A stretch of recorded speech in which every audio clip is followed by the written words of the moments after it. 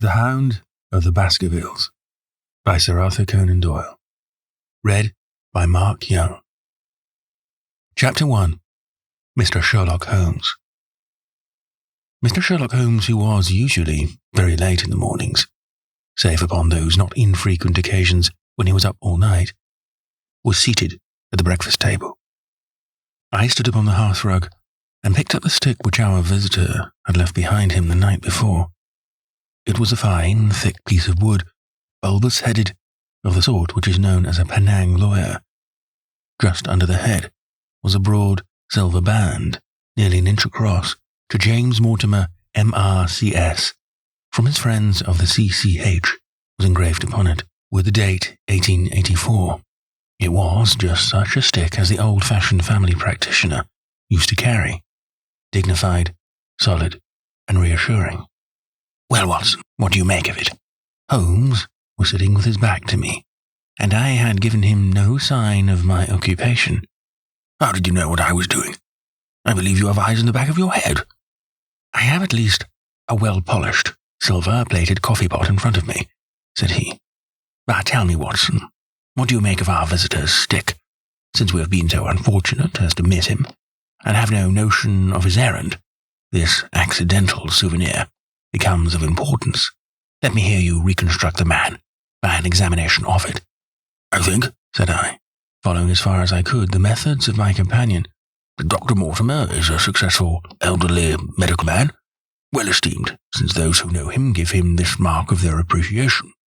"Good," said Holmes. "Excellent. I think also that the probability is in favour of his being a country practitioner who does a great deal of his visiting on foot." "Why so?"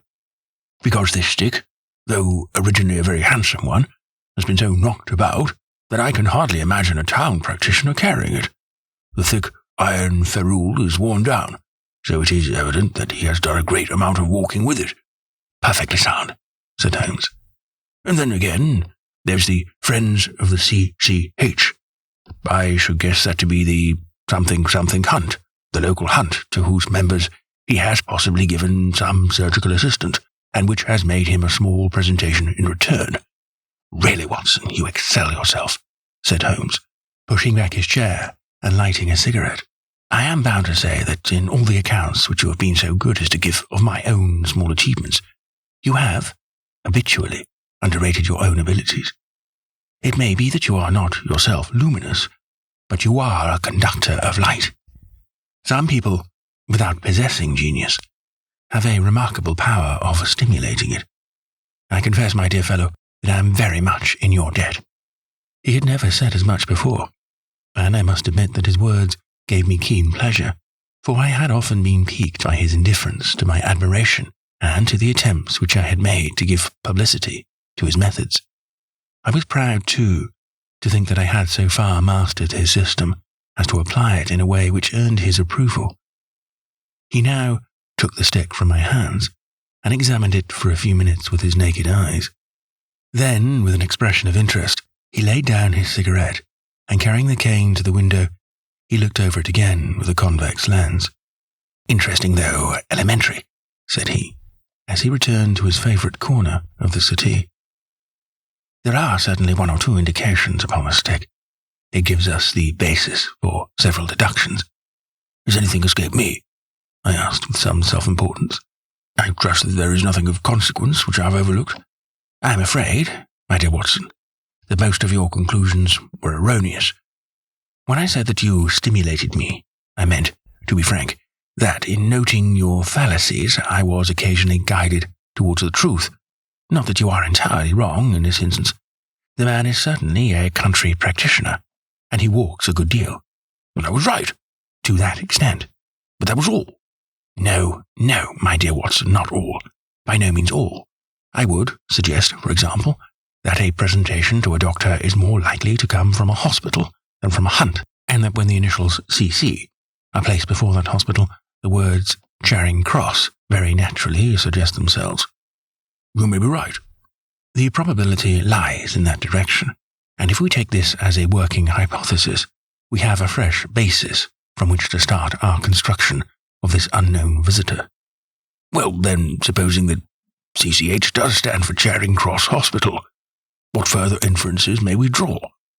Do none suggest themselves? You know my methods. Apply them. I could only think of the obvious conclusion that the man has practiced in town before going to the country. I think that we might venture a little farther than this. Look at it in this light. On what occasion would it be most probable that such a presentation would be made? When would his friends unite to give him a pledge of their goodwill? Obviously, at the moment when Dr. Mortimer withdrew from the service of the hospital, in order to start in practice for himself. We know there has been a presentation. We believe there has been a change from a town hospital to a country practice. Is it then stretching our inference too far to say that the presentation was on the occasion of the change? It certainly seems probable. Now, you'll observe that he could not have been on the staff of the hospital, since only a man well established in a London practice could hold such a position. And such a one would not drift into the country. What was he then? If he was in the hospital, and yet not on the staff, he could only have been a house surgeon or a house physician, little more than a senior student. And he left 5 years ago. The date is on the stick. So your grave, middle-aged family practitioner vanishes into thin air, my dear Watson, and there emerges a young fellow, under 30, amiable, unambitious, absent-minded, and the possessor of a favourite dog, which I should describe roughly as being larger than a terrier and smaller than a mastiff. I laughed incredulously as Sherlock Holmes leaned back in his settee and blew little wavering rings of smoke up to the ceiling. As to the latter part, I have no means of checking you, said I, but at least it is not difficult to find out a few particulars about the man's age and professional career. From my small medical shelf, I took down the medical directory and turned up the name. There were several Mortimers, but only one who could be our visitor. I read his record aloud. Mortimer, James, M.R., C.S., 1882, Grimpen, Dartmoor, Devon. House surgeon from 1882 to 1884 at Charing Cross Hospital. Winner of the Jackson Prize for Comparative Pathology, with essay entitled Is Disease a Reversion? Corresponding member of the Swedish Pathological Society, author of Some Freaks of Atavism, Lancet, 1882, Do We Progress? Journal of Psychology, March 1883, medical officer for the parishes of Grimpen, Thorsley, and High Barrow. No mention of that local hunt, Watson, said Holmes with a mischievous smile, but a country doctor, as you very astutely observed. I think that I am fairly justified in my inferences. As to the adjectives, I said, if I remember right, amiable, unambitious, and absent-minded.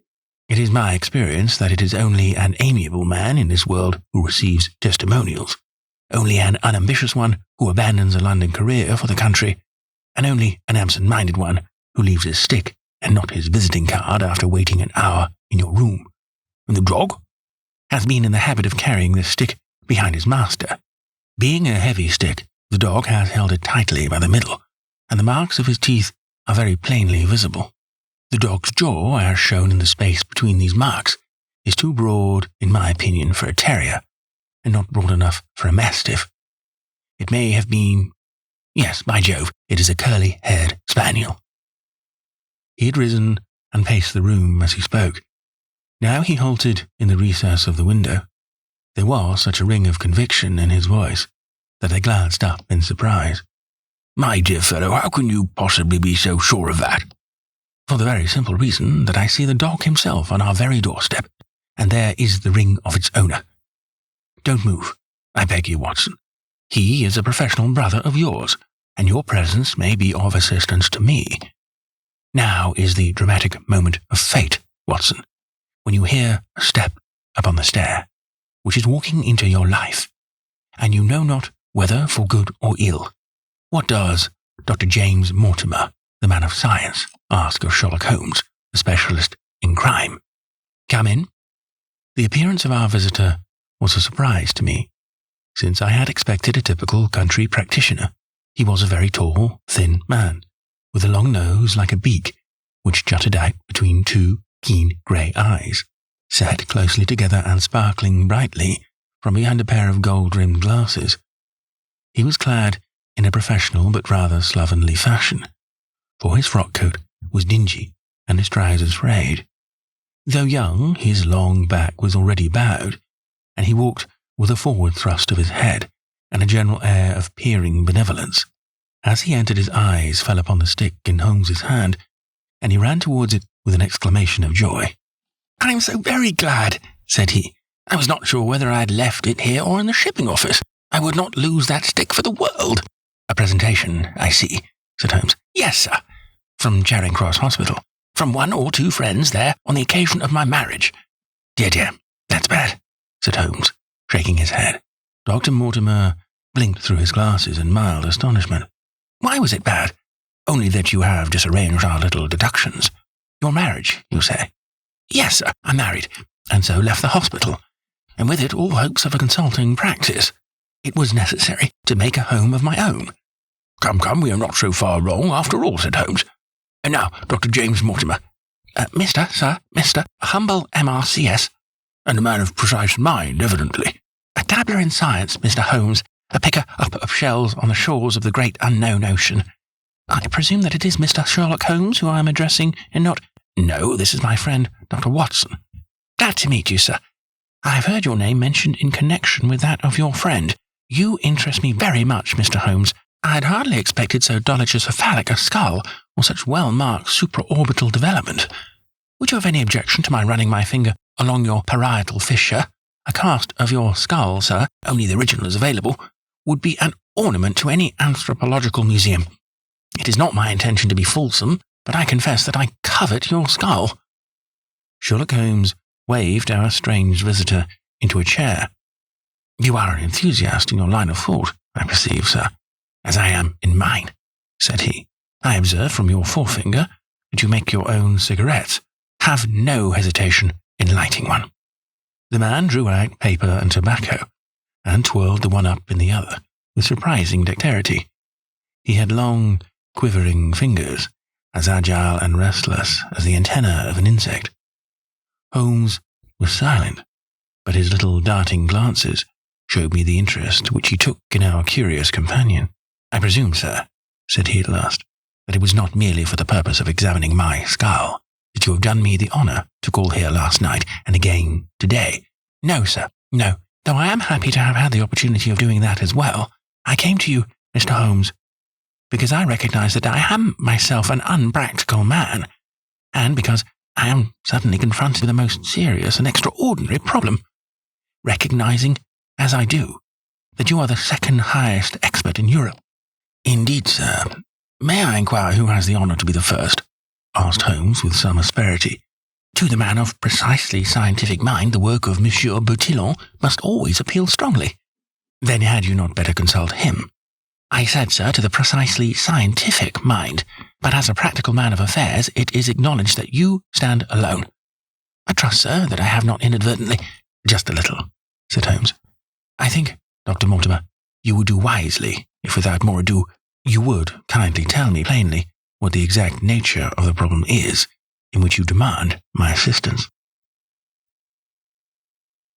Chapter 2. The Curse of the Baskervilles. "I have in my pocket a manuscript," said Dr. James Mortimer. "I observed it as you entered the room," said Holmes. "It is an old manuscript." "Early 18th century, unless it is a forgery." "How can you say that, sir?" "You have presented an inch or two of it to my examination, all the time that you have been talking.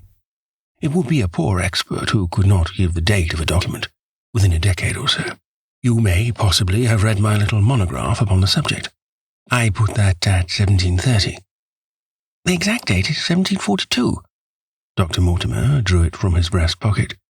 "This family paper was committed to my care by Sir Charles Baskerville, whose sudden and tragic death, some 3 months ago, created so much excitement in Devonshire. I may say that I was his personal friend, as well as his medical attendant. He was a strong-minded man, sir, shrewd, practical, and as unimaginative as I am myself.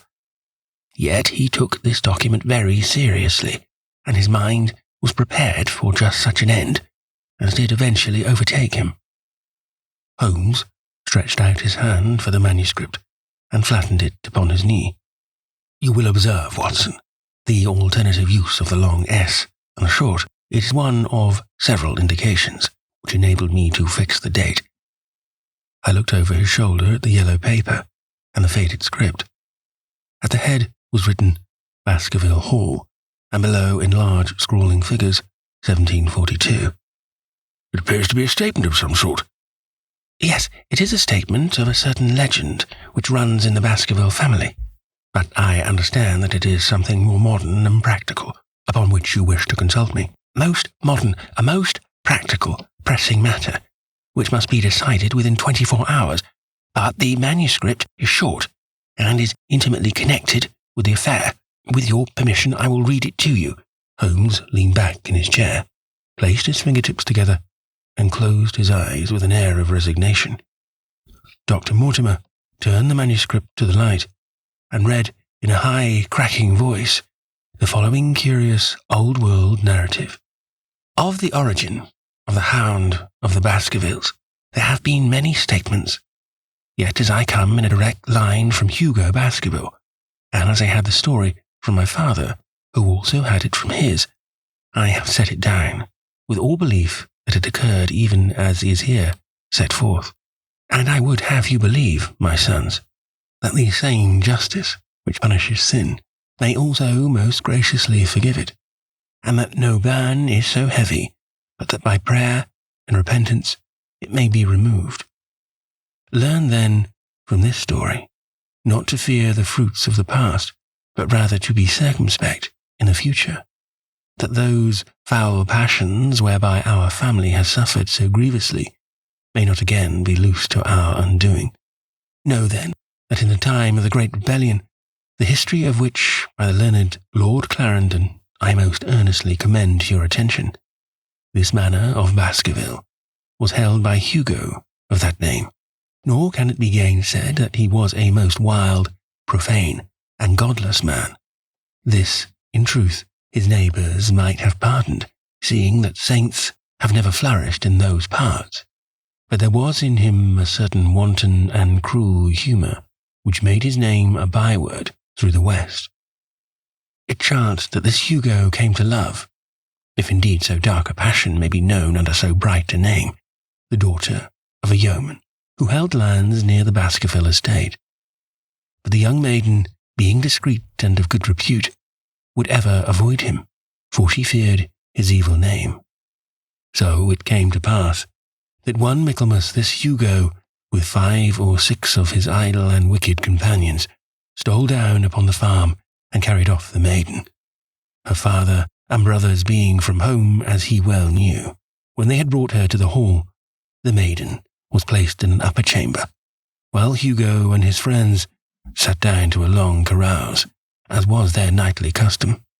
Now, the poor lass upstairs was to have her wits turned at the singing and shouting and terrible oaths which came up to her from below, for they say that the words used by Hugo Baskerville when he was in wine were such as might blast the man who said them.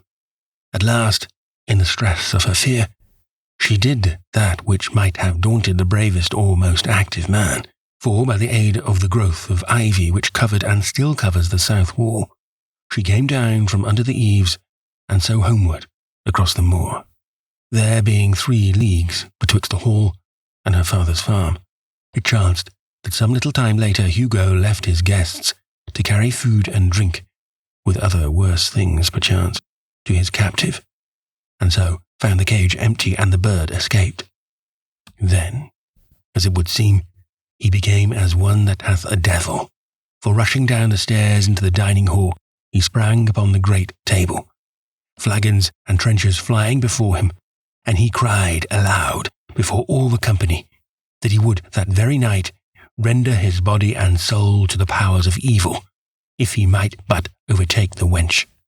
And while the revellers stood aghast at the fury of the man, one more wicked, or, it may be, more drunken than the rest, cried out that they should put the hounds upon her, whereat Hugo ran from the house, crying to his grooms that they should saddle his mare and unkennel the pack, and giving the hounds a kerchief of the maid's, he swung them to the line, and so off full cry in the moonlight over the moor.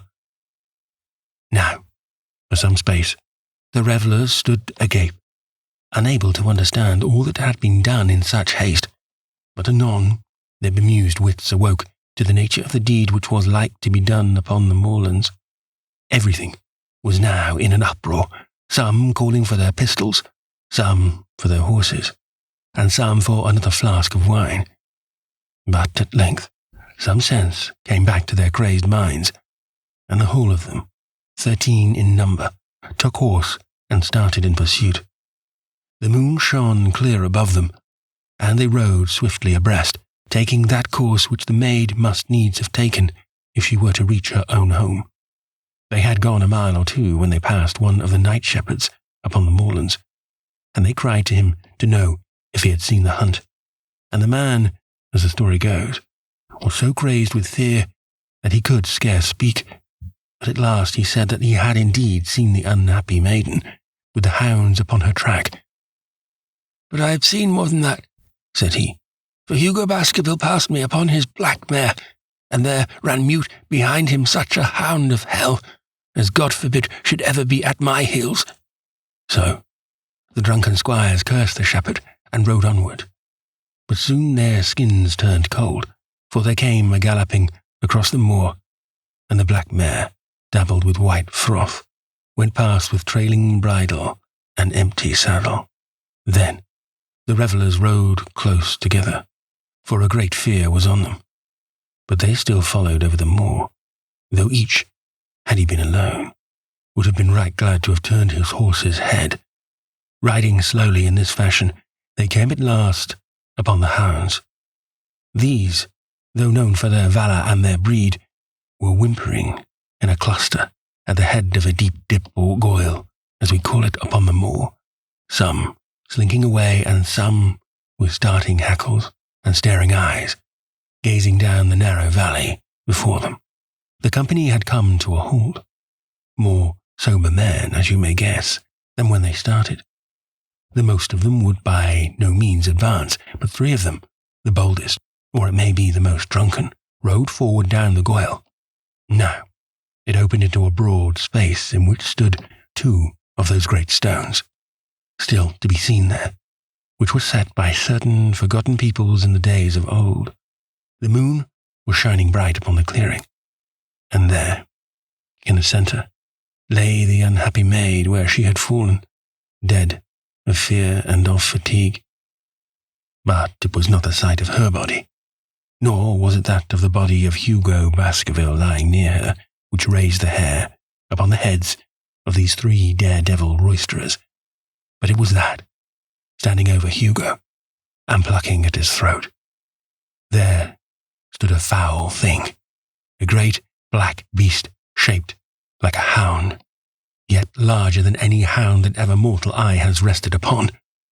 And even as they looked, the thing tore the throat out of Hugo Baskerville, on which, as it turned its blazing eyes and dripping jaws upon them, the 3 shrieked with fear and rode for dear life, still screaming, across the moor. One, it is said, died that very night of what he had seen, and the other 2 were but broken men for the rest of their days. Such is the tale, my sons, of the coming of the Hound, which is said to have plagued the family so sorely ever since. If I have set it down, it is because that which is clearly known hath less terror than that which is but hinted at and guessed. Nor can it be denied that many of the family have been unhappy in their deaths, which have been sudden, bloody, and mysterious. Yet may we shelter ourselves in the infinite goodness of Providence, which would not forever punish the innocent beyond the 3rd or 4th generation, which is threatened in Holy Writ. To that Providence, my sons, I hereby commend you, and I counsel you by way of caution to forbear from crossing the moor in those dark hours when the powers of evil are exalted. This from Hugo Baskerville to his sons Roger and John, with instructions that they say nothing thereof to their sister Elizabeth. When Dr. Mortimer had finished reading this singular narrative, he pushed his spectacles up on his forehead and stared across at Mr. Sherlock Holmes. The latter yawned and tossed the end of his cigarette into the fire. "Well," said he, "do you not find it interesting?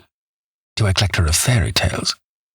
Dr. Mortimer drew a folded newspaper out of his pocket.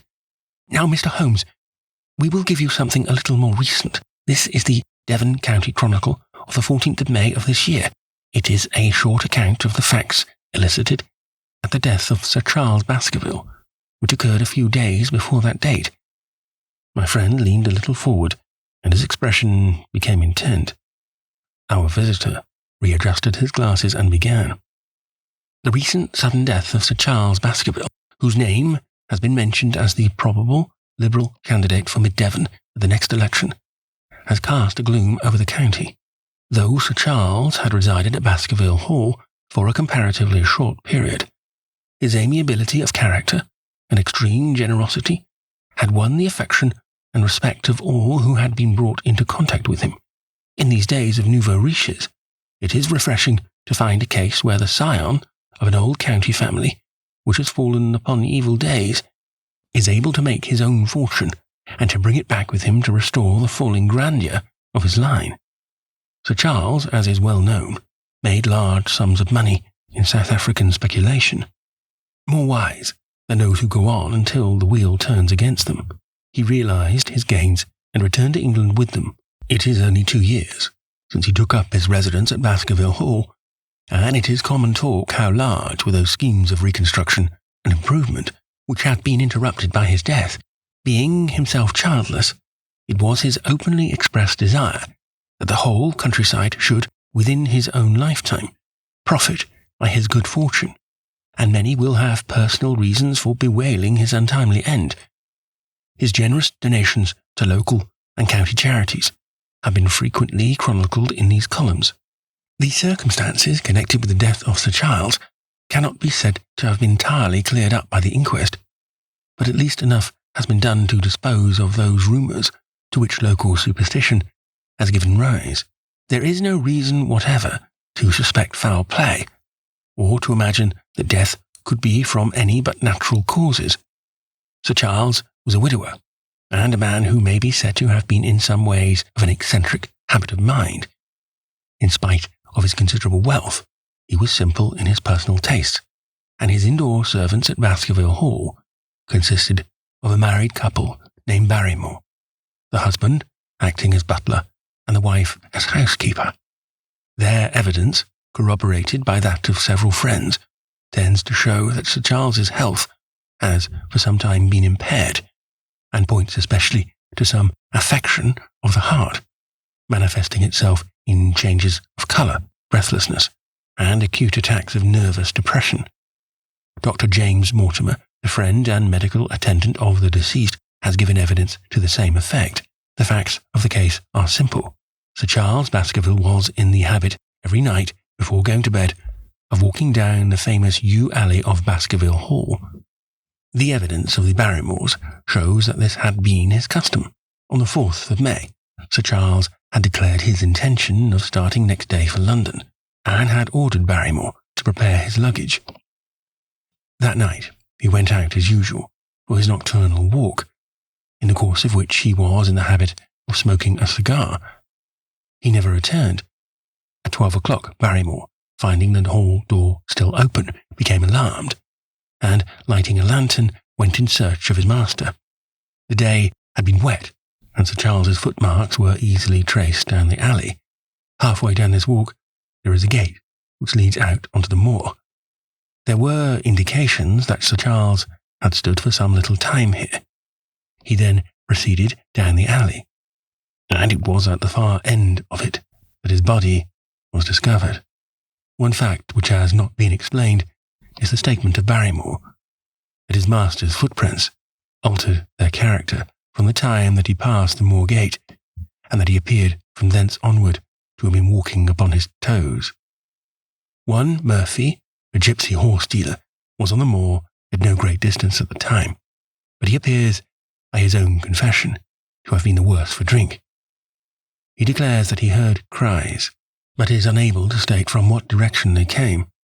No signs of violence were to be discovered upon Sir Charles's person, and though the doctor's evidence pointed to an almost incredible facial distortion, so great that Dr. Mortimer refused at first to believe that it was indeed his friend and patient who lay before him. It was explained that this is a symptom which is not unusual in cases of dyspnoea and death from cardiac exhaustion. This explanation was borne out by the post-mortem examination, which showed long-standing organic disease, and the coroner's journey returned a verdict in accordance with the medical evidence. It is well that this is so, for it is obviously of the utmost importance that Sir Charles's heir should settle at the Hall and continue the good work which has been so sadly interrupted.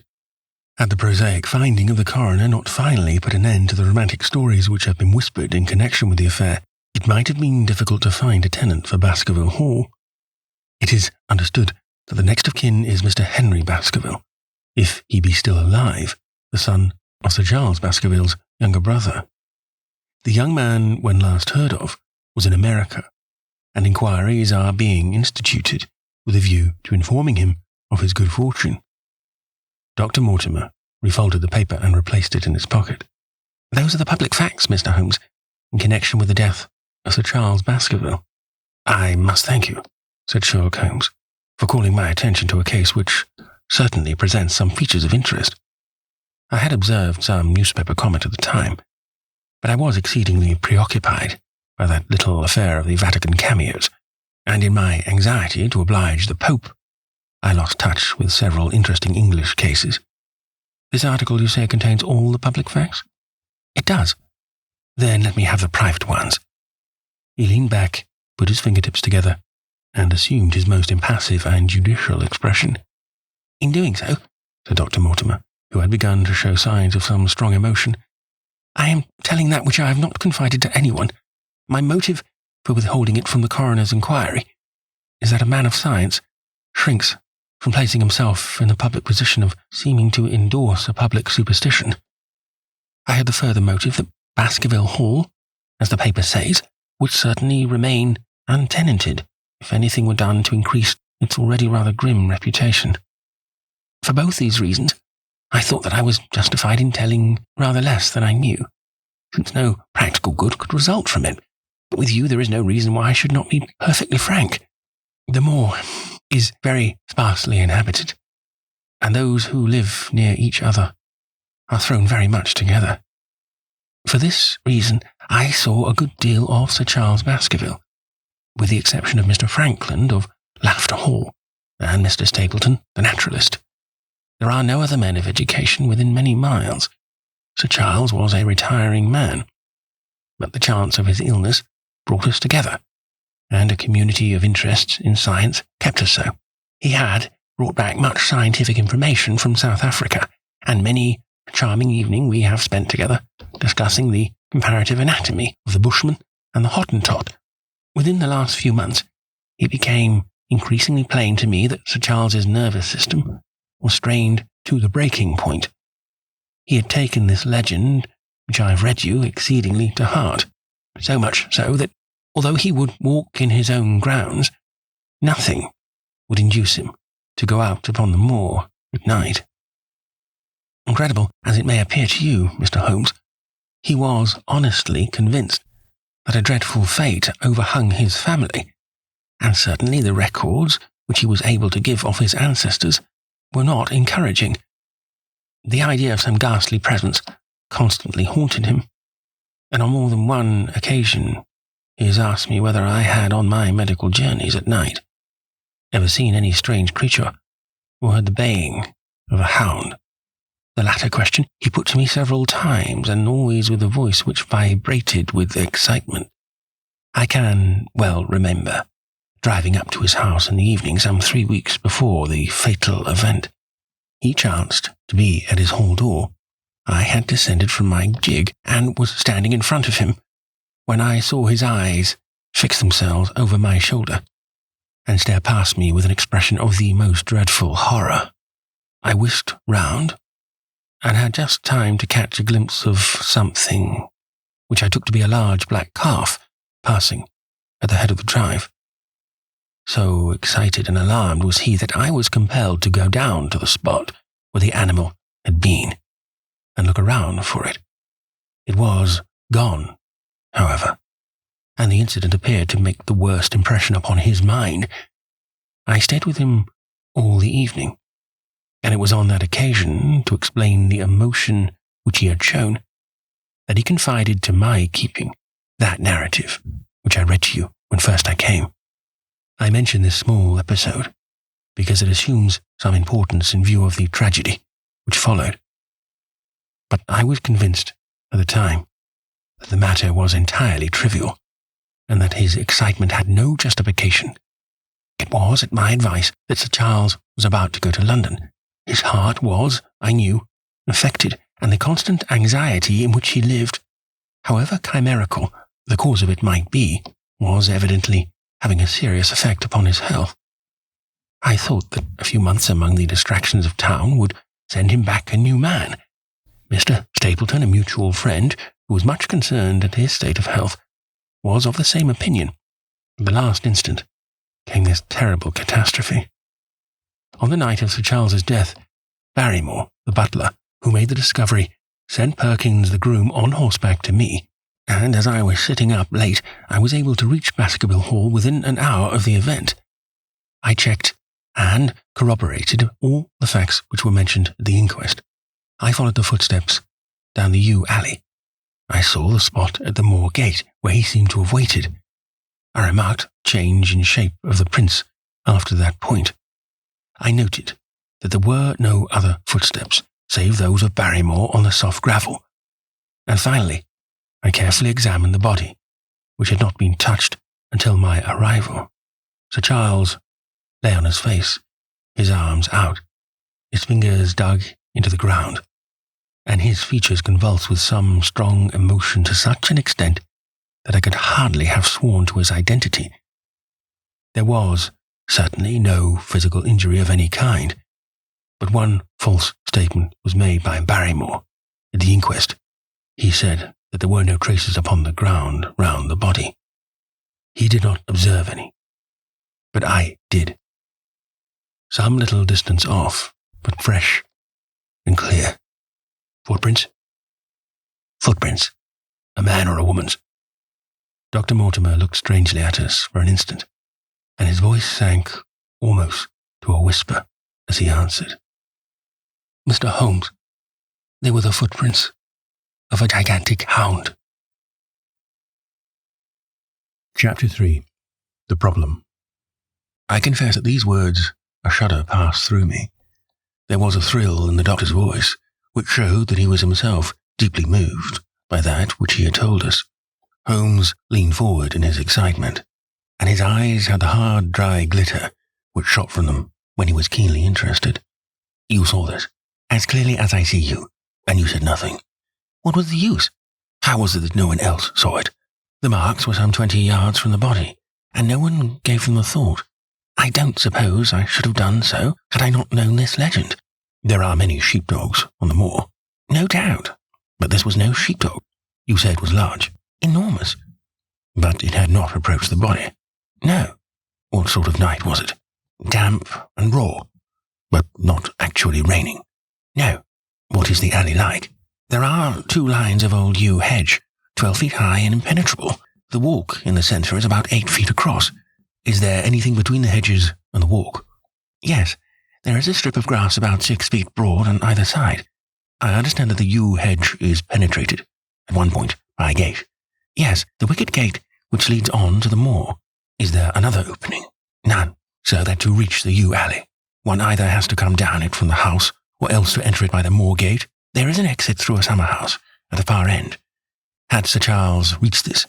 No, he lay about 50 yards from it. Now tell me, Dr. Mortimer, and this is important, the marks which you saw were on the path and not on the grass. No marks could show on the grass. Were they on the same side of the path as the moor gate? Yes, they were on the edge of the path on the same side as the moor gate. You interest me exceedingly. Another point. Was the wicket gate closed and padlocked? How high was it? About 4 feet high. Then anyone could have got over it. Yes. And what marks did you see by the wicket gate? None in particular. Good heaven. Did no one examine? Yes, I examined myself, and found nothing. It was all very confused. Sir Charles had evidently stood there for 5 or 10 minutes. How do you know that? Because the ash had dropped twice from his cigar. Excellent. This is a colleague, Watson, after our own heart. But the marks. He had left his own marks all over the small patch of gravel. I could discern no others.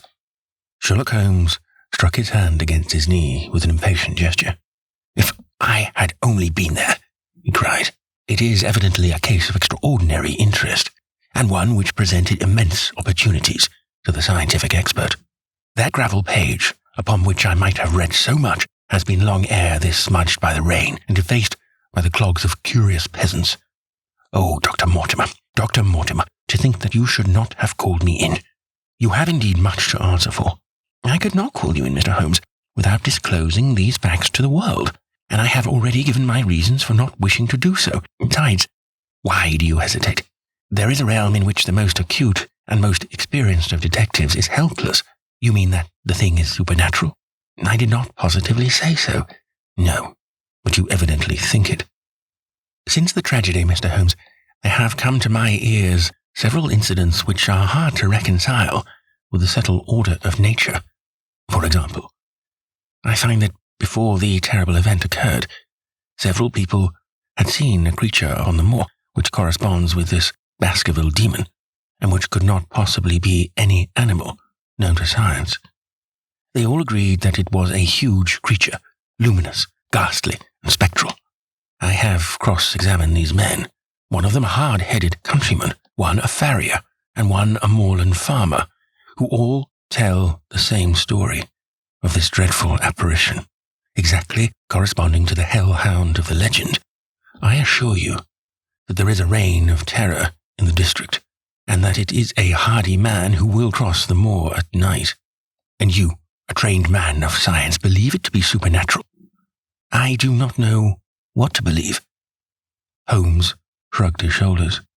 I have hitherto confined my investigations to this world, said he. In a modest way, I have combated evil, but to take on the father of evil himself would perhaps be too ambitious a task. Yet you must admit that the footmark is material. The original hand was material enough to tug a man's throat out, and yet he was diabolical as well. I see that you have quite gone over to the supernaturalists. But now, Dr. Mortimer, tell me this. If you hold these views, why have you come to consult me at all? You tell me in the same breath that it is useless to investigate Sir Charles's death, and that you desire me to do it. I did not say that I desired you to do it. Then how can I assist you? By advising me as to what I should do with Sir Henry Baskerville, who arrives at Waterloo Station. Dr. Mortimer looked at his watch. In exactly 1 hour and a quarter. He being the heir. Yes. And on the death of Sir Charles, we inquired for this young gentleman, and found that he had been farming in Canada. From the accounts which have reached us, he is an excellent fellow in every way. I speak not as a medical man, but as a trustee and executor of Sir Charles's will. There is no other claimant, I presume. None. The only other kinsman whom we have been able to trace was Roger Baskerville, the youngest of 3 brothers, of whom poor Sir Charles was the elder. The second brother, who died young, is the father of this lad Henry. The third, Roger, was the black sheep of the family. He came of the old masterful Baskerville strain, and was the very image, they tell me, of the family picture of old Hugo. He made England too hot to hold him, fled to Central America, and died there in 1876 of yellow fever. Henry is the last of the Baskervilles. In 1 hour and 5 minutes, I meet him at Waterloo Station. I have had a wire that he arrived at Southampton this morning. Now, Mr. Holmes, what would you advise me to do with him? Why should he not go to the home of his fathers? It seems natural, does it not? And yet, consider that every Baskerville who goes there meets with an evil fate. I feel sure that if Sir Charles could have spoken with me before his death, he would have warned me against bringing this, the last of the old race, and the heir to great wealth, to that deadly place. And yet it cannot be denied that the prosperity of the whole poor, bleak countryside depends upon his presence. All the good work which has been done by Sir Charles will crash to the ground if there is no tenant of the hall. I fear lest I should be swayed too much by my own obvious interest in the matter, and that is why I bring this case before you, and ask for your advice." Holmes considered for a little time. "Put into plain words, the matter is this," said he. "In your opinion, there is a diabolical agency which makes Dartmoor an unsafe abode for a Baskerville. That is your opinion? At least I might go the length of saying that there is some evidence that this may be so." "Exactly. But surely, if your supernatural theory be correct, it could work the young man evil in London as easily in Devonshire. A devil with merely local powers, like a parish vestry, would be too inconceivable a thing." "You put the matter more flippantly, Mr. Holmes, than you would probably do if you were brought into personal contact with these things. Your advice, then, as I understand it, is that the young man will be as safe in Devonshire as in London. He comes in 50 minutes. What would you recommend?" "I recommend, sir, that you take a cab, call off your spaniel who is scratching at my front door, and proceed to Waterloo to meet Sir Henry Baskerville. And then you will say nothing to him at all until I have made up my mind about the matter." "How long will it take you to make up your mind?" 24 hours. 10 o'clock tomorrow, Dr. Mortimer. I will be much obliged to you if you will call upon me here, and it will be of help to me in my plans for the future if you will bring Sir Henry Baskerville with you." "I will do so, Mr. Holmes." He scribbled the appointment on his shirt cuff and hurried off in his strange, peering, absent-minded fashion. Holmes stopped him at the head of the stair. "Only one more question, Dr. Mortimer. You say that before Sir Charles Baskerville's death, several people saw this apparition upon the moor." "3 people did." "Did any see it after?" "I have not heard of any." "Thank you. Good morning." Holmes returned to his seat, with that quiet look of inward satisfaction which meant that he had a congenial task before him. "Going out, Watson? Unless I can help you?" "No, my dear fellow. It is at the hour of action that I turn to you for aid. But this is splendid, really unique from some points of view. When you pass Bradley's, would you ask him to send up a pound of the strongest shag tobacco? Thank you. It would be as well if you could make it convenient not to return before evening. Then I should be very glad to compare impressions as to this most interesting problem which has been submitted to us this morning." I knew that seclusion and solitude were very necessary for my friend in those hours of intense mental concentration, during which he weighed every particle of evidence, constructed alternative theories, balanced one against the other, and made up his mind as to which points were essential and which immaterial. I therefore spent the day at my club, and did not return to Baker Street until evening. It was nearly 9 o'clock when I found myself in the sitting-room once more. My first impression, as I opened the door, was that a fire had broken out, for the room was so filled with smoke, the light of the lamp upon the table was blurred by it.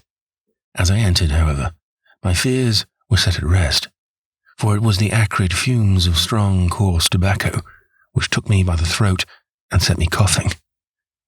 Through the haze, I had a vague vision of Holmes in his dressing gown, coiled up in an armchair, with his black clay pipe between his lips.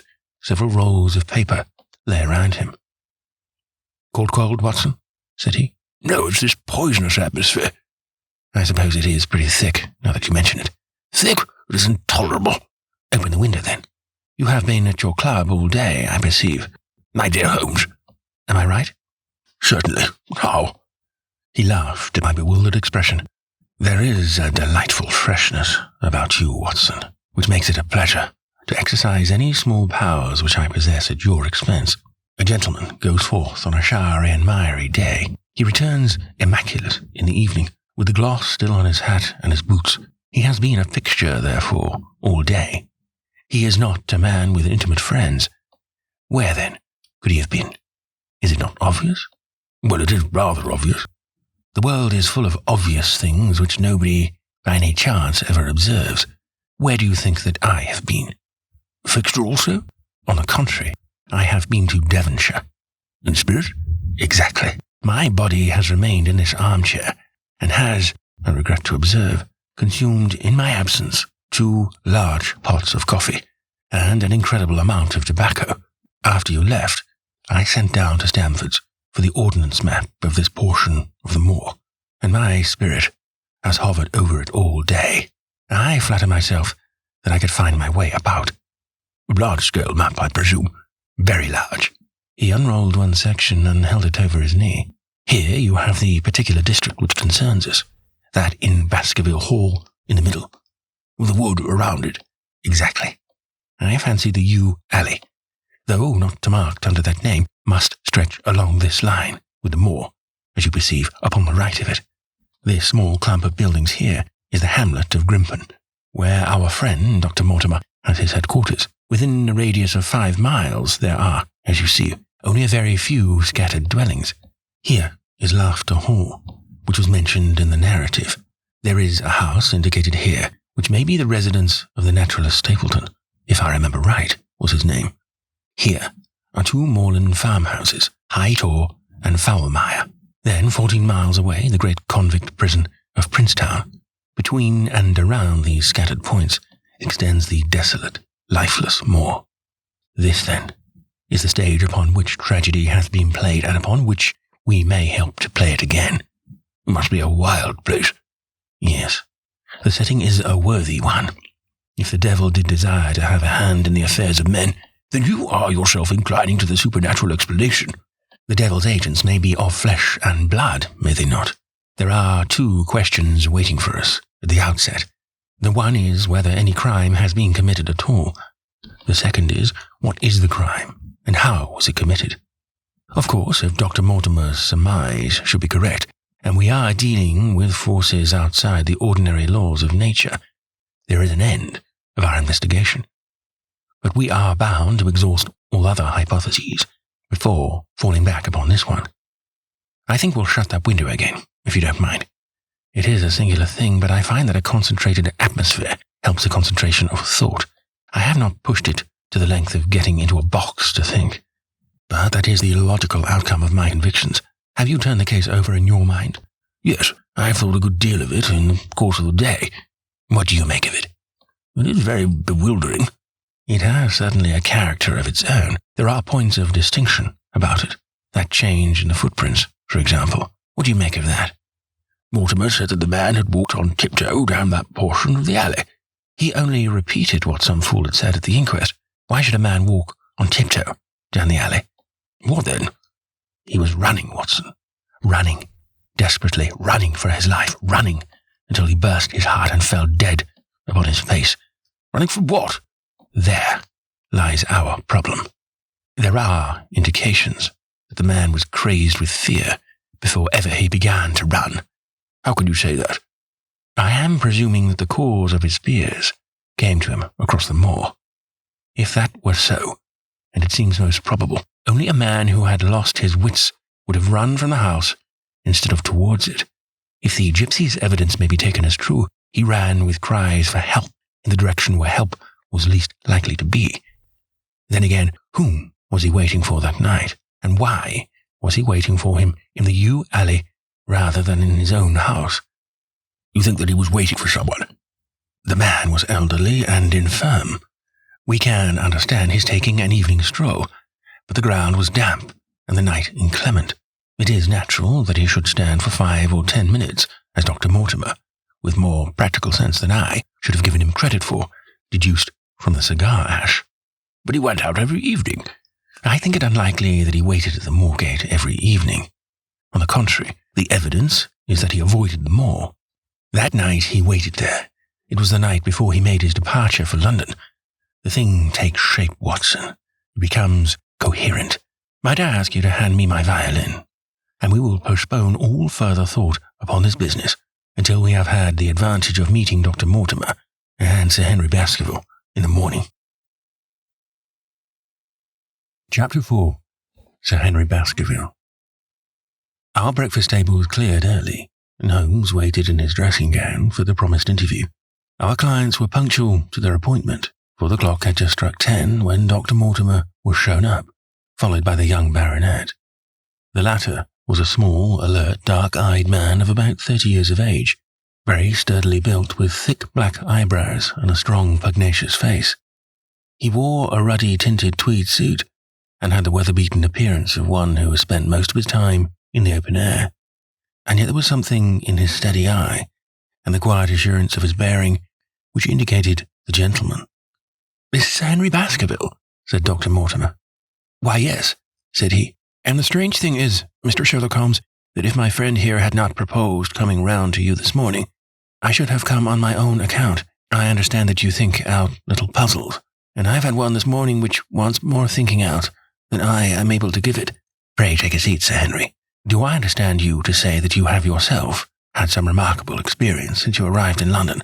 Nothing of much importance, Mr. Holmes, only a joke as like as not. It was this letter, if you can call it a letter, which reached me this morning."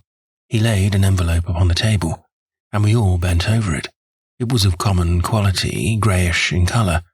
The address, Sir Henry Baskerville, Northumberland Hotel, was printed in rough characters, the postmark Charing Cross, and the date of posting the preceding evening. "Who knew that you were going to the Northumberland Hotel?" asked Holmes, glancing keenly across at our visitor. "No one could have known. We only decided after I met Dr. Mortimer. But Dr. Mortimer was no doubt already stopping there." "No, I had been staying with a friend," said the doctor. "There were no possible indication that we intended to go to this hotel." "Someone seems to be very deeply interested in your movements." Out of the envelope he took a half sheet of folded-up paper, folded into 4. This he opened and spread flat upon the table. Across the middle of it, a single sentence had been formed by the expedient of pasting printed words upon it. It ran, "As you value your life or your reason, keep away from the moor." The word "moor" only was printed in ink. "Now," said Sir Henry Baskerville, "perhaps you will tell me, Mr. Holmes, what in thunder is the meaning of that, and who is it that takes so much interest in my affairs? What do you make of it, Dr. Mortimer? You must allow that there is nothing supernatural about this, at any rate." "No, sir, but it might very well come from someone who was convinced that the business is supernatural." "What business?" asked Sir Henry sharply. "It seems to me that all you gentlemen know a great deal more than I do about my own affairs." "You shall share our knowledge before you leave this room, Sir Henry. I promise you that," said Sherlock Holmes. "We will confine ourselves, for the present, with your permission, to this very interesting document, which must have been put together and posted yesterday evening. Have you yesterday's Times, Watson? It is here in the corner. Might I trouble you for it? The inside page, please, with the leading articles." He glanced swiftly over it, running his eyes up and down the columns. "Capital article, this, on free trade. Permit me to give you an extract from it. You may be cajoled into imagining that your own special trade or your own industry will be encouraged by a protective tariff, but it stands to reason that such legislation must in the long run keep away wealth from the country, diminish the value of our imports, and lower the general conditions of life in this island. What do you think of that, Watson?" cried Holmes in high glee, rubbing his hands together with satisfaction. "Don't you think that is an admirable sentiment?" Dr. Mortimer looked at Holmes with an air of professional interest, and Sir Henry Baskerville turned a pair of puzzled dark eyes upon me. "I don't know much about the tariff and things of that kind," said he, "but it seems to me we've got a bit off the trail so far as that note is concerned. On the contrary, I think we are particularly hot upon the trail, Sir Henry. Watson here knows more about my methods than you do, but I fear that even he has not quite grasped the significance of this sentence." "No, I confess that I see no connection." "And yet, my dear Watson, there is so very close a connection that the one is extracted out of the other. You, your life, reason, value, keep away from thee. Don't you see now whence these words have been taken?" "By thunder, you're right. Well, if that isn't smart," cried Sir Henry. "If any possible doubt remained, it is settled by the fact that keep away and from thee are cut out in one piece." "Well now, so it is." "Really, Mr. Holmes, this exceeds anything which I could have imagined," said Dr. Mortimer, gazing at my friend in amazement. "I could understand anyone saying that the words were from a newspaper, but that you should name which and add that it came from the leading article is really one of the most remarkable things which I have ever known. How did you do it?" "I presume, Doctor, that you could tell the skull of a Negro from that of an Eskimo." "Most certainly." "But how?" "Because that is my special hobby. The differences are obvious. The supraorbital crest, the facial angle, the maxillary curve. This is my special hobby, and the differences are equally obvious. There is as much difference to my eyes between the leaded bourgeois type of a Times article and the slovenly print of an evening halfpenny paper as there could be between your Negro and your Eskimo. The detection of types is one of the most elementary branches of knowledge to the special expert in crime, though I confess that once when I was very young, I confused the Leeds Mercury with the Western Morning News, but a Times leader is entirely distinctive, and these words could have been taken from nothing else, as it was done yesterday. The strong probability was that we should find the words in yesterday's issue. "So far as I can follow you, then, Mr. Holmes," said Sir Henry Baskerville, "someone cut out this message with the scissors." "Nail scissors," said Holmes. "You can see that it was very short-bladed scissors, since the cutter had to take 2 snips over 'keep away.'" "That is so. Someone then cut out the message with a pair of short-bladed scissors, pasted it with gum," said Holmes. "With gum onto the paper. But I want to know why the word 'more' should have been written." "Because he could not find it in print. The other words were all simple and might be found in any issue, but 'more' would be less common." "Why, of course, that would explain it. Have you read anything else in this message, Mr. Holmes?" "There are 1 or 2 indications, and yet the utmost pains have been taken to remove all clues. The address, you observe, is printed in rough characters, but the Times is a paper which is seldom found in any hands but those of the highly educated. We may take it, therefore, that the letter was composed by an educated man who wished to pose as an uneducated one, and his effort to conceal his own writing suggests that the writing might be known, or come to be known by you. Again, you will observe that the words are not gummed on in an accurate line, but that some are much higher than others. Life, for example, is quite out of its proper place. That may point to carelessness, or it may point to agitation and hurry upon the part of the cutter. On the whole, I incline to the latter view, since the matter was evidently important, and it is unlikely that the composer of such a letter would be careless. If he were in a hurry, it opens up the interesting question why he should be in a hurry, since any letter posted up to early morning would reach Sir Henry before he would leave his hotel. Did the composer fear an interruption, and from whom? "We are coming now rather into the region of guesswork," said Dr. Mortimer. "Say, rather into the region where we balance probabilities and choose the most likely. It is the scientific use of the imagination, but we have always some material basis on which to start our speculation. Now, you would call it guess, no doubt. But I am almost certain that this address has been written in a hotel." "How in the world can you say that?" "If you examine it carefully, you will see that both the pen and the ink have given the writer trouble. The pen has spluttered twice in a single word, and has run dry 3 times in a short address, showing that there was very little ink in the bottle. Now, a private pen, or ink bottle, is seldom allowed to be in such a state, and the combination of the 2 must be quite rare. But you know, the hotel ink and the hotel pen, where it is rare to get anything else. Yes, I have very little hesitation in saying that could we examine the waste paper baskets of the hotels around Charing Cross until we found the remains of the mutilated Times leader, we could lay our hands straight upon the person who sent this singular message. Halloa, what's this?" He was carefully examining the foolscap upon which the words were pasted, holding it only an inch or 2 from his eyes. "Well?" "Nothing," said he, throwing it down. "It is a blank half sheet of paper, without even a watermark upon it. I think we have drawn as much as we can from this curious letter. And now, Sir Henry, has anything else of interest happened to you since you have been in London?" "Why, no, Mr. Holmes, I think not." "You have not observed anyone follow or watch you?" "I seem to have walked right into the thick of a dime novel," said our visitor. "Why in thunder should anyone follow or watch me?" "We are coming to that. You have nothing else to report to us before we go into this matter." "Well, it depends upon what you think worth reporting." "I think anything out of the ordinary routine of life well worth reporting."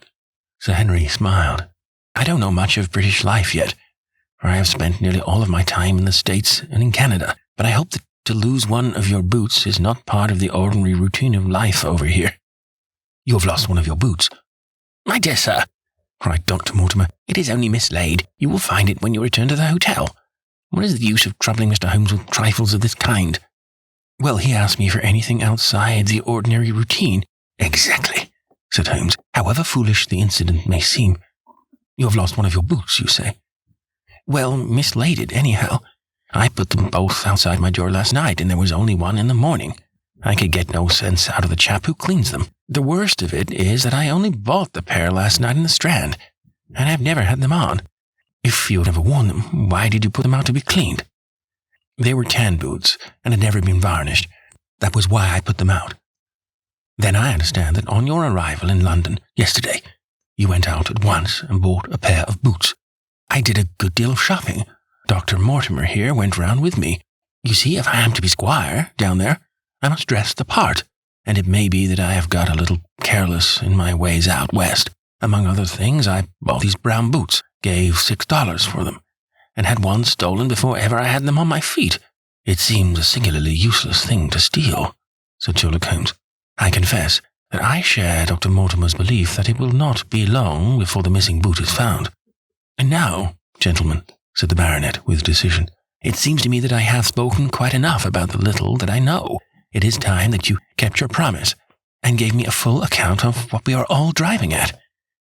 Your request is a very reasonable one, Holmes answered. Dr. Mortimer, I think you could not do better than to tell your story as you told it to us. Thus encouraged, our scientific friend drew his papers from his pocket and presented the whole case as he had done upon the morning before. Sir Henry Baskerville listened with the deepest attention, and with an occasional exclamation of surprise. Well, I seem to have come into an inheritance with a vengeance, said he, when the long narrative was finished. Of course, I've heard of the Hound ever since I was in the nursery. It's the pet story of the family. I never thought of taking it seriously before, but as to my uncle's death, well, it all seems boiling up in my head, and I can't get it clear yet. You don't seem quite to have made up your mind whether it's a case for a policeman or a clergyman. Precisely. And now there's the affair of this letter to me at the hotel. I suppose that fits into its place. It seems to show that someone knows more than we do about what goes on upon the moor, said Dr. Mortimer. And also, said Holmes, that someone is not ill-disposed towards you, since they warn you of danger. Or it may be that they wish, for their own purposes, to scare me away. Well, of course, that is possible also. I am very much indebted to you, Dr. Mortimer, for introducing me to a problem which presents several interesting alternatives. But the practical point which we now have to decide, Sir Henry, is whether it is or is not advisable for you to go to Baskerville Hall. Why should I not go? There seems to be danger. Do you mean danger from this family fiend, or do you mean danger from human beings? Well, that is what we have to find out. Whichever it is, my answer is fixed. There is no devil in hell, Mr. Holmes, and there is no man upon the earth who can prevent me from going to the home of my own people. And you may take that to be my final answer. His dark brows knitted, and his face flushed to a dusky red as he spoke. It was evident that the fiery temper of the Baskervilles was not extinct in this, their last representative. Meanwhile, said he, I have hardly had time to think over all that you have told me. It's a big thing for a man to have to understand, and to decide at one sitting. I should like to have a quiet hour by myself to make up my mind. Now look here, Mr. Holmes, it's 11:30 now, and I'm going back right away to my hotel. Suppose you and your friend, Dr. Watson, come round and lunch with us at 2. I'll be able to tell you more clearly then how this thing strikes me. Is that convenient to you, Watson? Perfectly. Then you may expect us. Shall I have a cab called? I'd prefer to walk, for this affair has flurried me rather. I'll join you in a walk with pleasure, said his companion. Then we meet again at 2 o'clock. Au revoir, and good morning. We heard the steps of our visitors descend the stair, and the bang of the front door. In an instant, Holmes had changed from the languid dreamer to the man of action. Your hat and boots, Watson, quick, not a moment to lose. He rushed into his room in his dressing gown, and was back again in a few seconds in a frock coat. We hurried together down the stairs and into the street. Dr. Mortimer and Baskerville were still visible about 200 yards ahead of us in the direction of Oxford Street. Shall I run on and stop them? Not for the world, my dear Watson. I am perfectly satisfied with your company, if you will tolerate mine. Our friends are wise, for it is certainly a very fine morning for a walk." He quickened his pace until we had decreased the distance which divided us by about half. Then, still keeping 100 yards behind, we followed into Oxford Street, and so down Regent Street. Once our friend stopped and stared into a shop window, upon which Holmes did the same. An instant afterwards he gave a little cry of satisfaction, and, following the direction of his eager eyes, I saw that a hansom cab, with a man inside, which had halted on the other side of the street, was now proceeding slowly onward again. "There's our man, Watson. Come along. We'll have a good look at him if we can do no more." At that instant, I was aware of a bushy black beard and a pair of piercing eyes turned upon us through the side window of the cab. Instantly, the trapdoor at the top flew up. Something was screamed to the driver, and the cab flew madly off down Regent Street. Holmes looked eagerly around for another, but no empty one was in sight. Then he dashed in wild pursuit amid the stream of the traffic, but the start was too great, and already the cab was out of sight. "There now," said Holmes bitterly, as he emerged, panting and white with vexation, from the tide of vehicles. "Was ever such bad luck and such bad management too? Watson, if you are an honest man, you will record this also, and set it against my successes." "Who is the man?" "I have not an idea." "A spy?" "Well, it was evident, from what we have heard, that Baskerville has been very closely shadowed by someone since he has been in town. How else could it be known so quickly that it was a Northumberland hotel which he had chosen? If they had followed him the first day, I argued that they would follow him also the second. You may have observed that I twice strolled over to the window while Dr. Mortimer was reading his legend." "Yes, I remember." "I was looking out for loiterers in the street, but I saw none. We are dealing with a clever man, Watson.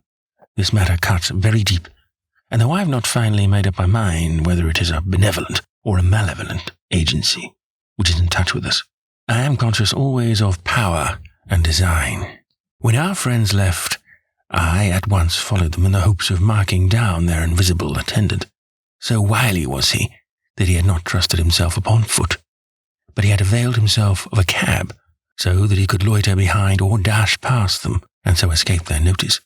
His method had the additional advantage that if they were to take a cab, he was all ready to follow them. It has, however, one obvious disadvantage. It puts him in the power of a cabman." "Exactly. What a pity we did not get the number." "My dear Watson, clumsy as I have been, you surely do not seriously imagine that I neglected to get the number. Number 2704 is our man. But that is no use to us for the moment." "I fail to see how he could have done more." "On observing the cab, I should have instantly turned and walked in the other direction. I should then, at my leisure, have hired a second cab and followed the first at a respectful distance, or, better still, have driven to the Northumberland Hotel and waited there. When our unknown had followed Baskerville home, we should have had the opportunity of playing his own game upon himself and seeing where he made for. As it is, by an indiscreet eagerness, which was taken advantage of with extraordinary quickness and energy by our opponent, we have betrayed ourselves and lost our man." We had been sauntering slowly down Regent Street during this conversation, and Dr. Mortimer, with his companion, had long vanished in front of us. "There is no object in our following them," said Holmes. "The shadow has departed and will not return.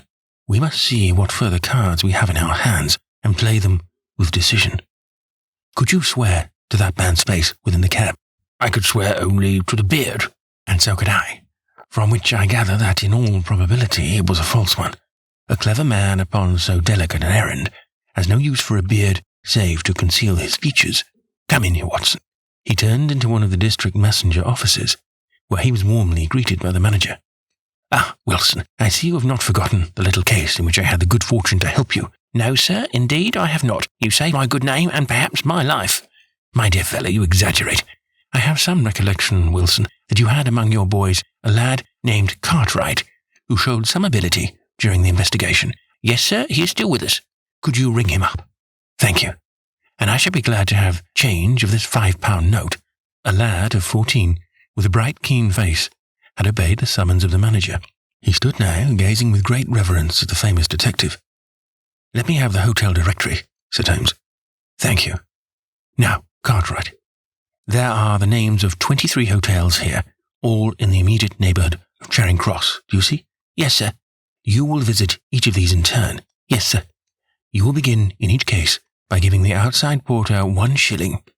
Here are 23 shillings. Yes, sir. You will tell him that you want to see the waste paper of yesterday. You will say that an important telegram has miscarried and that you are looking for it. You understand? Yes, sir.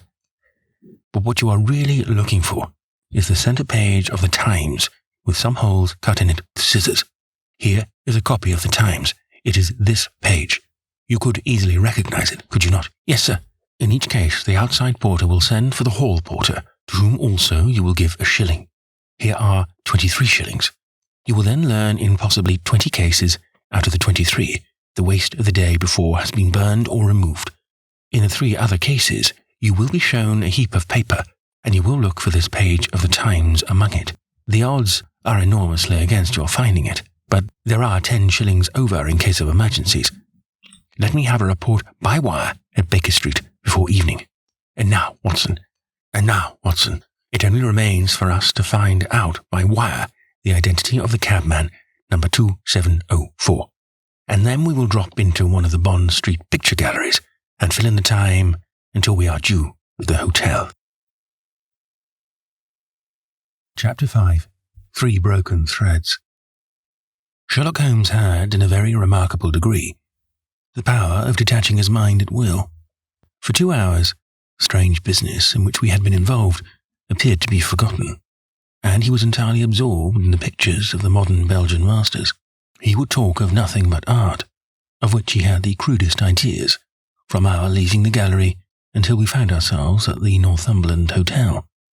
Sir Henry Baskervilles is upstairs expecting you, said the clerk. He asked me to show you up at once when you came. Have you any objection to my looking at your register? Said Holmes. Not in the least. The book showed that 2 names had been added after that of Baskerville. One was Theophilus Johnson and family of Newcastle. The other, Mrs. Oldmore and maid of High Lodge, Alton.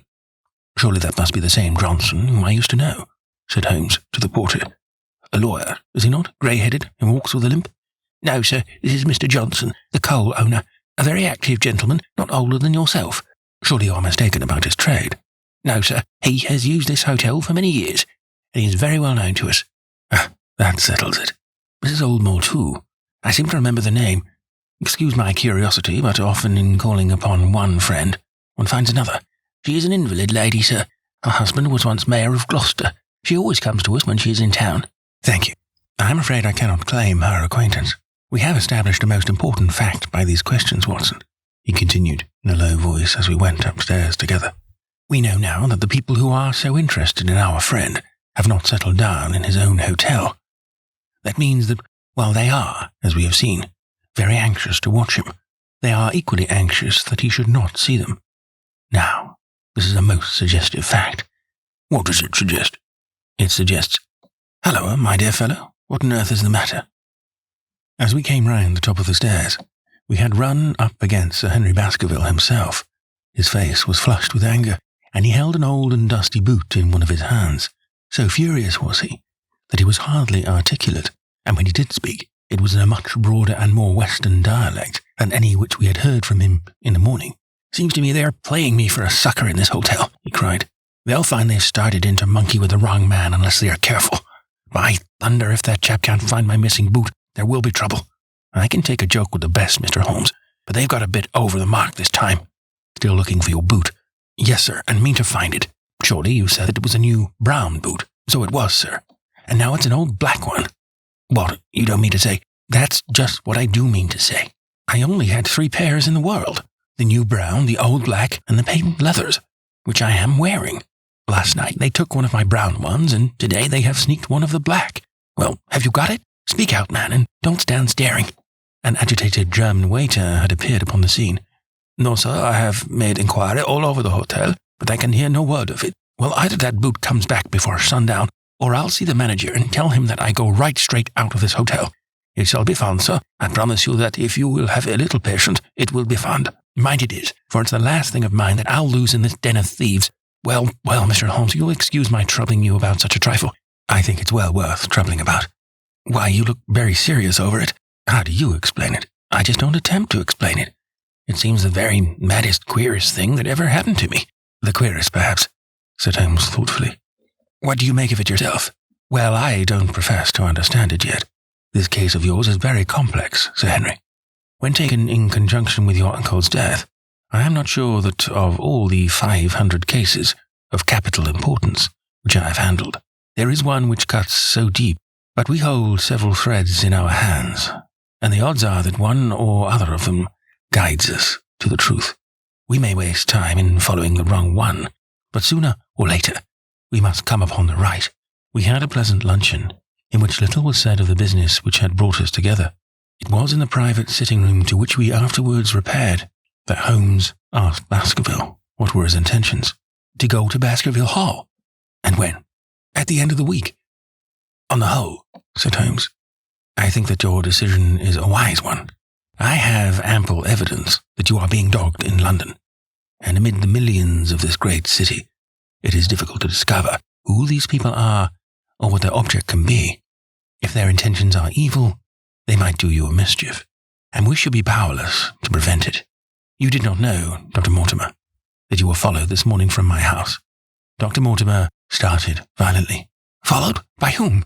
That, unfortunately, is what I cannot tell you.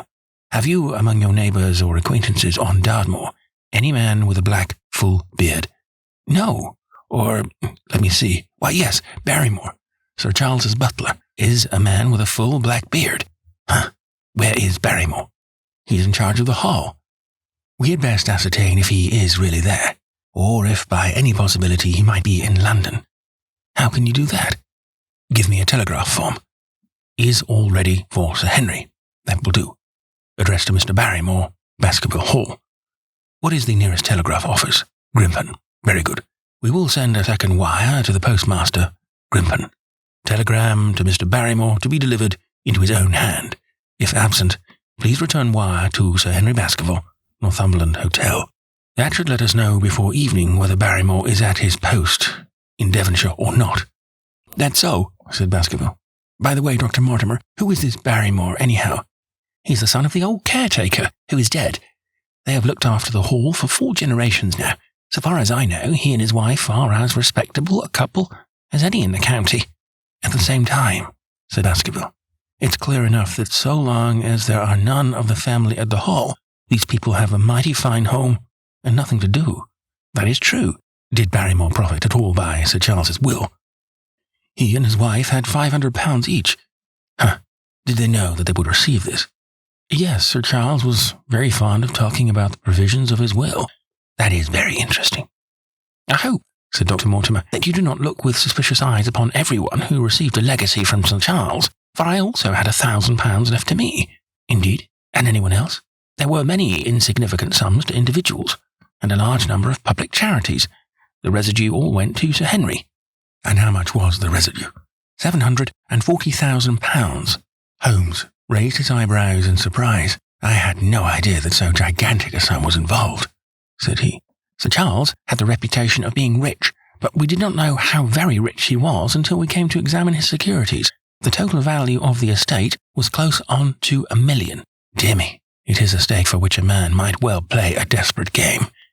And one more question, Dr. Mortimer. Supposing that anything happened to our young friend here, you will forgive the unpleasant hypothesis, who would inherit the estate? Since Roger Baskerville, Sir Charles's younger brother, died unmarried, the estate would descend to the Desmonds, who are distant cousins. James Desmond is an elderly clergyman in Westmoreland. Thank you. These details are all of great interest. Have you met Mr. James Desmond?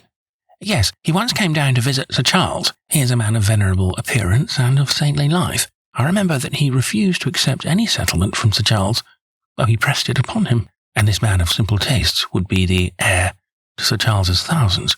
He would be heir to the estate because that is entailed. He would also be the heir to the money unless it were willed otherwise by the present owner, who can, of course, do what he likes with it. And have you made your will, Sir Henry? No, Mr. Holmes, I have not. I've had no time, for it was only yesterday that I learned how matters stood. But in any case, I feel that the money should go with the title and estate. That was my poor uncle's idea. How is the owner going to restore the glories of the Baskerville if he has not money enough to keep up the property, house, land, and dollars must go together. Quite so. Well, Sir Henry, I am of one mind with you as to the advisability of your going down to Devonshire without delay. There is only one provision which I must make. You must certainly not go alone. Dr. Mortimer returns with me. But Dr. Mortimer has his practice to attend to, and his house is miles away from yours. With all the good will in the world, he may be unable to help you. No, Sir Henry, you must take with you someone, a trusty man, who will be always by your side. Is it possible that you could come yourself, Mr. Holmes? If matters come to a crisis, I should endeavour to be present in person. But you can understand that with my extensive consulting practice, and with the constant appeals which reach me from many quarters, it is impossible for me to be absent from London for an indefinite time. At the present instant, one of the most revered names in England is being besmirched by a blackmailer, and only I can stop a disastrous scandal. You will see how impossible it is for me to go to Dartmoor. Whom would you recommend, then? Holmes laid his hand upon my arm. If my friend would undertake it, there is no man who is better worth having at your side when you are in a tight place. No one can say so more confidently than I. The proposition took me completely by surprise. But before I had time to answer, Baskervilles seized me by the hand and wrung it heartily.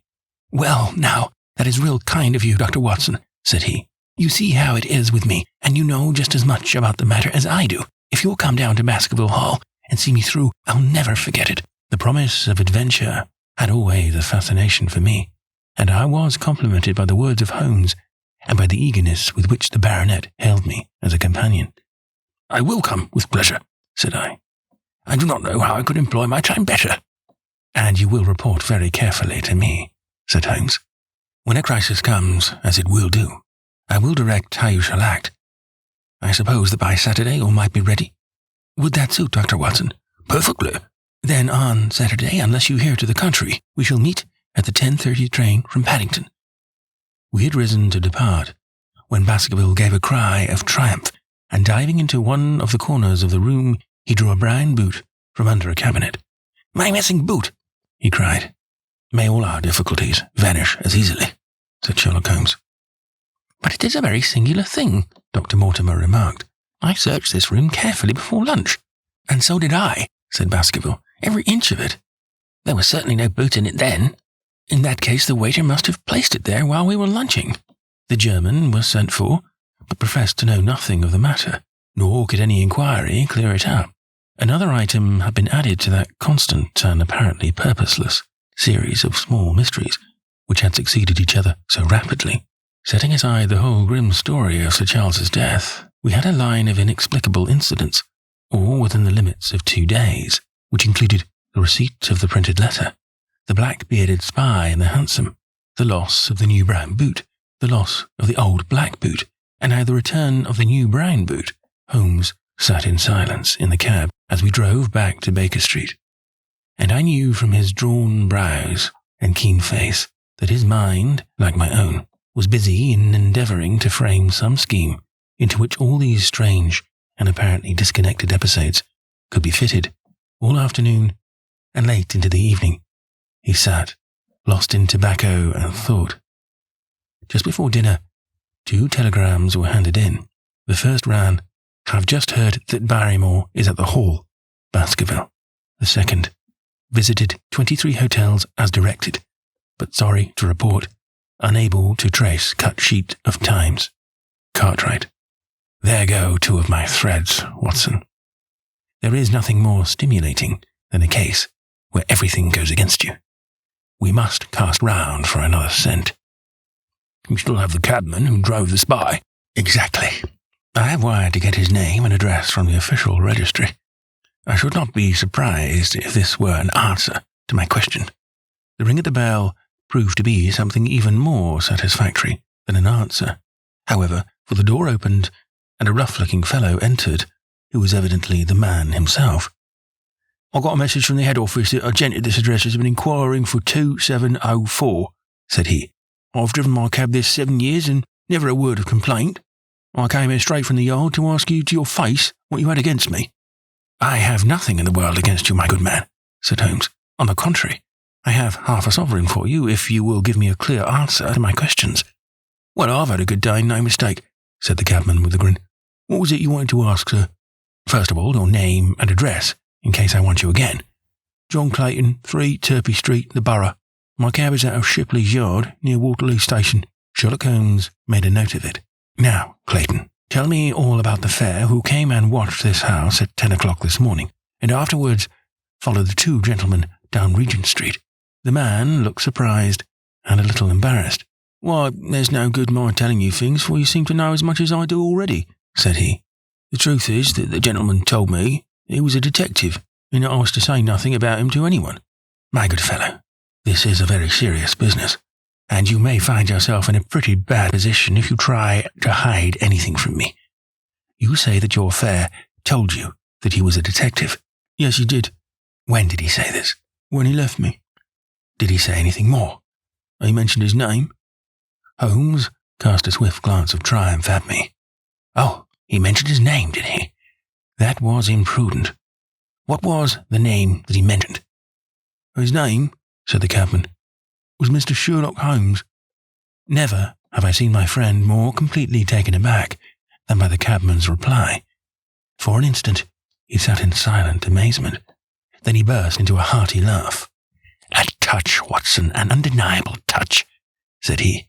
"I feel a foil as quick and supple as my own.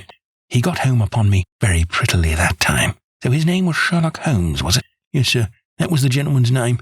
"Excellent. Tell me where you picked him up, and all that occurred." "He hailed me at 9:30 in Trafalgar Square. He said that he was a detective, and he offered me 2 guineas if I would do exactly what he wanted all day, and ask no questions. I was glad enough to agree. First, we drove down to the Northumberland Hotel, and waited there until 2 gentlemen came out and took a cab from the rank.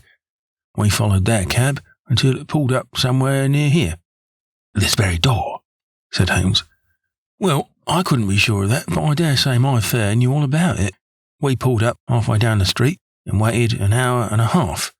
Then the 2 gentlemen passed us walking, and we followed down Baker Street and along—" "I know," said Holmes. "Until we got 3/4 down Regent Street. Then my gentleman threw up the trap, and he cried that I should drive right away to Waterloo Station, as hard as I could go. I whipped up the mare, and we were there under the 10 minutes. Then he paid up his 2 guineas, like a good one, and away he went into the station. Only just as he was leaving, he turned round and he said, 'It might interest you to know that you have been driving Mr. Sherlock Holmes.' That's how I come to know the name." "I see. "And you saw no more of him?" "Not after he went into the station." "And how would you describe Mr. Sherlock Holmes?" The cabman scratched his head. "Well, he wasn't altogether such an easy gentleman to describe. I'd put him at 40 years of age, and he was of a middle height, 2 or 3 inches shorter than you, sir. He was dressed like a toff, and he had a black beard, cut square at the end, and a pale face. I don't know as I could say more than that." "Colour of his eyes?" "No, I can't say that." "Nothing more that you can remember?" "No, sir, nothing." "Well then, here is your half-sovereign. There's another one waiting for you, if you can bring any more information. Good night." "Good night, sir, and thank you." John Clayton departed, chuckling, and Holmes turned to me with a shrug of his shoulders and a rueful smile. "Snap goes our third thread, and we end where we begin," said he. "The cunning rascal. He knew our number, knew that Sir Henry Baskerville had consulted me, spotted who I was in Regent Street, conjectured that I had got the number of the cab, and would lay my hands on the driver, and so sent back this audacious message. I tell you, Watson, this time we have got a foeman who is worthy of our steel. I've been checkmated in London. I can only wish you better luck in Devonshire, but I'm not easy in my mind about it." "About what?" "About sending you. It's an ugly business, Watson. An ugly, dangerous business. And the more I see of it, the less I like it. Yes, my dear fellow, you may laugh, but I give you my word that I shall be very glad to have you back safe and sound in Baker Street once more." Chapter 6. Baskerville Hall. Sir Henry Baskerville and Dr. Mortimer were ready upon the appointed day, and we started as arranged for Devonshire. Mr. Sherlock Holmes drove with me to the station and gave me his last parting injunctions and advice. I will not bias your mind by suggesting theories. or suspicions, Watson, said he. I wish you simply to report facts in the fullest possible manner to me, and you can leave me to do the theorizing. What sort of facts? I asked. Anything which may seem to have a bearing, however indirect, upon the case, and especially the relations between young Baskerville and his neighbours, or any fresh particulars concerning the death of Sir Charles. I have made some inquiries myself in the last few days, but the results have, I fear, been negative. One thing only appears to be certain, and that is that Mr. James Desmond, who is the next heir, is an elderly gentleman of a very amiable disposition, so that this persecution does not arise from him. I really think that we may eliminate him entirely from our calculations. There remain the people who will actually surround Sir Henry Baskerville upon the moor. Would it not be well in the first place to get rid of this Barrymore couple? By no means. You could not make a greater mistake. If they are innocent, it would be a cruel injustice, and if they are guilty, we should be giving up all chance of bringing it home to them. No, we will preserve them upon our list of suspects. Then there is a groom at the Hall, if I remember right. There are 2 moorland farmers. There is our friend Dr. Mortimer, whom I believe to be entirely honest, and there is his wife, of whom we know nothing. There is this naturalist, Stapleton, and there is his sister, who is said to be a young lady of attractions. There is Mr. Frankland, of Laughter Hall, who is also an unknown factor, and there are 1 or 2 other neighbours. These are the folk who must be your very special study. I'll do my best. You have arms, I suppose? Yes, I thought it as well to take them. Most certainly. Keep your revolver near you night and day, and never relax your precautions. Our friends had already secured a first-class carriage, and were waiting for us upon the platform. No, we have no news of any kind, said Dr. Mortimer, in answer to my friend's questions. I can swear to one thing, and that is that we have not been shadowed during the last 2 days. We have never gone out without keeping a sharp watch, and no one could have escaped our notice. You have always kept together, I presume. Except yesterday afternoon. I usually give up one day to pure amusement when I come to town, so I spent it at the Museum of the College of Surgeons, and I went to look at the folk in the park, said Baskerville. But we had no trouble of any kind. It was imprudent, all the same, said Holmes, shaking his head and looking very grave. I beg, Sir Henry, that you will not go about alone. Some great misfortune will befall you if you do. Did you get your other boot? No, sir, it is gone forever.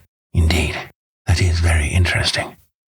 Well, goodbye, he added, as the train began to glide down the platform. Bear in mind, Sir Henry, one of the phrases in that queer old legend which Dr. Mortimer has read to us, and avoid the moor in those hours of darkness, when the powers of evil are exalted. I looked back at the platform when he had left it far behind, and saw the tall, austere figure of Holmes, standing motionless and gazing after us. The journey was a swift and pleasant one, and I spent it in making the more intimate acquaintance of my 2 companions and in playing with Dr. Mortimer's spaniel.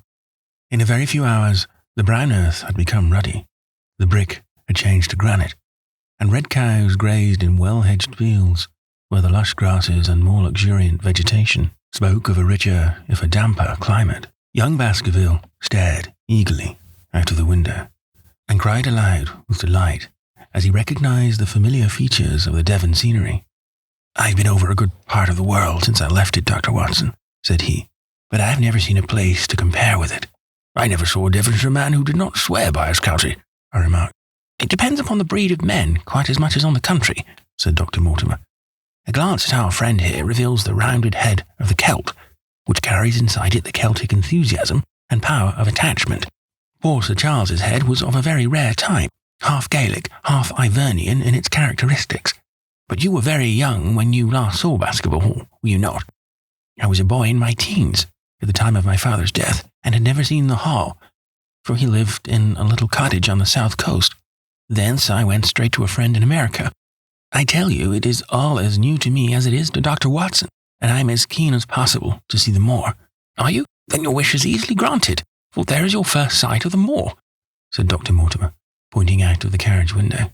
Over the green squares of the fields and the low curve of a wood, there rose in the distance a grey, melancholy hill, with a strange, jagged summit, dim and vague in the distance, Like some fantastic landscape in a dream, Baskerville sat for a long time, his eyes fixed upon it, and I read upon his eager face how much it meant to him, this first sight of that strange spot where the men of his blood had held sway so long and left their mark so deep.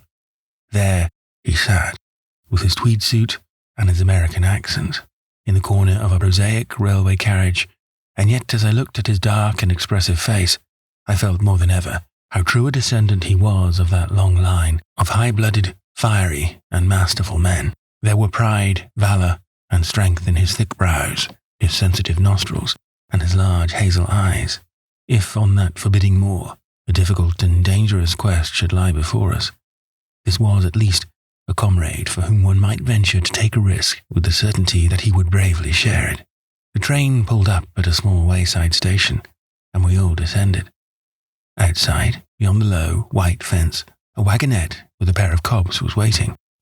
Our coming was evidently a great event, for station master and porters clustered round us to carry out our luggage. It was a sweet, simple country spot, but I was surprised to observe that by the gate there stood 2 soldierly men in dark uniforms who leaned upon their short rifles and glanced keenly at us as we passed. The coachman, a hard-faced, gnarled little fellow, saluted Sir Henry Baskerville, and in a few minutes we were flying swiftly down the broad white road. Rolling pasture lands curved upward on either side of us, and old gabled houses peeped out from amid the thick green foliage. But behind the peaceful and sunlit countryside, there rose ever, dark against the evening sky, the long gloomy curve of the moor, broken by the jagged and sinister hills. The wagonette swung round into a side road, and we curved upward through deep lanes worn by centuries of wheels, high banks on either side, heavy with dripping moss and fleshy hart's tongue ferns. Bronzing bracken and mottled bramble gleamed in the light of the sinking sun. Still steadily rising, we passed over a narrow granite bridge and skirted a noisy stream which gushed swiftly down, foaming and roaring amid the grey boulders. Both road and stream wound up through a valley dense with scrub oak and fir. At every turn, Baskerville gave an exclamation of delight, looking eagerly about him and asking countless questions. To his eyes, all seemed beautiful, but to me, a tinge of melancholy lay upon the countryside, which bore so clearly the mark of the waning year. Yellow leaves carpeted the lanes and fluttered down upon us as we passed. The rattle of our wheels died away as we drove through drifts of rotting vegetation, sad gifts, as it seemed to me, for nature to throw before the carriage of the returning heir of the Baskervilles. "Halloa!" cried Dr. Mortimer. "What is this?" A steep curve of heath-clad land, an outlying spur of the moor, lay in front of us. On the summit, hard and clear, like an equestrian statue upon its pedestal, was a mounted soldier, dark and stern, his rifle poised ready over his forearm. He was watching the road along which we travelled. "What is this, Perkins?" asked Dr. Mortimer. Our driver half turned in his seat. "There is a convict escaped from Princetown, sir. He's been out 3 days now, and the warders watch every road and every station. But they've had no sight of him yet. The farmers about here don't like it, sir, and that's a fact." "Well, I understand that they get £5 if they can give information." "Yes, sir. But the chance of £5 is a bit of a poor thing compared to the chance of having your throat cut. You see, it isn't like any ordinary convict. This is a man that would stick at nothing." "Who is he, then?" "It is Selden, the Notting Hill murderer." I remembered the case well, for it was one in which Holmes had taken an interest on account of the particular ferocity of the crime, and the wanton brutality which had marked all the actions of the assassin. The commutation of his death sentence had been due to some doubts as to his complete sanity, so atrocious was his conduct. Our wagonette had topped a rise, and in front of us rose the huge expanse of the moor, mottled with gnarled and craggy cairns and tors. A cold wind swept down from it and set us shivering. Somewhere there, on the desolate plain, was lurking this fiendish man, hiding in a burrow like a wild beast, his heart full of malignancy against the whole race which had cast him out. It needed but this to complete the grim suggestiveness of the barren waste, the chilling wind, and the darkling sky. Even Baskerville fell silent and pulled his overcoat more closely around him. We had left the fertile country behind and beneath us. We looked back on it now. The slanting rays of a low sun, turning the streams to threads of gold, and glowing on the red earth, new turned by the plough and the broad tangle of the woodlands. The road in front of us grew bleaker and wilder, over huge russet and olive slopes, sprinkled with giant boulders. Now and then we passed a moorland cottage, walled and roofed with stone, with no creeper to break its harsh outline. Suddenly, we looked down into a cup-like depression, patched with stunted oaks and firs which had been twisted and bent by the fury of years of storm. 2 high, narrow towers rose over the trees. The driver pointed with his whip. "Baskerville Hall," said he. Its master had risen and was staring with flushed cheeks and shining eyes. A few minutes later, we had reached the lodge gates, a maze of fantastic tracery in wrought iron, with weather-bitten pillars on either side, blotched with lichens and surmounted by the boar's heads of the Baskervilles. The lodge was a ruin of black granite and bared ribs of rafters, but facing it was a new building, half-constructed, the first fruit of Sir Charles's South African gold. Through the gateway we passed into the avenue, where the wheels were again hushed amid the leaves, and the old trees shot their branches in a sombre tunnel over our heads. Baskerville shuddered as he looked up the long dark drive to where the house glimmered like a ghost at the farther end. "Was it here?" he asked in a low voice. No, the Yew Valley is on the other side." The young heir glanced round with a gloomy face. "It's no wonder my uncle felt as if trouble were coming on him, in such a place as this," said he. "It's enough to scare any man. I'll have a row of electric lamps up here inside of 6 months, and you won't know it again, with 1,000 candle-power Swan and Edison right here in front of the hall door." The avenue opened into a broad expanse of turf, and the house lay before us. In the fading light, I could see that the centre was a heavy block of building from which a porch projected. The whole front was draped in ivy, with a patch clipped bare here and there where a window or a coat of arms broke through the dark veil. From this central block rose the twin towers, ancient, crenellated, and pierced with many loopholes. To right and left of the turrets were more modern wings of black granite. A dull light shone through heavy mullioned windows, and from the high chimneys which rose from the steep high-angled roof there sprang a single black column of smoke. "Welcome, Sir Henry. Welcome to Baskerville Hall." A tall man had stepped from the shadow of the porch to open the door of the wagonette. The figure of a woman was silhouetted against the yellow light of the hall. She came out and helped the man to hand down our bags. "You don't mind my driving straight home, Sir Henry?" said Dr. Mortimer. "My wife is expecting me. Surely you will stay and have some dinner. Now I must go. I shall probably find some work awaiting me. I would stay to show you over the house. Barrymore will be a better guide than I. Goodbye, and never hesitate, night or day, to send for me if I can be of service." The wheels died away down the drive, while Sir Henry and I turned into the hall, and the door clanged heavily behind us.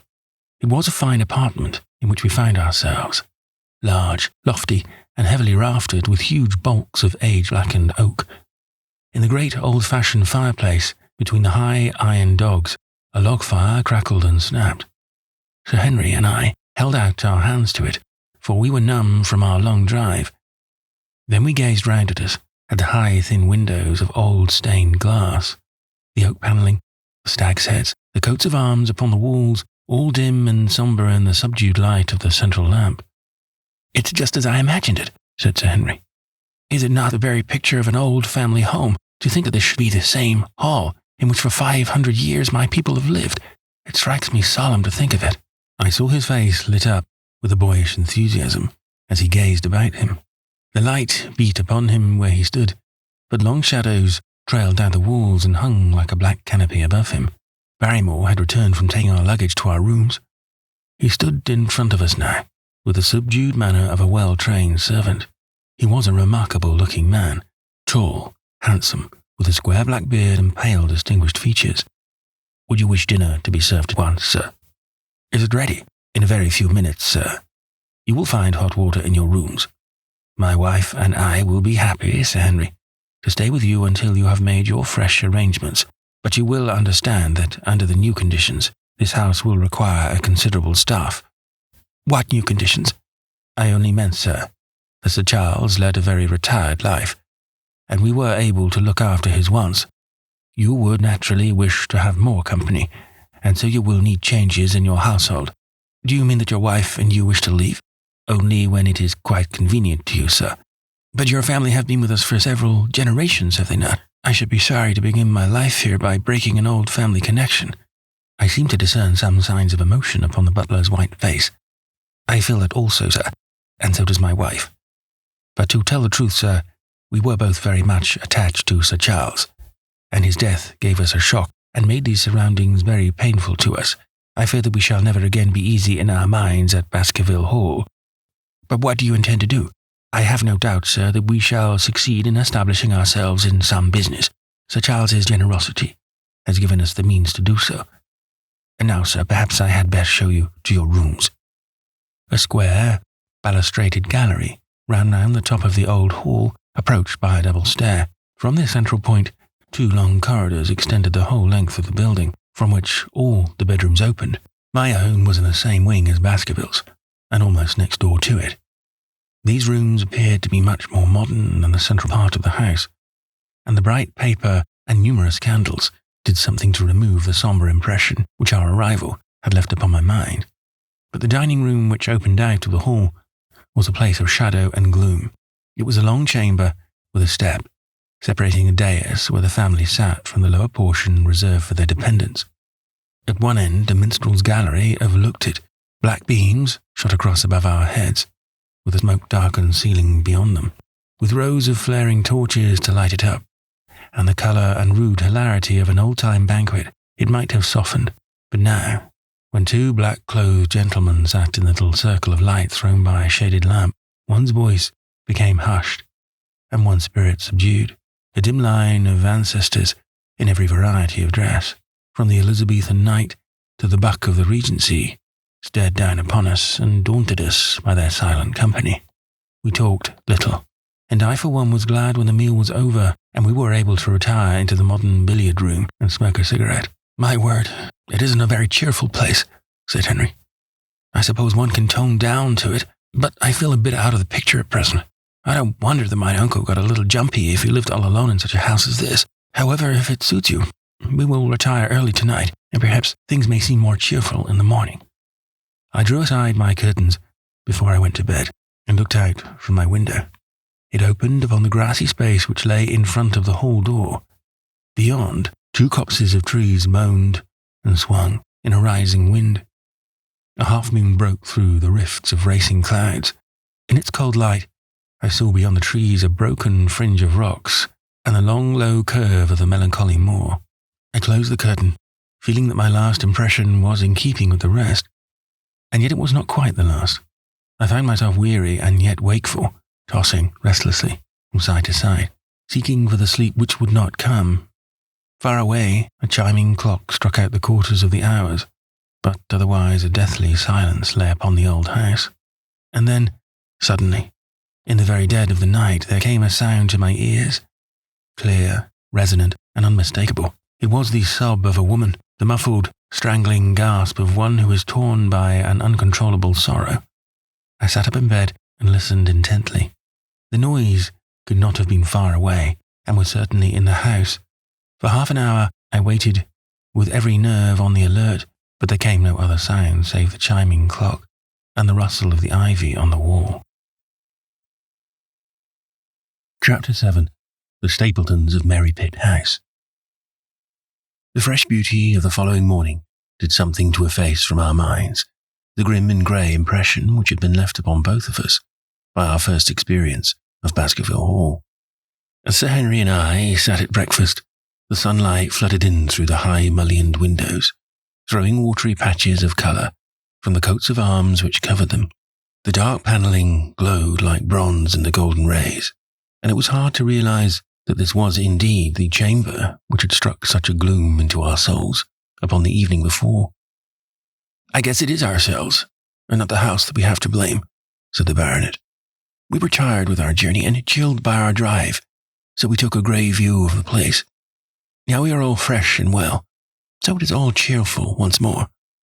"And yet it was not entirely a question of imagination," I answered. "Did you, for example, happen to hear someone, a woman, I think, sobbing in the night?" "That is curious. for I did when I was half asleep fancy that I heard something of the sort. I waited a long time, but there was no more of it, so I concluded that it was all a dream. I heard it distinctly, and I am sure that it was really the sob of a woman.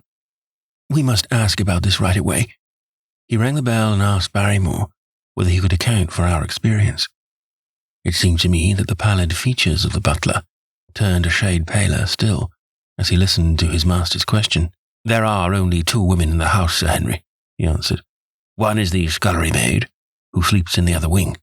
The other is my wife, and I can answer for it that the sound could not have come from her. And yet he lied as he said it. For it chanced that after breakfast I met Mrs. Barrymore in the long corridor with the sun full upon her face. She was a large, impassive, heavy-featured woman, with a stern, set expression of mouth, but her telltale eyes were red and glanced at me from between swollen lids. It was she, then, who wept in the night, and if she did so, her husband must know it. Yet he had taken the obvious risk of discovery in declaring that it was not so. Why had he done this, and why did she weep so bitterly? Already round this pale-faced, handsome, black-bearded man there was gathering an atmosphere of mystery and of gloom. It was he who had been the first to discover the body of Sir Charles, and we had only his word for all the circumstances which led up to the old man's death. Was it possible that it was Barrymore, after all, whom we had seen in the cab in Regent Street? The beard might well have been the same. The cabman had described a somewhat shorter man, but such an impression might easily have been erroneous. How could I settle the point forever? Obviously, the first thing to do was to see the Grimpen postmaster and find whether the test telegram had really been placed in Barrymore's own hands. Be the answer what it might, I should at least have something to report to Sherlock Holmes. Sir Henry had numerous papers to examine after breakfast, so that the time was propitious for my excursion. It was a pleasant walk of 4 miles along the edge of the moor, leading me at least to a small grey hamlet, in which 2 larger buildings, which proved to be the inn and the house of Dr. Mortimer, stood high above the rest. The postmaster, who was also the village grocer, had a clear recollection of the telegram. Certainly, sir, said he. I had the telegram delivered to Mr. Barrymore exactly as directed. Who delivered it? My boy here, James. You delivered that telegram to Mr. Barrymore the whole last week, did you not? Yes, father, I delivered it. Into his own hands?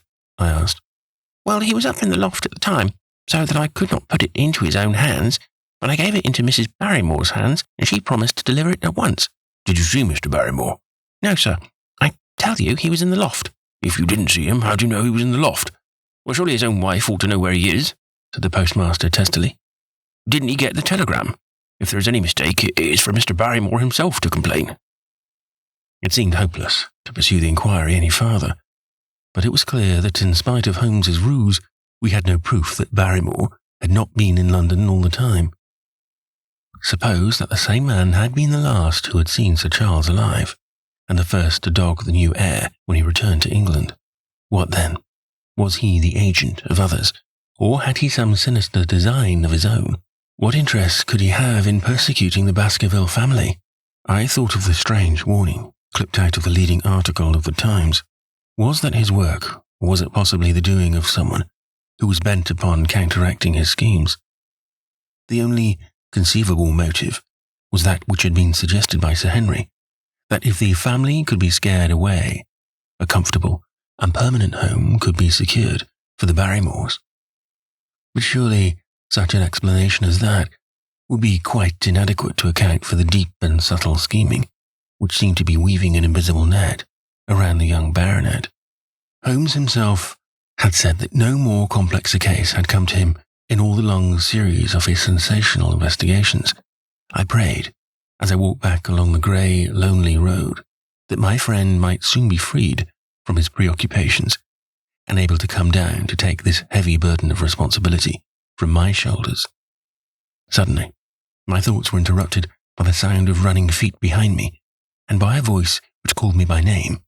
I turned, expecting to see Dr. Mortimer, but to my surprise it was a stranger who was pursuing me. He was a small, slim, clean-shaven, prim-faced man, flaxen-haired and lean-jawed, between 30 and 40 years of age, dressed in a grey suit and wearing a straw hat. A tin box for botanical specimens hung over his shoulder, and he carried a green butterfly net in one of his hands. "You will, I am sure, excuse my presumption, Dr. Watson," said he, as he came panting up to where I stood. "Here on the moor, we are homely folk, and do not wait for formal introductions. You may possibly have heard my name from our mutual friend Mortimer. I am Stapleton of Merrypit House." "Your net and box would have told me as much," said I, "for I knew that Mr. Stapleton was a naturalist. But how did you know me?" "I've been calling on Mortimer, and he pointed you out to me from the window of his surgery as you passed. As our road lay the same way, I thought that I would overtake you and introduce myself. I trust that Sir Henry is none the worse for his journey." "He is very well, thank you." "We were all rather afraid, after the sad death of Sir Charles, the new baronet might refuse to live here. It is asking much of a wealthy man to come down and bury himself in a place of this kind, but I need not tell you that it means a very great deal to the countryside. Sir Henry has, I suppose, no superstitious fears in the matter?" "I do not think that is likely." "Of course, you know the legend of the fiend dog which haunts the family." "I've heard it." "It is extraordinary how credulous the peasants are about here. Any number of them are ready to swear that they have seen such a creature upon the moor." He spoke with a smile, but I seemed to read in his eyes that he took the matter more seriously. "Story took a great hold upon the imagination of Sir Charles, and I have no doubt that it led to his tragic end." "But how?" "His nerves were so worked up that the appearance of any dog might have had a fatal effect upon his diseased heart. I fancy that he really did see something of the kind upon that last night in the yew alley. I feared that some disaster might occur, for I was very fond of the old man, and I knew that his heart was weak." "How did you know that?" "My friend Mortimer told me." "You think, then, that some dog pursued Sir Charles, and that he died of fright in consequence?" "Have you any other explanation?" "I have not come to any conclusion." "As Mr. Sherlock Holmes?" The words took away my breath for an instant, but a glance at the placid face and steadfast eyes of my companion showed that no surprise was intended. "It is useless for us to pretend that we do not know you, Dr. Watson," said he. "The records of your detective have reached us here, and you could not celebrate him without being known yourself. When Mortimer told me your name, he could not deny your identity. If you are here, then it follows that Mr. Sherlock Holmes is interesting himself in the matter, and I am naturally curious to know what view he may take." "I'm afraid that I cannot answer that question." "May I ask if he is going to honour us with a visit himself?" "He cannot leave town at present. He has other cases which engage his attention." "What a pity. He might throw some light on that which is so dark to us. But as to your own researches, if there is any possible way in which I can be of service to you, I trust that you will command me. If I had any indication of the nature of your suspicions, why you propose to investigate the case, I might perhaps even now give you some aid or service." "I assure you that I am simply here upon a visit to my friend Sir Henry, and that I need no help of any kind." "Excellent," said Stapleton. "You are perfectly right to be wary and discreet. I am justly reproved for what I feel was an unjustifiable intrusion, and I promise you that I will not mention the matter again." We had come to a point where a narrow grassy path struck off from the road and wound away across the moor. A steep, boulder-sprinkled hill lay upon the right, which had in bygone days been cut into a granite quarry. The face, which was turned towards us, formed a dark cliff, with ferns and brambles growing in its niches. From over a distant rise, there floated a grey plume of smoke. "A moderate walk along this small path brings us to Merrypit House," said he. "Perhaps you will spare an hour that I may have the pleasure of introducing you to my sister."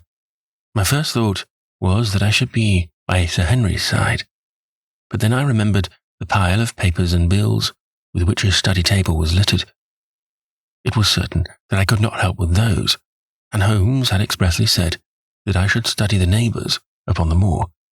I accepted Stapleton's invitation, and we turned together down the path. "It is a wonderful place, the moor," said he, looking round over the undulating downs, long green rollers with crests of jagged granite, foaming up into fantastic surges. "You never tire of the moor. You cannot think the wonderful secrets which it contains. It is so vast and so barren and so mysterious." "You know it well, then?" I have only been here 2 years. The residents would call me a newcomer. We came shortly after Sir Charles settled. But my tastes led me to explore every part of the country round, and I should think that there are few men who know it better than I do. Is it hard to know?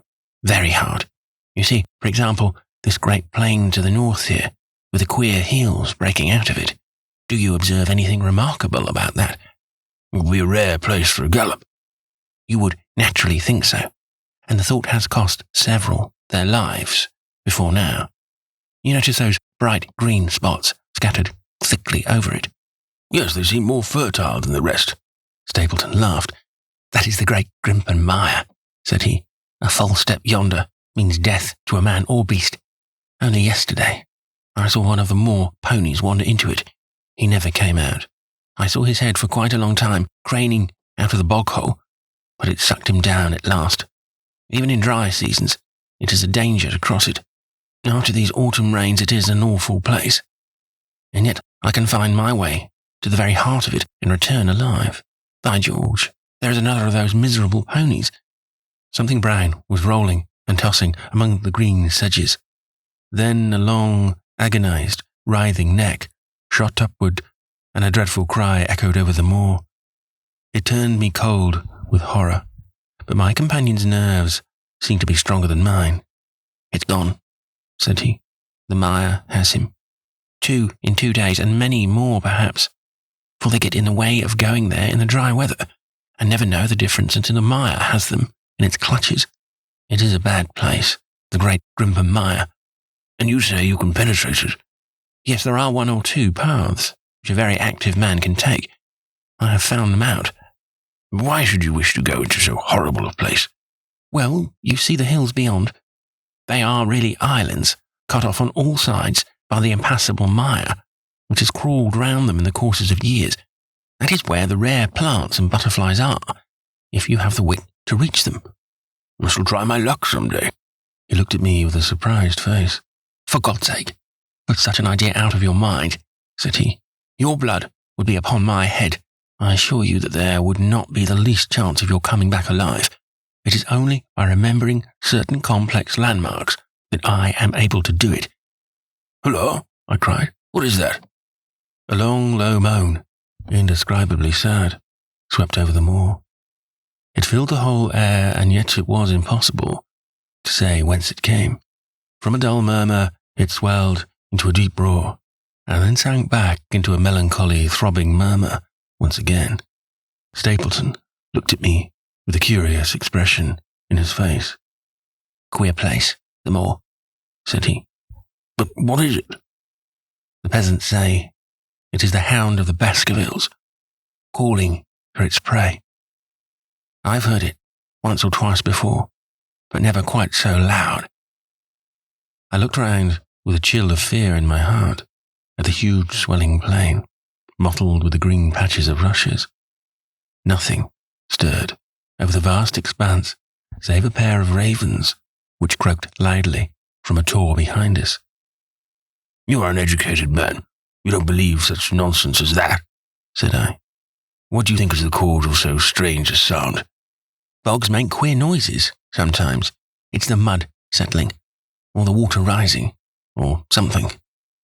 No, that was a living voice. Well, perhaps it was. Did you ever hear a bittern booming?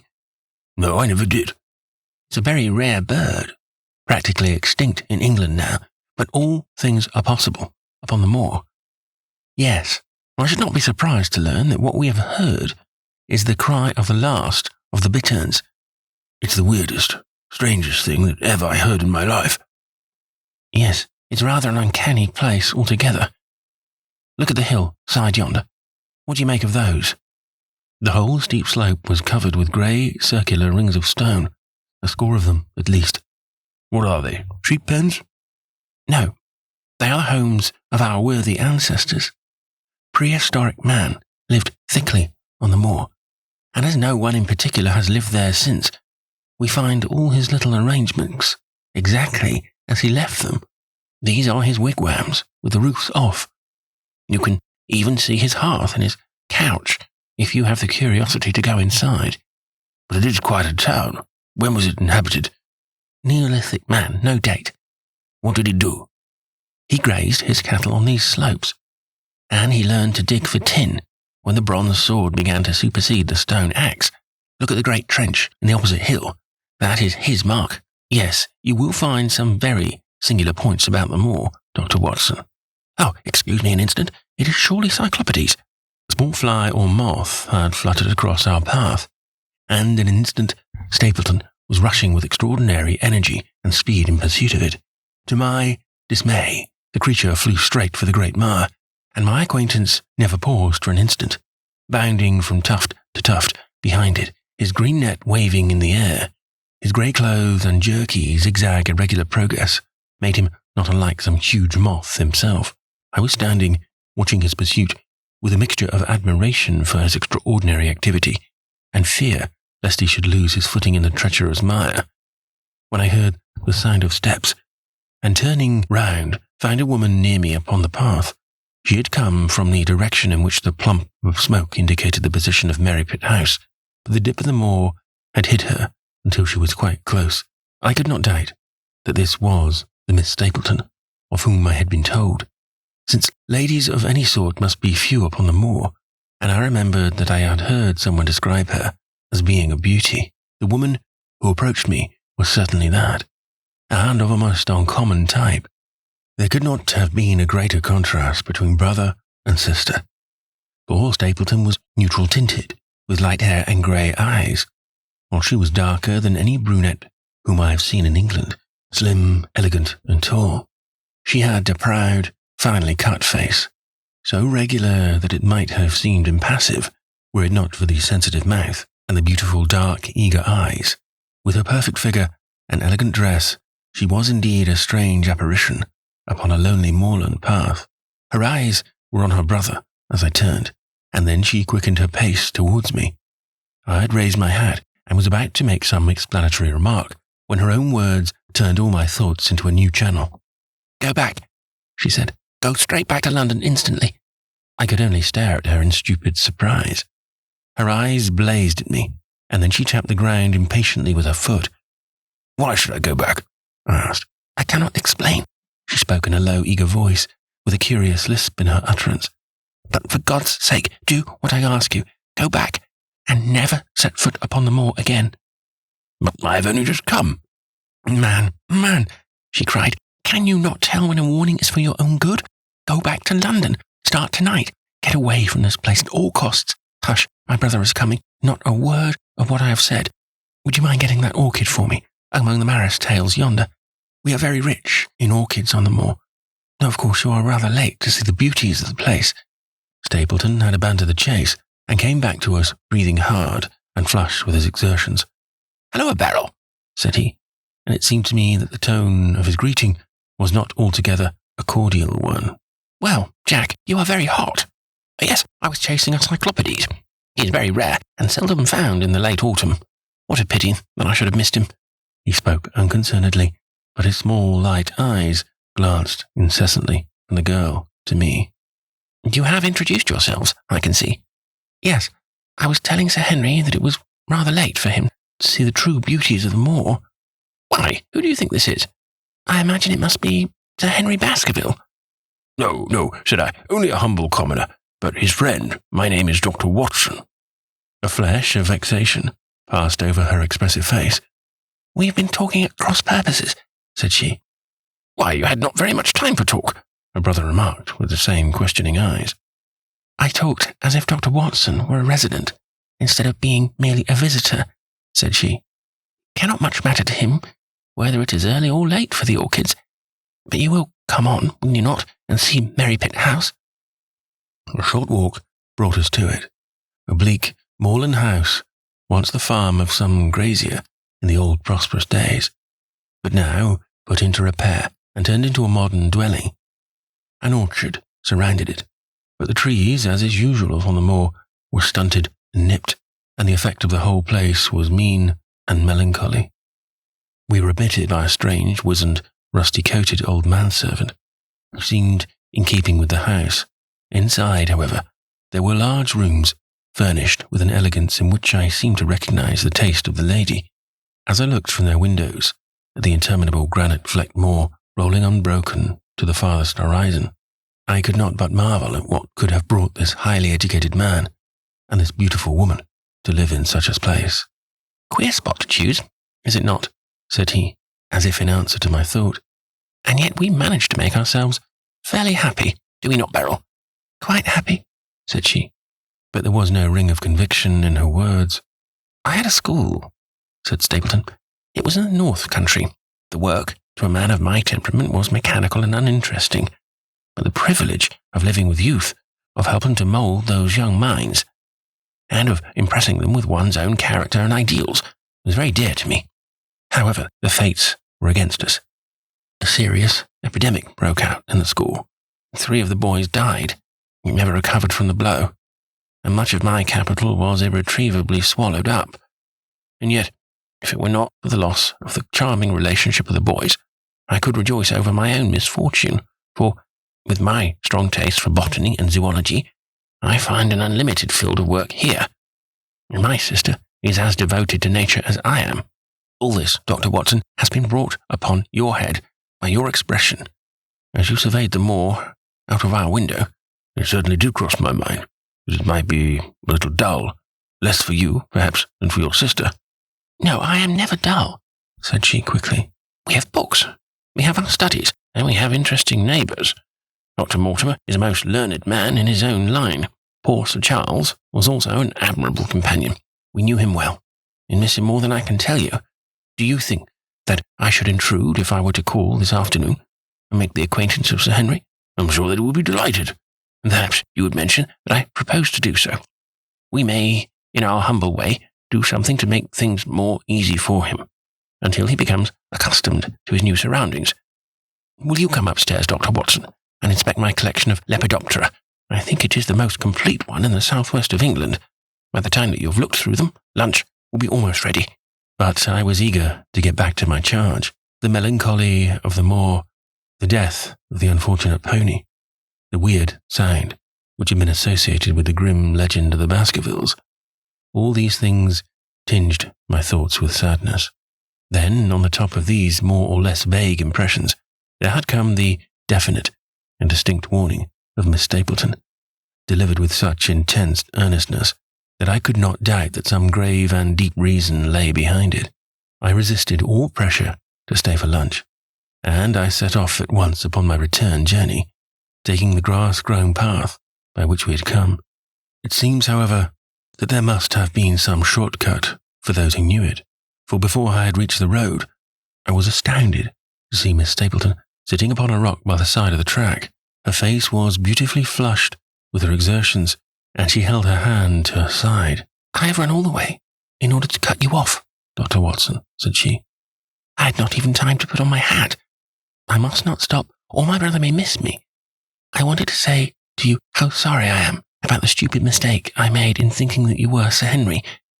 Please forget the words I said, which have no application whatever to you." "But I can't forget them, Miss Stapleton," said I. "I am Sir Henry's friend, and his welfare is a very close concern of mine. Tell me why it was that you were so eager that Sir Henry should return to London." "A woman's whim, Dr. Watson. When you know me better, you will understand that I cannot always give reasons for what I say or do." No, I remember the thrill in your voice. I remember the look in your eyes. Please, be frank with me, Miss Stapleton. For ever since I have been here, I have been conscious of shadows all round me. Life has become like that great Grimpen mire, with little green patches everywhere, into which one may sink, and with no guide to point the track. Tell me, then, what it was that you meant, and I will promise to convey your warning to Sir Henry." An expression of irresolution passed for an instant over her face, but her eyes had hardened again when she answered me. "You make too much of it, Dr. Watson," said she. "My brother and I were very much shocked by the death of Sir Charles. We knew him very intimately, for his favourite walk was over the moor to our house. He was deeply impressed with the curse which hung over the family, and when this tragedy came, I naturally felt that there must be some grounds for the fears which he had expressed. I was distressed, therefore, when another member of the family came down to live here, and I felt that he should be warned of the danger which he will run. That was all which I intended to convey." "But what is the danger?" "You know the story of the Hound?" "I do not believe in such nonsense." "But I do. If you have any influence with Sir Henry, take him away from a place which has always been fatal to his family. The world is wide. Why should he wish to live at this place of danger?" "Because it is the place of danger. That is Sir Henry's nature. I fear that unless you can give me some more definite information than this, it would be impossible to get him to move." "I cannot say anything definite, for I do not know anything definite." "I would ask you one more question, Miss Stapleton. If you meant no more than this when you first spoke to me, why should you not wish your brother to overhear what you said? There is nothing to which he or anyone else could object." "My brother is very anxious to have the hall inhabited, for he thinks it is for the good of the poor folk upon the moor. He would be very angry if he knew that I have said anything which might induce Sir Henry to go away. But I have done my duty now, and I will say no more. I must get back, or he will miss me and suspect that I have seen you. Goodbye." She turned and had disappeared in a few minutes among the scattered boulders, while I, with my soul full of vague fears, pursued my way to Baskerville Hall. Chapter 8. First Report of Dr. Watson. From this point onward, I will follow the course of events by transcribing my own letters to Mr. Sherlock Holmes, which lie before me on the table. One page is missing, but otherwise they are as exactly as written, and show my feelings and suspicions of the moment more accurately than my memory, clear as it is upon these tragic events, can possibly do. Baskerville Hall, 13th October. My dear Holmes, my previous letters and telegrams have kept you pretty well up to date as to all that has occurred in this most God-forsaken corner of the world. The longer one stays here, the more does the spirit of the moor sink into one's soul, its vastness, and also its grim charm. When you are once out upon its bosom, you have left all traces of modern England behind you. But on the other hand, you are conscious everywhere of the homes and the work of the prehistoric people. On all sides of you as you walk are the houses of these forgotten folk, with their graves and the huge monoliths which are supposed to have marked their temples. As you look at their grey stone huts against the scarred hillsides, you leave your own age behind you, and if you were to see a skin-clad, hairy man crawl out from the low door fitting a flint-tipped arrow onto a string of his bow, you would feel that his presence there was more natural than your own. The strange thing is that they should have lived so thickly on what must always have been most unfruitful soil. I am no antiquarian, but I could imagine that they were some unwarlike and harried race who were forced to accept that which none other would occupy. All this, however, is foreign to the mission on which you sent me, and will probably be very uninteresting to your severely practical mind. I can still remember your complete indifference as to whether the sun moved round the earth or the earth round the sun. Let me therefore return to the facts concerning Sir Henry Baskerville. If you have not had any report within the last few days, it is because, up to today, there was nothing of importance to relate. Then, a very surprising circumstance occurred, which I shall tell you in due course. But first of all, I must keep you in touch with some of the other factors in the equation. One of these, concerning which I have said little, is the escaped convict upon the moor.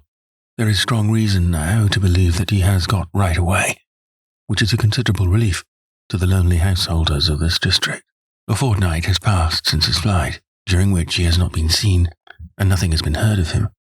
It is surely inconceivable that he could have held out upon the moor during all that time. Of course, so far as his concealment goes, there is no difficulty at all. Any one of these stone huts would give him a hiding place. There is nothing to eat, unless he were to catch and slaughter one of the moor sheep. We think, therefore, that he is gone, and the outlying farmers sleep the better in consequence. We are 4 able-bodied men in this household, so that we could take good care of ourselves, but I confess that I have had uneasy moments when I have thought of the Stapletons. They live miles from any help. There are one maid, an old manservant, the sister, and the brother, the latter not a very strong man. They would be helpless in the hands of a desperate fellow like this Notting Hill criminal, if he could once effect an entrance. Both Sir Henry and I were concerned at their situation, and it was suggested that Perkins, the groom, should go over to sleep there, but Stapleton would not hear of it. The fact is that our friend the baronet begins to display a considerable interest in our fair neighbour. It is not to be wondered at, for time hangs heavily in this lonely spot to an active man like him, and she is a very fascinating and beautiful woman. There is something tropical and exotic about her, which forms a singular contrast to her cool and unemotional brother. Yet he also gives the idea of hidden fires. He has certainly a very marked influence over her, for I have seen her continually glance at him as she talked as if seeking approbation for what she said. I trust that he is kind to her. There is a dry glitter in his eyes, and a firm set of his thin lips, which goes with a positive and possibly a harsh nature. You would find him an interesting study. He came over to call upon Baskerville on that first day, and the very next morning he took us both to show us the spot where the legend of the wicked Hugo is supposed to have had its origin. It was an excursion of some miles across the moor to a place which is so dismal that it might have suggested the story.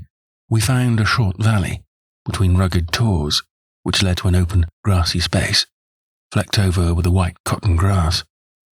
In the middle of it rose two great stones, worn and sharpened at the upper end, until they looked like the huge corroding fangs of some monstrous beast.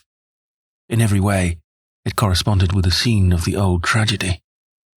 Sir Henry was much interested, and asked Stapleton more than once whether he did really believe in the possibility of the interference of the supernatural in the affairs of men. He spoke lightly, but it was evident that he was very much in earnest. Stapleton was guarded in his replies, but it was easy to see that he said less than he might, and that he would not express his whole opinion out of consideration for the feelings of the baronet. He told us of similar cases where families had suffered from some evil influence, and he left us with the impression that he shared the popular view upon the matter. On our way back, we stayed for lunch at Merrypit House, and it was there that Sir Henry made the acquaintance of Miss Stapleton. From the first moment that he saw her, he appeared to be strongly attracted by her, and I am much mistaken if the feeling was not mutual. He referred to her again and again on our walk home, and since then hardly a day has passed if we have not seen something of the brother and sister. They dine here tonight, and there is some talk of our going to them next week. One would imagine that such a match would be very welcome to Stapleton, and yet I have more than once caught a look of the strongest disapprobation on his face when Sir Henry has been paying some attention to his sister.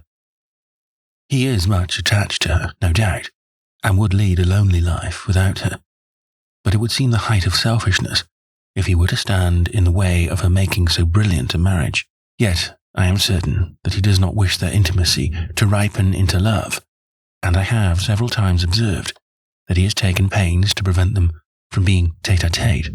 By the way, your instructions to me never to allow Sir Henry to go out alone will become very much more onerous if a love affair were to be added to our other difficulties.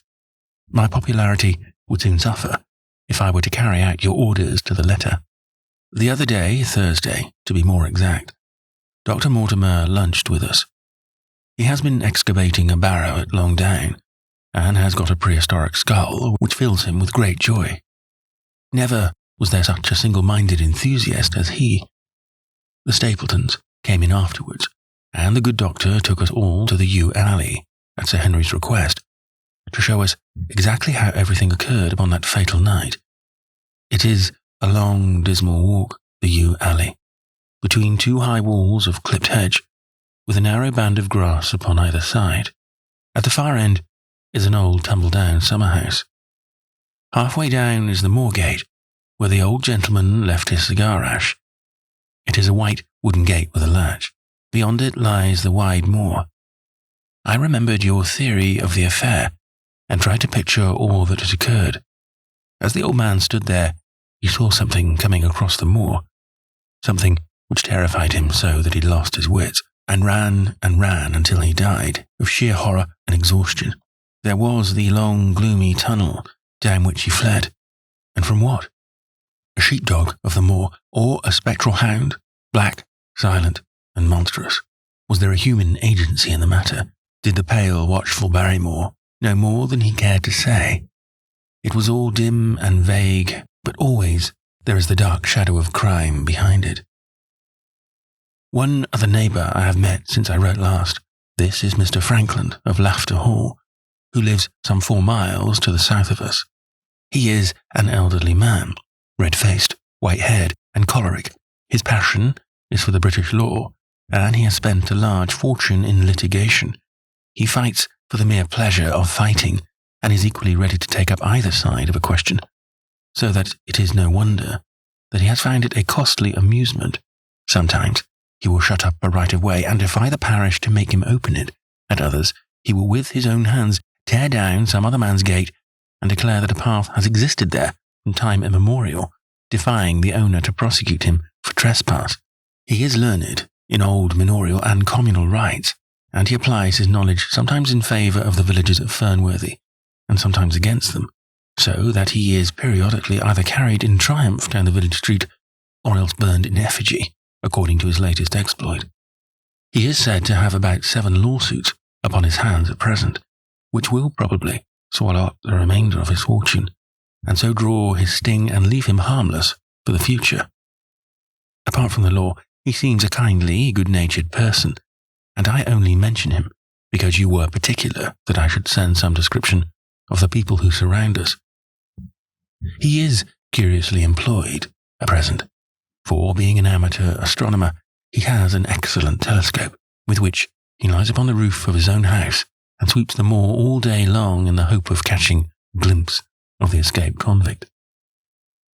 If he would confine his energies to this, all would be well, but there are rumours that he intends to prosecute Dr. Mortimer for opening a grave without the consent of the next of kin, because he dug up the Neolithic skull in the barrow on Longdown. He helps to keep our lives from being monotonous, and gives a little comic relief where it is badly needed. Having brought you up to date in the escaped convict, the Statons, Dr. Mortimer, and Frankland of Laughter Hall, let me end on that which is most important, and tell you more about the Barrymores, and especially about the surprising development of last night. First of all, about the test telegram, which you sent from London, in order to make sure that Barrymore was really here. I have already explained that the testimony of the postmaster shows that the test was worthless, and that we have no proof one way or the other. I told Sir Henry how the matter stood, and he at once, in his downright fashion, had Barrymore up and asked him whether he had received the telegram himself. Barrymore said that he had. "Did the boy deliver it into your own hands?" asked Sir Henry. Barrymore looked surprised and considered for a little time. "No," said he. "I was in the box room at the time, and my wife brought it up to me." "Did you answer it yourself?" "No, I told my wife what to answer, and she went down to write it." In the evening he recurred to the subject of his own accord. "I could not quite understand the object of your questions this morning, Sir Henry," said he. "I trust that they do not mean that I have done anything to forfeit your confidence." Sir Henry had to assure him that it was not so, and pacify him by giving him a considerable part of his old wardrobe, the London outfit having now all arrived. "Mrs. Barrymore is of interest to me. She is a heavy, solid person, very limited, intensely respectable, and inclined to be puritanical. You could hardly conceive a less emotional subject. Yet I have told you how, on the first night here, I heard her sobbing bitterly, and since then I have more than once observed traces of tears upon her face. Some deep sorrow gnaws ever at her heart. Sometimes I wonder if she has a guilty memory which haunts her, and sometimes I suspect Barrymore of being a domestic tyrant. I have always felt that there was something singular and questionable in this man's character, but the adventure of last night brings all my suspicions to a head. And yet it may seem a small matter in itself. You are aware that I am not a very sound sleeper, and since I have been on guard in this house, my slumbers have been lighter than ever. Last night, about 2 a.m, I was aroused by a stealthy step passing my room. I rose, opened my door, and peeped out. I rose, opened my door, and peeped out. A long black shadow was trailing down the corridor. It was thrown by a man who walked softly down the passage with a candle held in his hand. It was thrown by a man who walked softly down the passage with a candle held in his hand. He was in shirt and trousers, with no covering to his feet. I could merely see the outline, but his height told me that it was Barrymore. He walked very slowly and circumspectly, and there was something indescribably guilty and furtive in his whole appearance. I have told you that the corridor is broken by the balcony, which runs round the hall, but that it is resumed upon the farther side. I waited until he had passed out of sight, and then I followed him.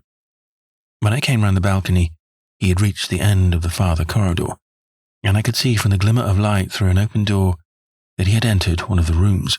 Now, all these rooms are unfurnished and unoccupied, so that his expedition became more mysterious than ever.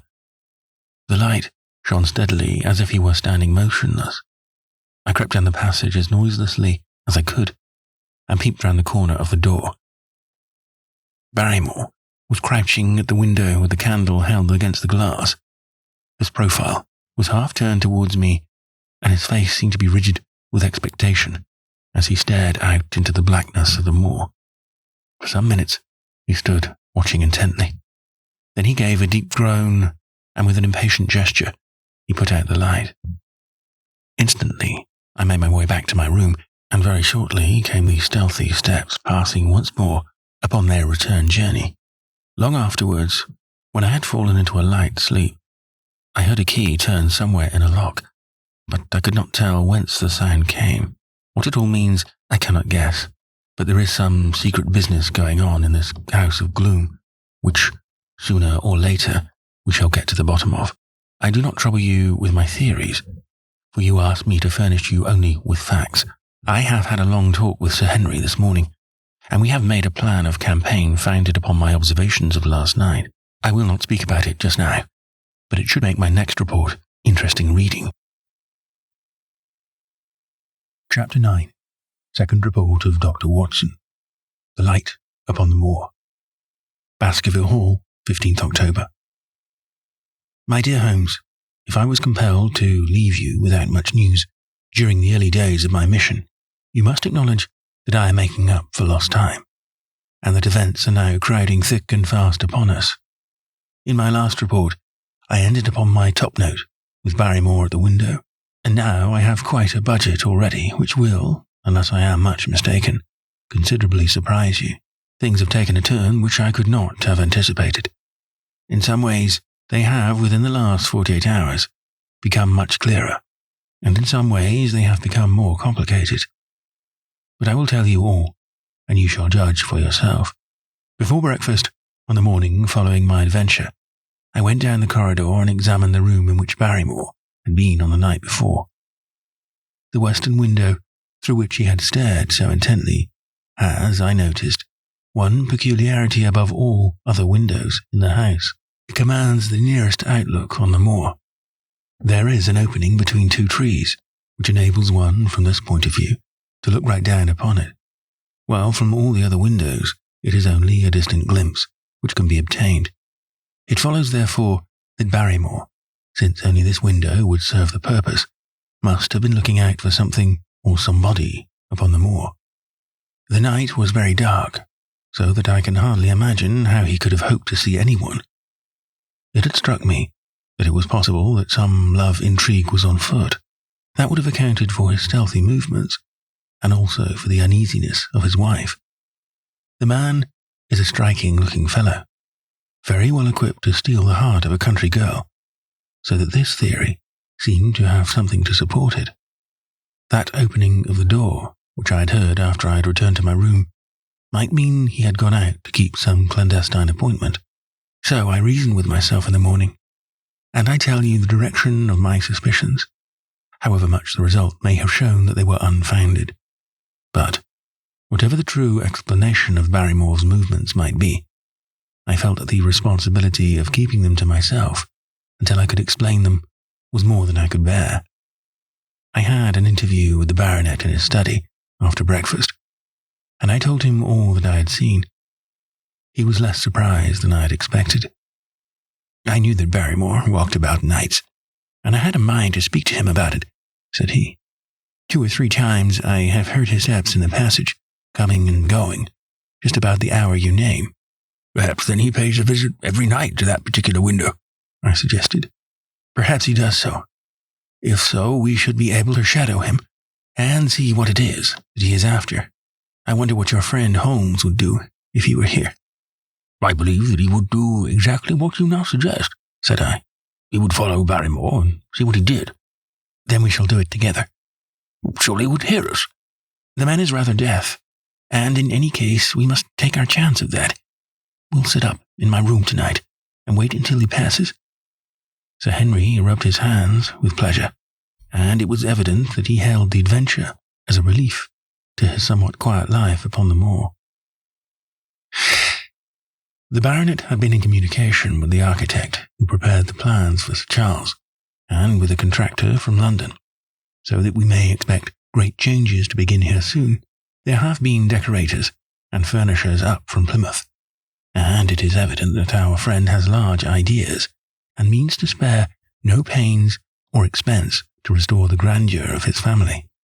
When the house is renovated and refurnished, all that he will need will be a wife to make it complete. Between ourselves, there are pretty clear signs that this will not be wanting if the lady is willing, for I have seldom seen a man more infatuated with a woman than he is with our beautiful neighbour, Miss Stapleton. And yet the course of true love does not run quite as smoothly as one would, under the circumstances, expect. Today, for example, its surface was broken by a very unexpected ripple, which has caused our friend considerable perplexity and annoyance. After the conversation which I have quoted about Barrymore, Sir Henry put on his hat and prepared to go out. As a matter of course, I did the same. "What, are you coming, Watson?" he asked, looking at me in a curious way. "That depends on whether you are going on the moor," said I. "Yes, I am." "Well, you know what my instructions are. I am sorry to intrude, but you heard how earnestly Holmes insisted that I should not leave you, and especially that you should not go alone upon the moor." Sir Henry put his hand upon my shoulder with a pleasant smile. "My dear fellow," said he, "Holmes, with all his wisdom, did not foresee some things which have happened since I have been on the moor. You understand me. I am sure that you are the last man in the world who would wish to be a spoil-sport. I must go out alone." It put me in a most awkward position. I was at a loss what to say or what to do, and before I had made up my mind, he picked up his cane and was gone.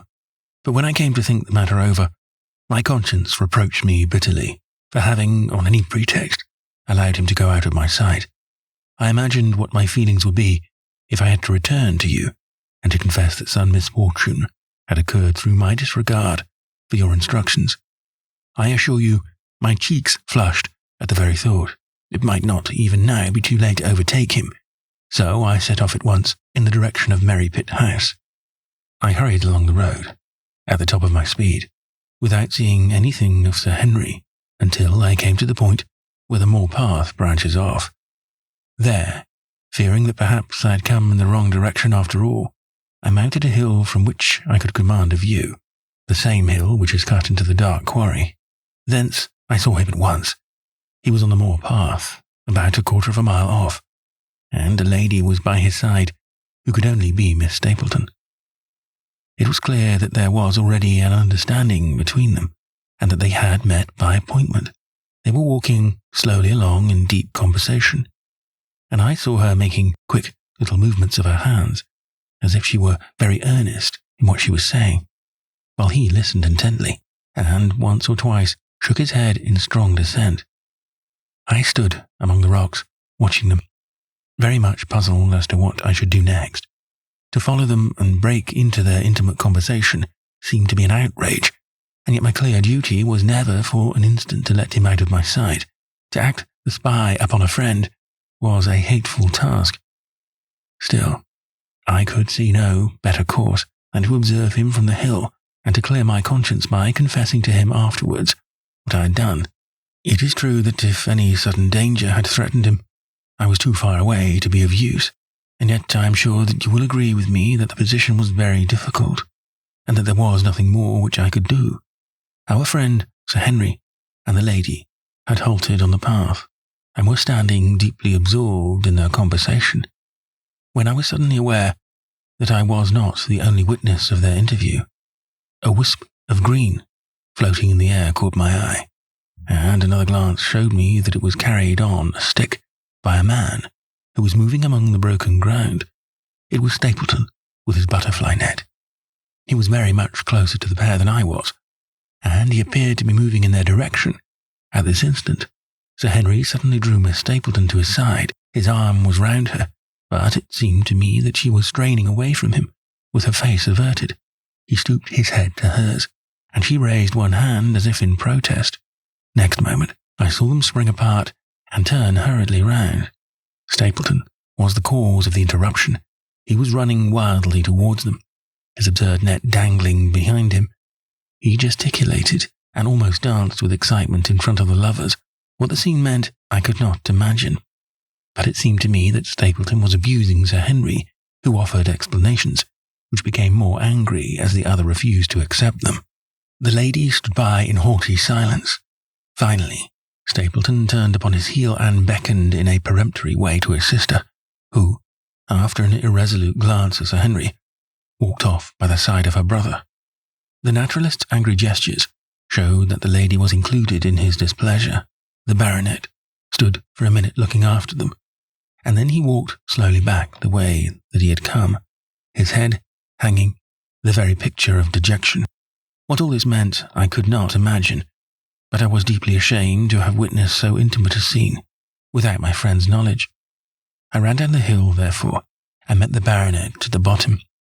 His face was flushed with anger, and his brows were wrinkled, like one who is at his wit's end what to do.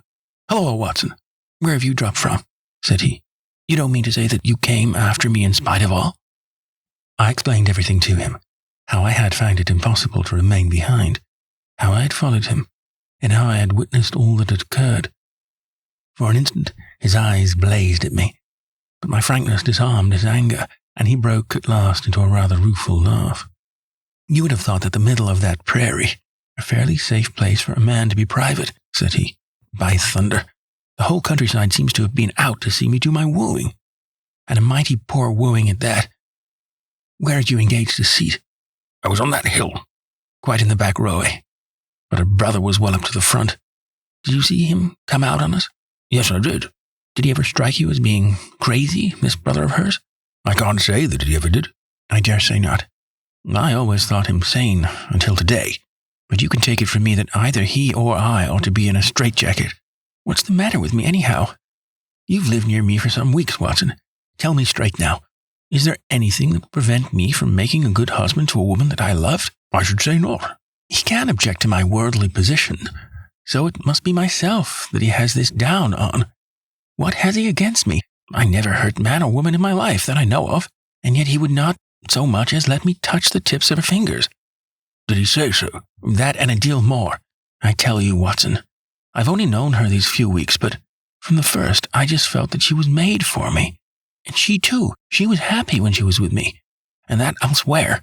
There's a light in a woman's eyes that speaks louder than words, but he has never let us get together, and it was only today for the first time that I saw a chance of having a few words with her alone. She was glad to meet me, but when she did, it was not love that she would talk about, and she wouldn't have let me talk about it either if she could have stopped it. She kept coming back to it, that this was a place of danger, and that she would never be happy until I had left it. I told her that since I had seen her, I was in no hurry to leave it, and that if she really wanted me to go, the only way to work it was for her to arrange to go with me. With that, I offered in as many words to marry her, but before she could answer, down came this brother of hers, running at us with a face on him like a madman. He was just white with rage, and those light eyes of his were blazing with fury. What was I doing with the lady? How dared I offer her attentions which were distasteful to her? Did I think that because I was a baronet, I could do what I liked? If he had not been her brother, I should have known better how to answer him. As it was, I told him that my feelings towards his sister were such as I was not ashamed of, and that I hoped that she might honor me by becoming my wife. That seemed to make the matter no better. So then I lost my temper too, and I answered him rather more hotly than I should perhaps, considering that she was standing by. So it ended by his going off with her, as you saw. And here I am, as badly puzzled a man as any in this county.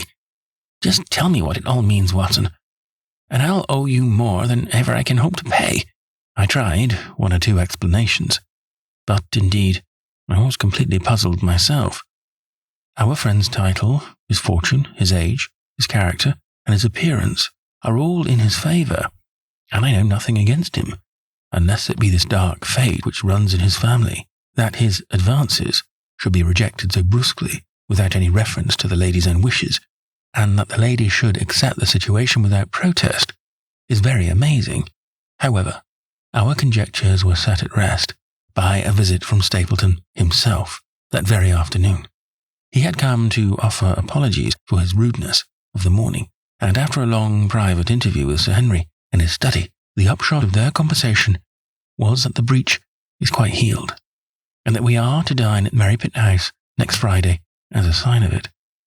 I don't say now that he isn't a crazy man, said Sir Henry. I can't forget the look in his eyes when he ran at me this morning. But I must allow that no man could make a more handsome apology than he has done.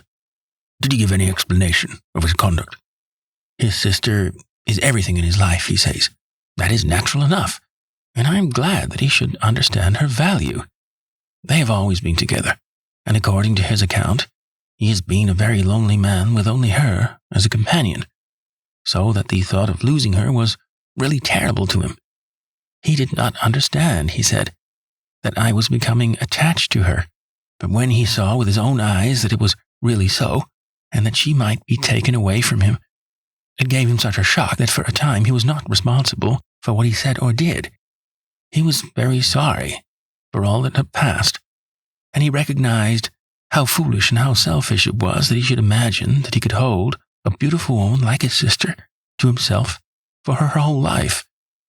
If she had to leave him, he had rather it was to a neighbour like myself than to anyone else. But in any case, it was a blow to him, and it would take him some time before he could prepare himself to meet it. He would withdraw all opposition upon his part, if I would promise for 3 months to let the matter rest, and to be content with cultivating the lady's friendship during that time, without claiming her love. This I promised, and so the matter rests. So there is one of our small mysteries cleared up. It is something to have touched bottom anywhere in this book in which we are floundering. We know now why Stapleton looked with disfavour upon his sister's suitor, even when that suitor was so eligible a one as Sir Henry. And now I pass on to another thread, which I have extricated out of the tangled skein, the mystery of the sobs in the night, of the tear-stained face of Mrs. Barrymore, of the secret journey of the butler to the western lattice window.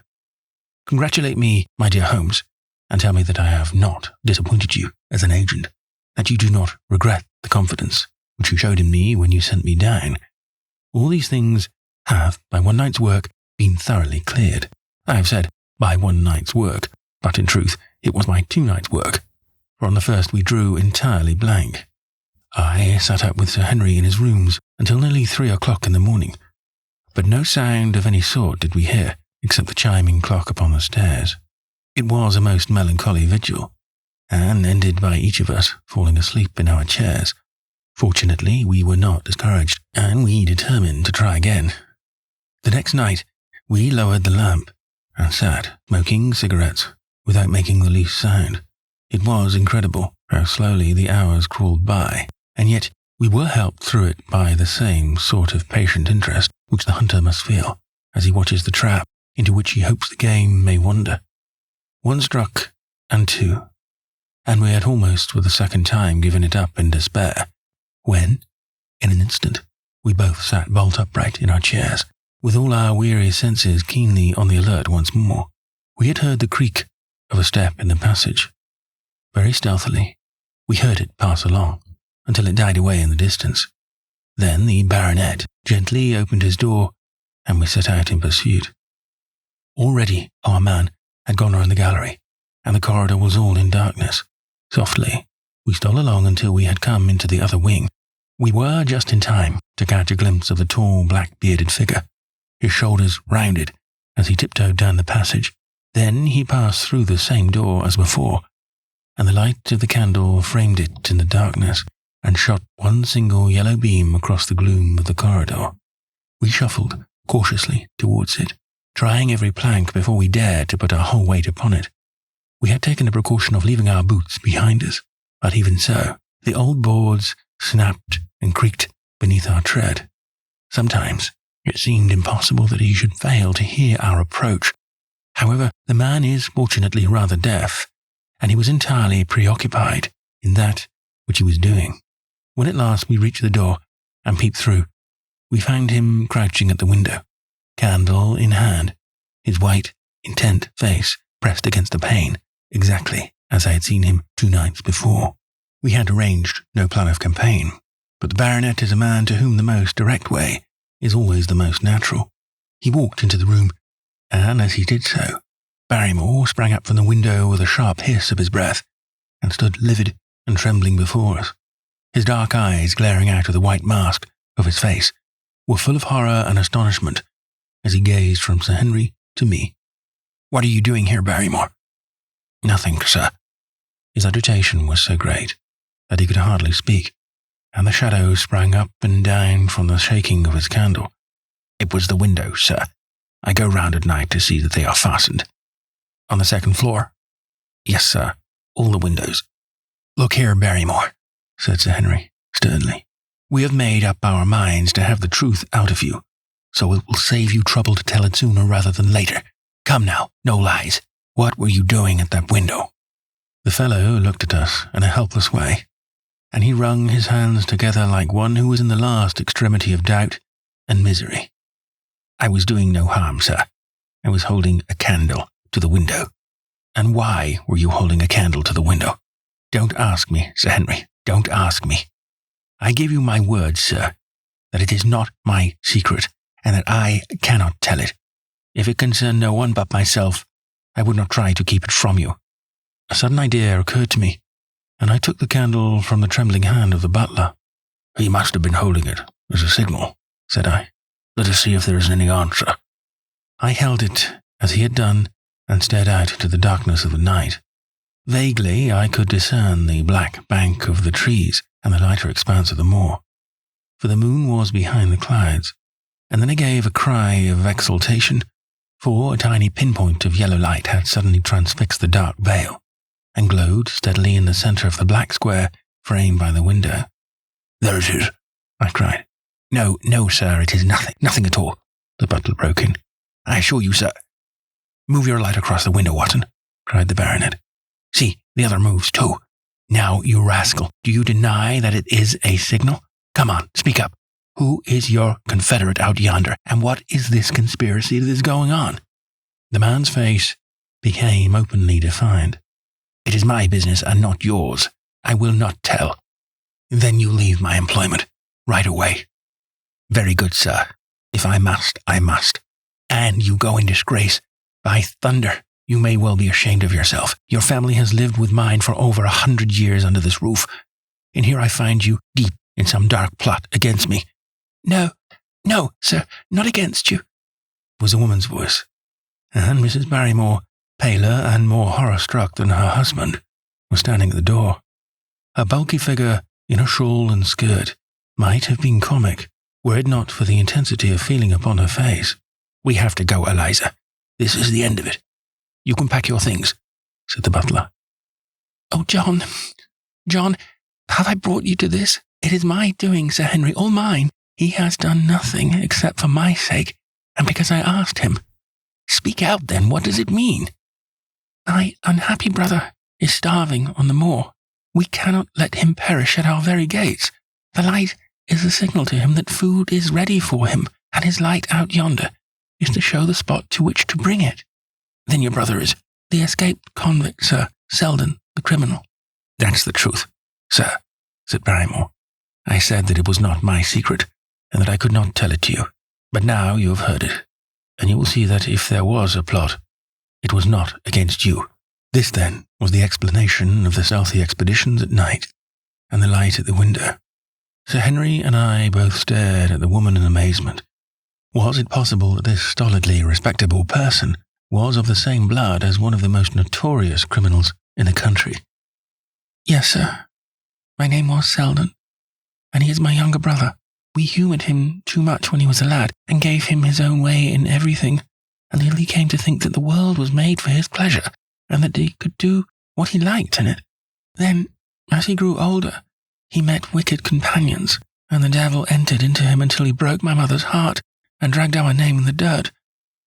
From crime to crime he sank lower and lower, until it is only the mercy of God which has snatched him from the scaffold. But to me, sir, he was always the little curly-haired boy that I had nursed and played with as an elder sister would. That was why he broke prison, sir. He knew that I was here, and that we could not refuse to help him. When he dragged himself here one night, weary and starving, with the warders hard at his heels, what could we do? We took him in and fed him and cared for him. Then you returned, sir, and my brother thought he would be safer on the moor than anywhere else, until the hue and cry was over. So he lay in hiding there. But every second night we made sure if he was still there by putting a light in the window, and if there was an answer, my husband took out some bread and meat to him. Every day we hoped that he was gone, but as long as he was there, we could not desert him. That is the whole truth, as I am an honest Christian woman, and you will see that if there is a blame in the matter, it does not lie with my husband, but with me, for whose sake he has done all that he has. The woman's words came with an intense earnestness which carried conviction with them. Is this true, Barrymore? Yes, Sir Henry. Every word of it. Well, I cannot blame you for standing by your own wife. Forget what I have said. Go to your room, you two, and we shall talk further about this matter in the morning. When they were gone, we looked out of the window again. Sir Henry had flung it open, and the cold night wind beat in upon our faces. Far away in the black distance, there still glowed that one tiny point of yellow light. I wonder he dares, said Sir Henry. It may be so placed as to be only visible from here. Very likely. How far do you think it is? Out by the cleft Tor, I think. Not more than a half-mile or two off. Hardly that. Well, it cannot be far if Barrymore had to carry out the food to it, and he is waiting, this villain, beside that candle. By thunder, Watson, I am going out to take that man. The same thought had crossed my own mind. It was not as if the Barrymores had taken us into their confidence. Their secret had been forced from them. The man was a danger to the community, an unmitigated scoundrel for whom there was neither pity nor excuse. We were only doing our duty in taking this chance of putting him back where he could do no harm, with his brutal and violent nature. Others would have to pay the price if we held our hands. Any night, for example, our neighbours, the Stapletons, might be attacked by him, and it may have been the thought of this which made Sir Henry so keen upon the adventure. I will come, said I. Then get your revolver and put on your boots. The sooner we start, the better, as the fellow may put out his light and be off. In 5 minutes, we were outside the door, starting upon our expedition. We hurried through the dark shrubbery, amid the dull moaning of the autumn wind and the rustle of the falling leaves. The night air was heavy, with the smell of damp and decay. Now and again the moon peeped out for an instant, but clouds were driving over the face of the sky, and just as we came out on the moor, a thin rain began to fall. The light still burned steadily in front. Are you armed? I asked. I have a hunting crop. We must close in on him rapidly, for he is said to be a desperate fellow. We shall take him by surprise, and have him at our mercy before he can resist. I say, Watson, said the baronet, what would Holmes say to this? How about that hour of darkness, in which the power of evil is exalted?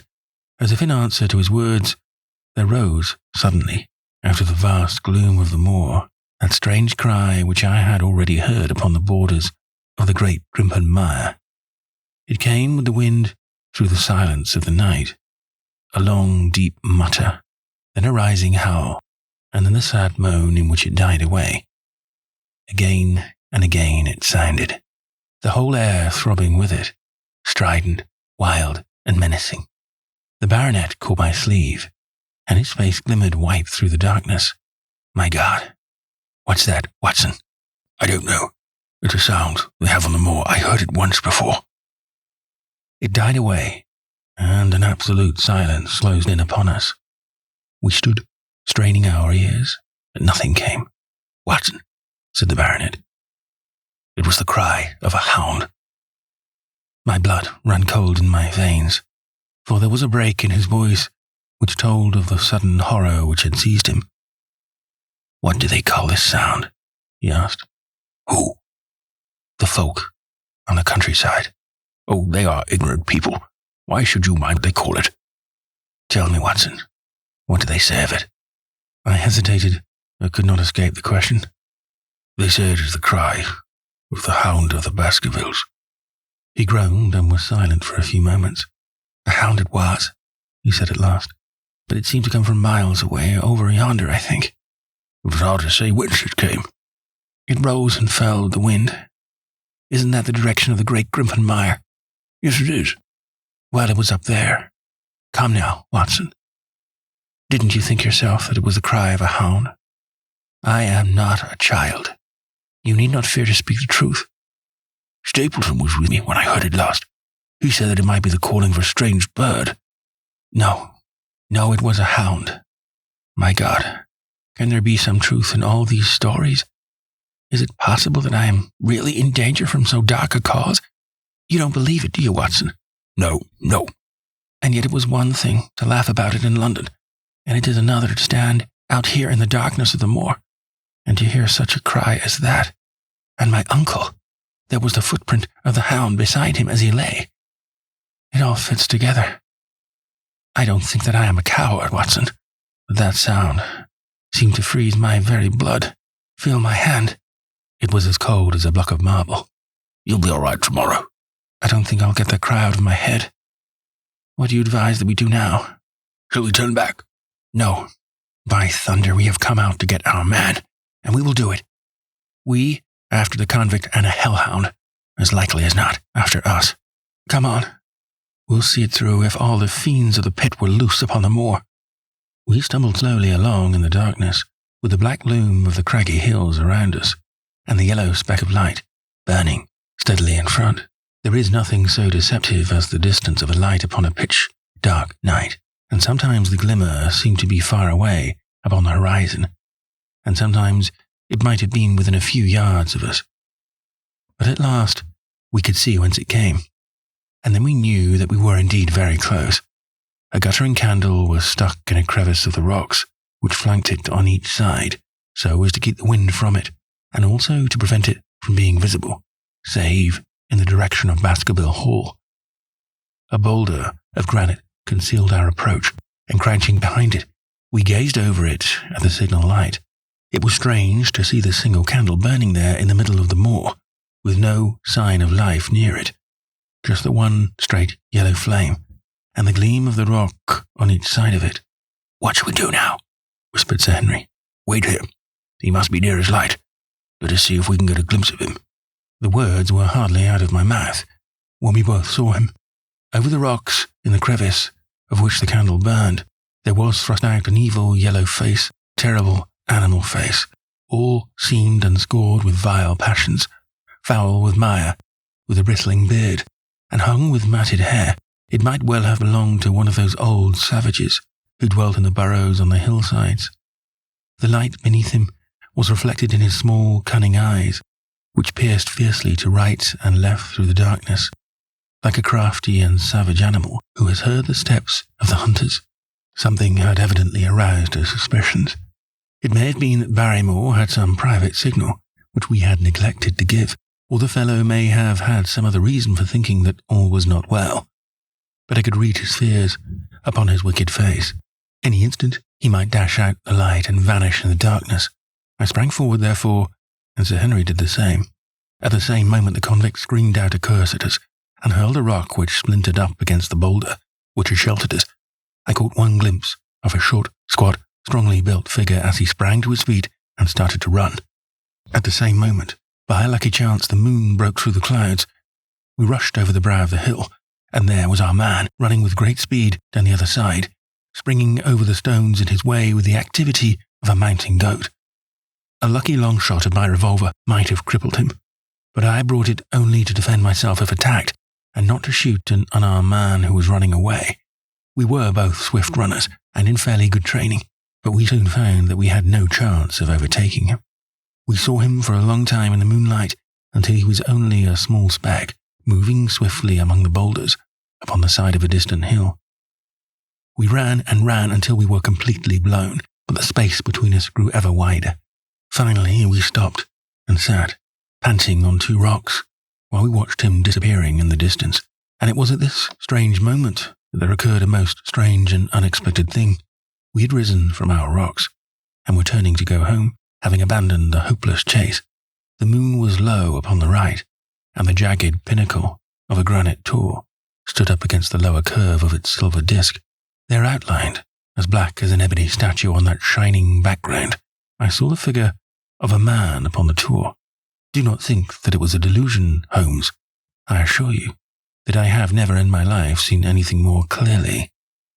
As far as I could judge, the figure was that of a tall, thin man. He stood, with his legs a little separated, his arms folded, his head bowed, as if he were brooding over that enormous wilderness of peat and granite which lay before him. He might have been the very spirit of that terrible place. It was not the convict. This man was far from the place where the latter had disappeared. Besides, he was a much taller man. With a cry of surprise, I pointed him out to the baronet, but in the instant during which I had turned to grasp his arm, the man was gone. There was the sharp pinnacle of granite, still cutting the lower edge of the moon, but its peak bore no trace of that silent and motionless figure. I wished to go in that direction and to search the tor, but it was some distance away. The baronet's nerves were still quivering from that cry, which recalled the dark story of his family, and he was not in the mood for fresh adventures. He had not seen this lonely man upon the tor, and could not feel the thrill which his strange presence and his commanding attitude had given to me. "A warder, no doubt," said he. "The moor has been thick with them since this fellow escaped." Well, perhaps his explanation may be the right one, but I should like to have some further proof of it. Today we mean to communicate to the Princetown people where they should look for their missing man. But it is hard lines that we have not actually had the triumph of bringing him back as our own prisoner. Such are the adventures of last night, and you must acknowledge, my dear Holmes, that I have done you very well in the matter of a report. Much of what I tell you is no doubt quite irrelevant, but still I feel that it's best that I should let you have all the facts and leave you to select for yourself those which will be of most service to you in helping you to your conclusions. We are certainly making some progress. So far as the Barrymores go, we have found the motive of their actions, and that has cleared up the situation very much.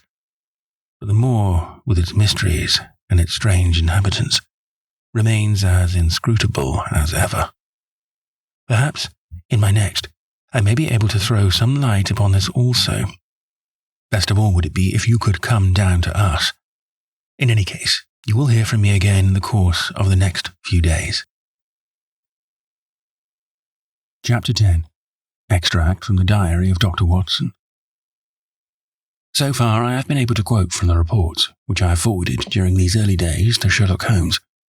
Now, however, I have arrived at a point in my narrative where I am compelled to abandon this method and to trust once more to my recollections, aided by the diary which I kept at the time.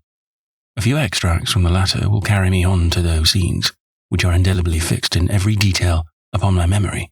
I proceed then from the morning which followed our abortive chase of the convict and our other strange experiences upon the moor. 16th October. A dull and foggy day with a drizzle of rain. The house is banked in with rolling clouds, which rise now and then to show the dreary curves of the moor, with thin silver veins upon the sides of the hills, and the distant boulders gleaming where the light strikes upon their wet faces. It is melancholy outside, and in. The baronet is in a black reaction after the excitements of the night.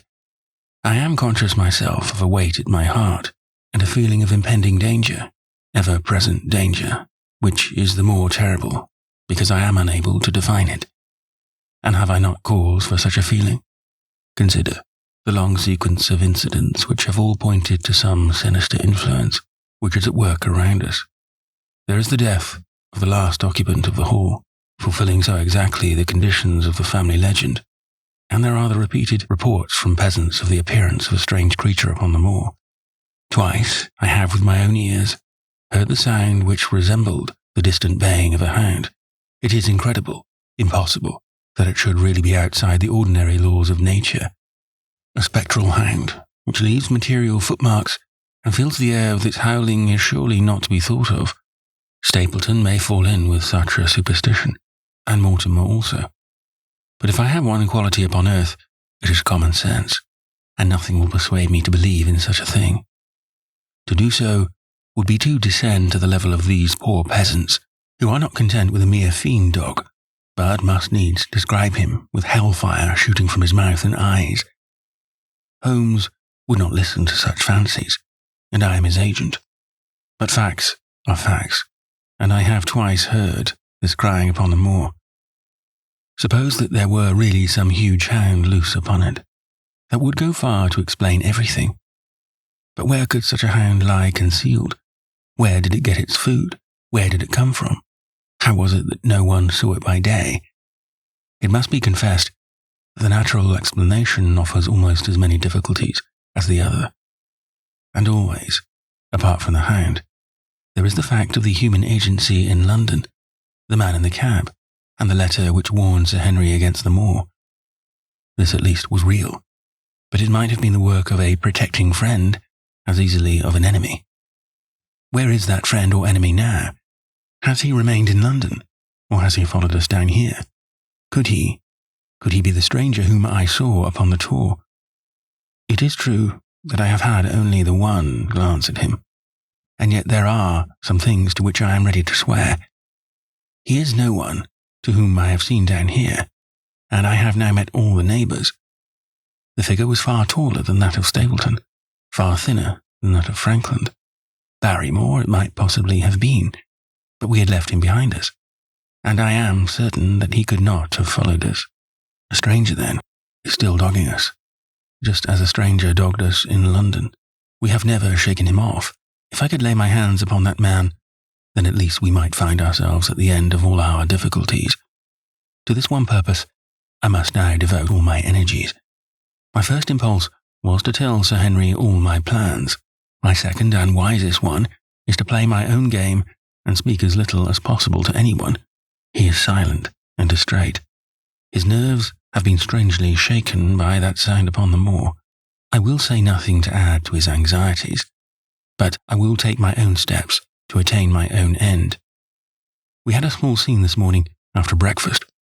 Barrymore asked leave to speak with Sir Henry, and they were closeted in his study some little time. Sitting in the billiard room, I more than once heard the sound of voices raised, and I had a pretty good idea what the point was which was under discussion. After a time, the baronet opened his door and called for me. Barrymore considers that he has a grievance, he said. He thinks that it was unfair on our part to hunt his brother-in-law down when he, of his own free will, has told us the secret. The butler was standing very pale, but very collected before us. I may have spoken too warmly, sir, said he, and if I have, I am sure that I beg your pardon. At the same time, I was very much surprised when I heard you two gentlemen come back this morning and learned that you had been chasing Selden. The poor fellow has enough to fight against without my putting more upon his track. If you had told us of your own free will, it would have been a different thing, said the baronet. You only told us, or rather your wife only told us, when it was forced from you, and you could not help yourself. I didn't think you would have taken advantage of it, Sir Henry. Indeed, I didn't. The man is a public danger. There are lonely houses scattered over the moor, and he is a fellow who would stick at nothing. You only want to get a glimpse of his face to see that. Look at Mr. Stapleton's house, for example, with no one but himself to defend it. There's no safety for anyone until he is under lock and key. He'll break into no house, sir. I give you my solemn word upon that. But he will never trouble anyone in this country again, I assure you, Sir Henry. That in a very few days the necessary arrangements will have been made, and he will be on his way to South America. For God's sake, sir, I beg of you, not to let the police know that he is still on the moor. They have given up a chase there, and he can lie quiet until the ship is ready for him. You can't tell on him without getting my wife and me into trouble. I beg you, sir, to say nothing to the police. What do you say, Watson?" I shrugged my shoulders.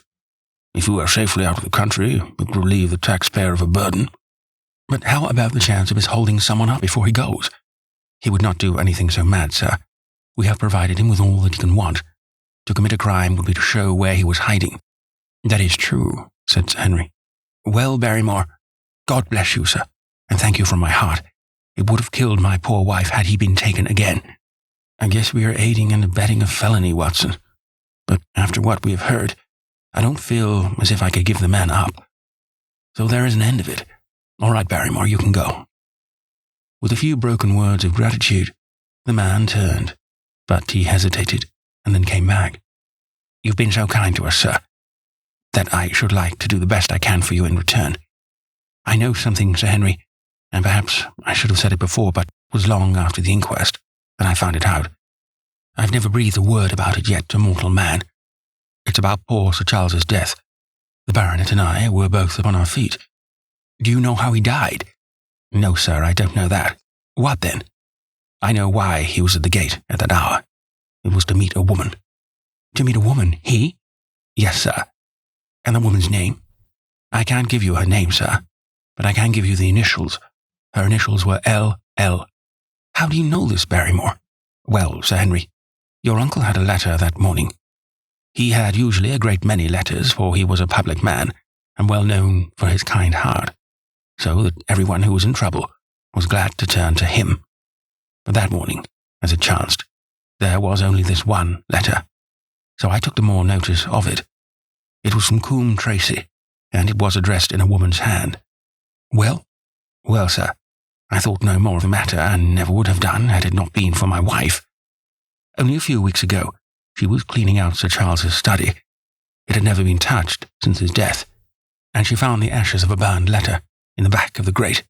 The greater part of it was charred to pieces, but one little slip, the end of a page hung together, and the writing could still be read, though it was grey on a black ground. It seemed to us to be a postscript at the end of the letter, and it said, "Please, please, as you are a gentleman, burn this letter, and be at the gate by 10 o'clock. Beneath it were signed the initials L.L.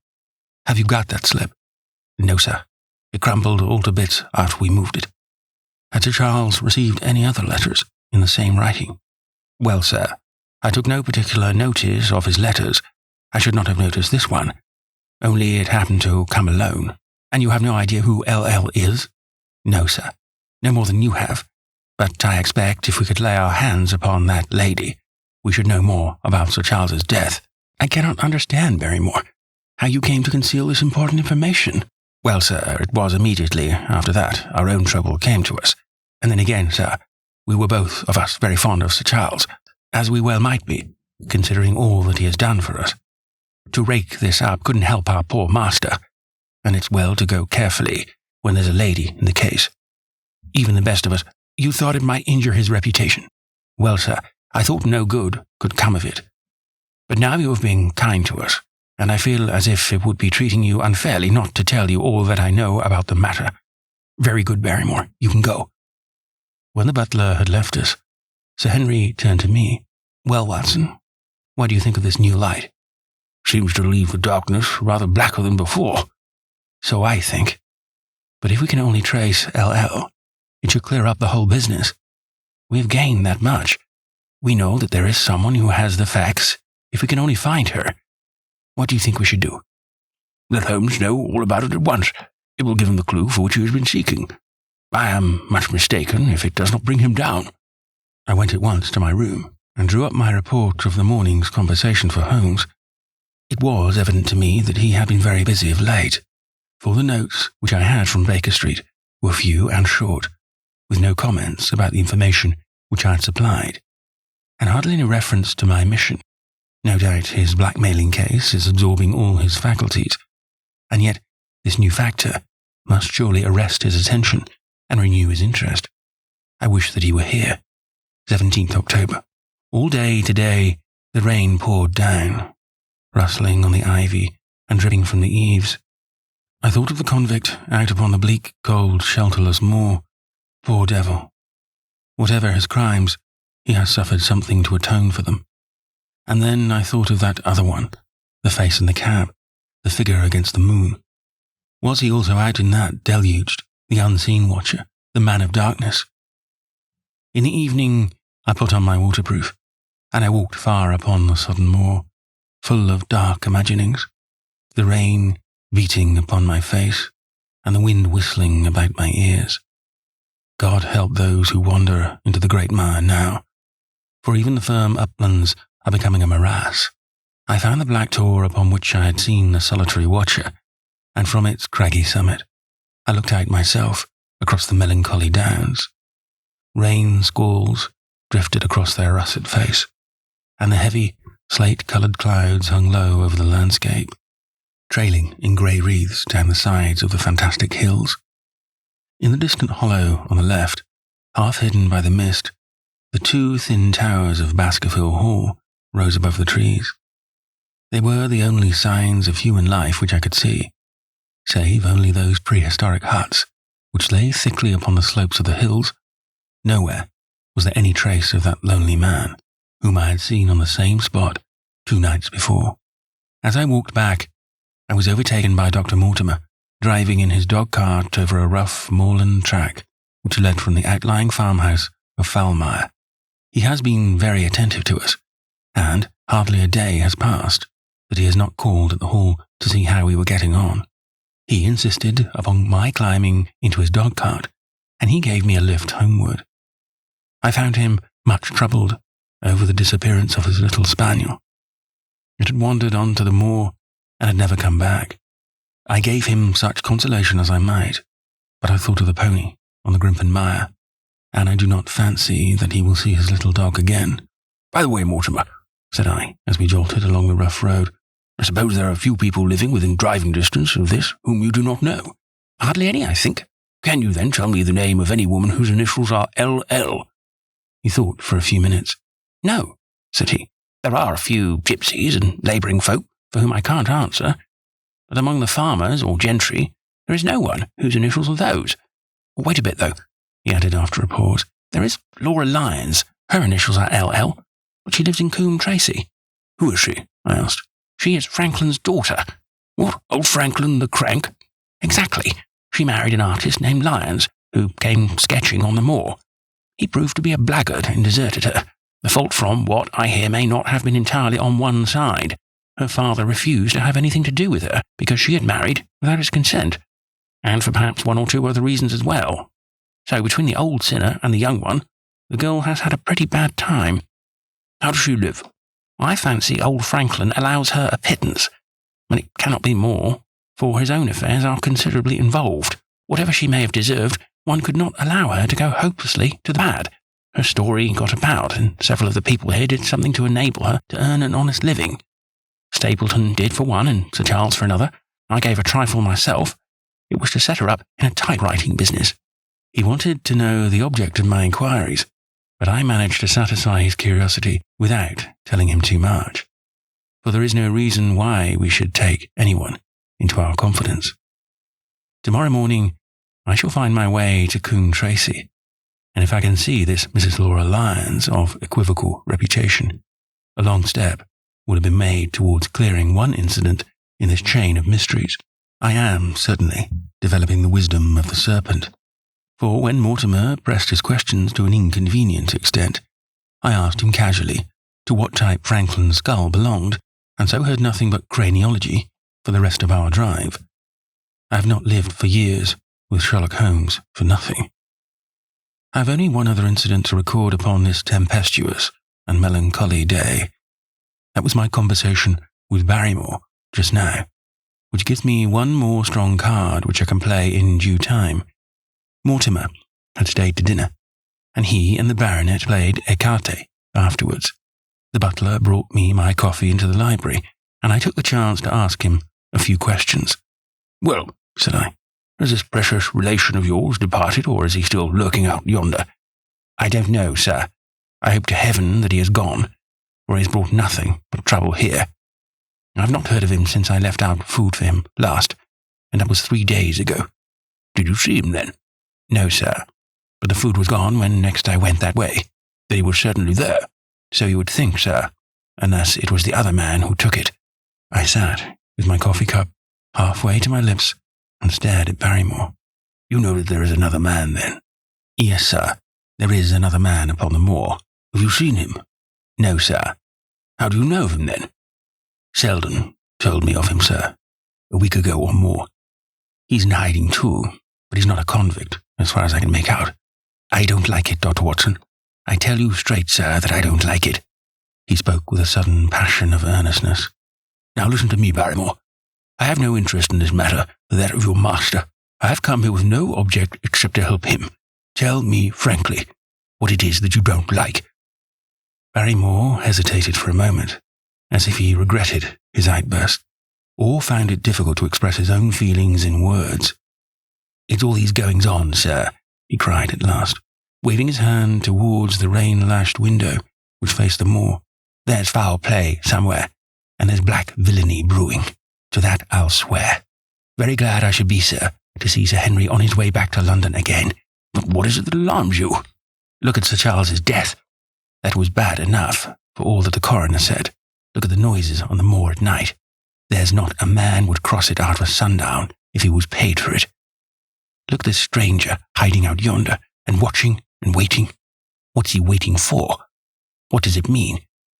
It means no good to anyone of the name of Baskerville, and very glad I shall be to be quit of it all on the day that Sir Henry's new servants are ready to take over the hall." "But about the stranger," said I. "Can you tell me anything about him? What did Selden say? Did he find out where he hid, or what he was doing?" "He saw him once or twice, but he is a deep one and gives nothing away. At first he thought that he was the police, but soon he found that he had some lay of his own. A kind of gentleman he was, as far as he could see, but what he was doing he could not make out." "And where did he say that he lived?" "Among the old houses on the hillside, the stone huts, where the old folk used to live." "But how about his food?" "Selden found out that he has got a lad who works for him, and brings him all he needs. I dare say he goes to Coombe Tracy for what he wants." "Very good, Barrymore. We may talk further of this some other time." When the butler had gone, I walked over to the black window, and to look through a blurred pane at the driving clouds and the tossing outline of the wind-swept trees. It is a wild night indoors, and what must it be in a stone hut upon the moor? What passion of hatred can it be which leads a man to lurk in such a place at such a time? And what deep and earnest purpose can he have which calls for such a trial? There, in that hut upon the moor, seems to lie the very centre of that problem which has vexed me so sorely. I swear that another day shall not have passed before I have done all that man can do to reach the heart of the mystery. Chapter 11. The Man on the Tour. The extract from my private diary which forms the last chapter has brought my narrative up to the 18th of October, a time when these strange events began to move swiftly towards their terrible conclusion. The incidents of the next few days are indelibly graven upon my recollection, and I can tell them without reference to the notes made at time.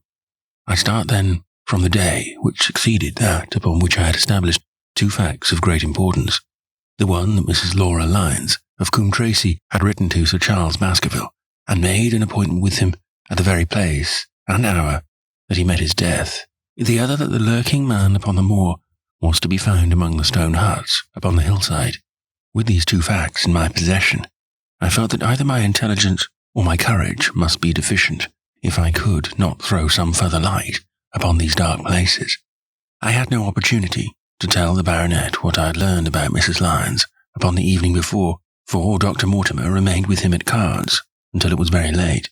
At breakfast, however, I informed him about my discovery, and asked him whether he would care to accompany me to Coombe Tracy. At first, he was very eager to come, but on second thoughts, it seemed to both of us that if I went alone, the results might be better. The more formal we made the visit, the less information we might obtain. I left Sir Henry behind, therefore, not without some prickings of conscience, and drove off upon my new quest. When I reached Coombe Tracy, I told Perkins to put up the horses, and I made inquiries for the lady whom I had come to interrogate. I had no difficulty in finding her rooms, which were central and well appointed. A maid showed me in without ceremony, and as I entered the sitting room, a lady who was sitting before a Remington typewriter sprang up with a pleasant smile of welcome. Her face fell, however, when she saw that I was a stranger, and she sat down again and asked me the object of my visit. The first impression left by Mrs. Lyons was one of extreme beauty. Her eyes and hair were of the same rich hazel colour, and her cheeks, though considerably freckled, were flushed with the exquisite bloom of the brunette, the dainty pink which lurks at the heart of the sulphur rose. Admiration was, I repeat, the first impression, but the second was criticism.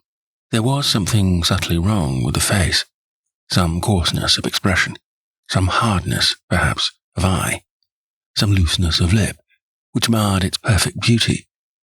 But these, of course, are afterthoughts. At the moment, I was simply conscious that I was in the presence of a very handsome woman, and that she was asking me the reasons for my visit. I had not quite understood until that instant how delicate my mission was. "I have the pleasure," said I, "of knowing your father." It was a clumsy introduction, and the lady made me feel it. "There is nothing in common between my father and me," she said. "I owe him nothing, and his friends are not mine. If it were not for the late Sir Charles Baskerville and some other kind hearts, I might have starved for all that my father cared." "It was about the late Charles Baskerville that I have come here to see you." The freckles started out on the lady's face. "What can I tell you about him?" she asked, and her fingers played nervously over the stops of her typewriter. "You knew him, did you not?" "I have already said that I owe a great deal to his kindness. If I am able to support myself, it is largely due to the interest which he took in my unhappy situation." "Did you correspond with him?" The lady looked quickly up with an angry gleam in her hazel eyes. "What is the object of these questions?" she asked sharply. "The object is to avoid a public scandal. It is better that I should ask them here than that the matter should pass outside our control." She was silent, and her face was still very pale. At last, she looked up with something reckless and defiant in her manner. "Well, I'll answer," she said. "What are your questions?" "Did you correspond with Sir Charles?" "I certainly wrote to him once or twice, to acknowledge his delicacy and his generosity." "Have you the dates of those letters?" "No." "Have you ever met him?" "Yes, once or twice, when he came into Coombe Tracy. He was a very retiring man, and he preferred to do good by stealth." "But if you saw him so seldom and wrote so seldom, how did he know enough about your affairs to be able to help you, as you say that he has done?" She met my difficulty with the utmost readiness. "There were several gentlemen who knew my sad history and united to help me. One was Mr. Stapleton, a neighbour and intimate friend of Sir Charles's. He was exceedingly kind, and it was through him that Sir Charles learned about my affairs." I knew already that Sir Charles Baskerville had made Stapleton his almoner upon several occasions, so the lady's statement bore the impress of truth upon it. "Did you ever write to Sir Charles asking him to meet you?" I continued. Mrs. Lyons flushed with anger again. "Really, sir, this is a very extraordinary question." "I am sorry, madam, but I must repeat it." "Then I answer, certainly not." "Not on the very day of Sir Charles's death?" The flush had faded in an instant, and a deathly face was before me. Her dry lips could not speak the no, which I saw rather than heard. "Surely your memory deceives you," said I. "I could even quote a passage of your letter.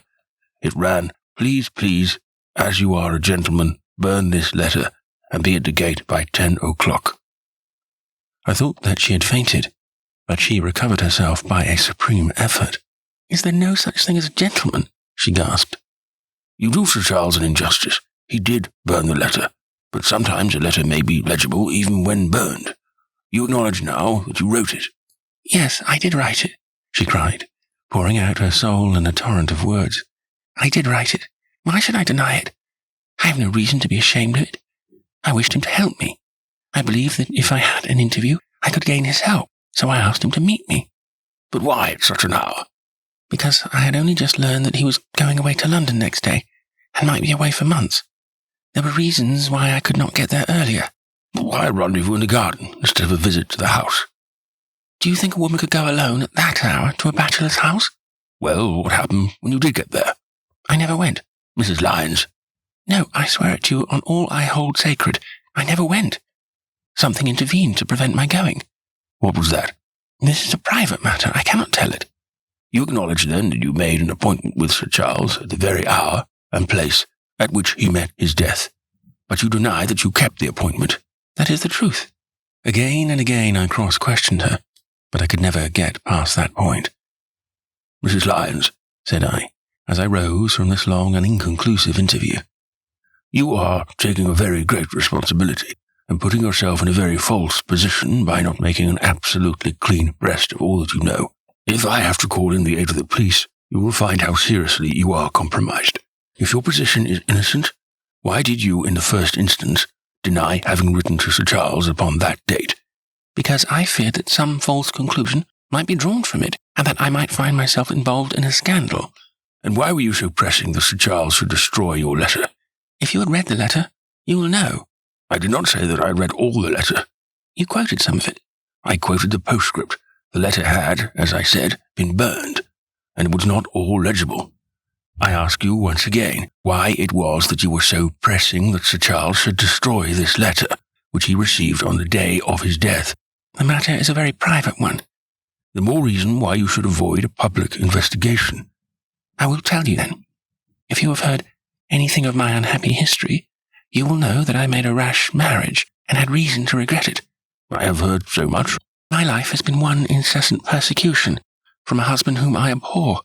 The law is upon his side, and every day I am faced by the possibility that he may force me to live with him. At the time that I wrote this letter to Sir Charles, I had learned that there was a prospect of my regaining my freedom if certain expenses could be met. It meant everything to me, peace of mind, happiness, self-respect, everything. I knew Sir Charles's generosity, and I thought that if he heard the story from my own lips, he would help me. And how is it that you did not go? Because I received help in the interval from another source. Why then did you not write to Sir Charles and explain this? So I should have done had I not seen his death in the paper next morning. The woman's story hung coherently together, and all my questions were unable to shake it. I could only check it by finding if she had indeed instituted divorce proceedings against her husband at or about the time of the tragedy. It was unlikely that she would dare to say that she had not been to Baskerville Hall if she really had been, for a trap would be necessary to take her there, and could not have returned to Coombe Tracy until the early hours of the morning. Such an excursion could not be kept secret. The probability was, therefore, that she was telling the truth, or, at least, a part of the truth. I came away baffled and disheartened. Once again I had reached that dead wall which seemed to be built across every path by which I tried to get at the object of my mission. And yet, the more I thought of the lady's face, and of her manner, the more I felt that something was being held back from me. Why should she turn so pale? Why should she fight against every admission until it was forced from her? Why should she have been so reticent at the time of the tragedy? Surely the explanation of all this could not be as innocent as she would have me believe. For the moment, I could proceed no farther in that direction, but must turn back to that other clue which was to be sought for among the stone huts upon the moor, and that was a most vague direction. I realized it as I drove back and noted how hill after hill showed traces of the ancient people. Barrymore's only indication had been that the stranger lived in one of these abandoned huts, and many hundreds of them are scattered throughout the length and breadth of the moor. But I had my own experience for a guide, since it had shown me the man himself standing upon the summit of the Black Tor. That, then, should be the centre of my search. From there, I should explore every hut upon the moor until I lighted upon the right one. If this man were inside it, I should find out from his own lips, at the point of my revolver, if necessary, who he was and why he had dogged us so long. He might slip away from us in the crowd of Regent Street, but it would puzzle him to do so upon the lonely moor. On the other hand, if I should find the hut and its tenants should not be within it, I must remain there, however long the vigil until he returned. Holmes had missed him in London. It would indeed be a triumph for me if I could run him to earth, where my master had failed. Luck had been against us again and again in this inquiry. But now at last it came to my aid, and the messenger of good fortune was none other than Mr. Frankland, who was standing grey-whiskered and red-faced outside the gate of his garden, which opened onto the high road along which I travelled. "Good day, Dr. Watson," cried he with unwonted good humour. "You must really give your horses a rest and come in to have a glass of wine and to congratulate me." My feelings towards him were very far from being friendly, after what I had heard of his treatment of his daughter.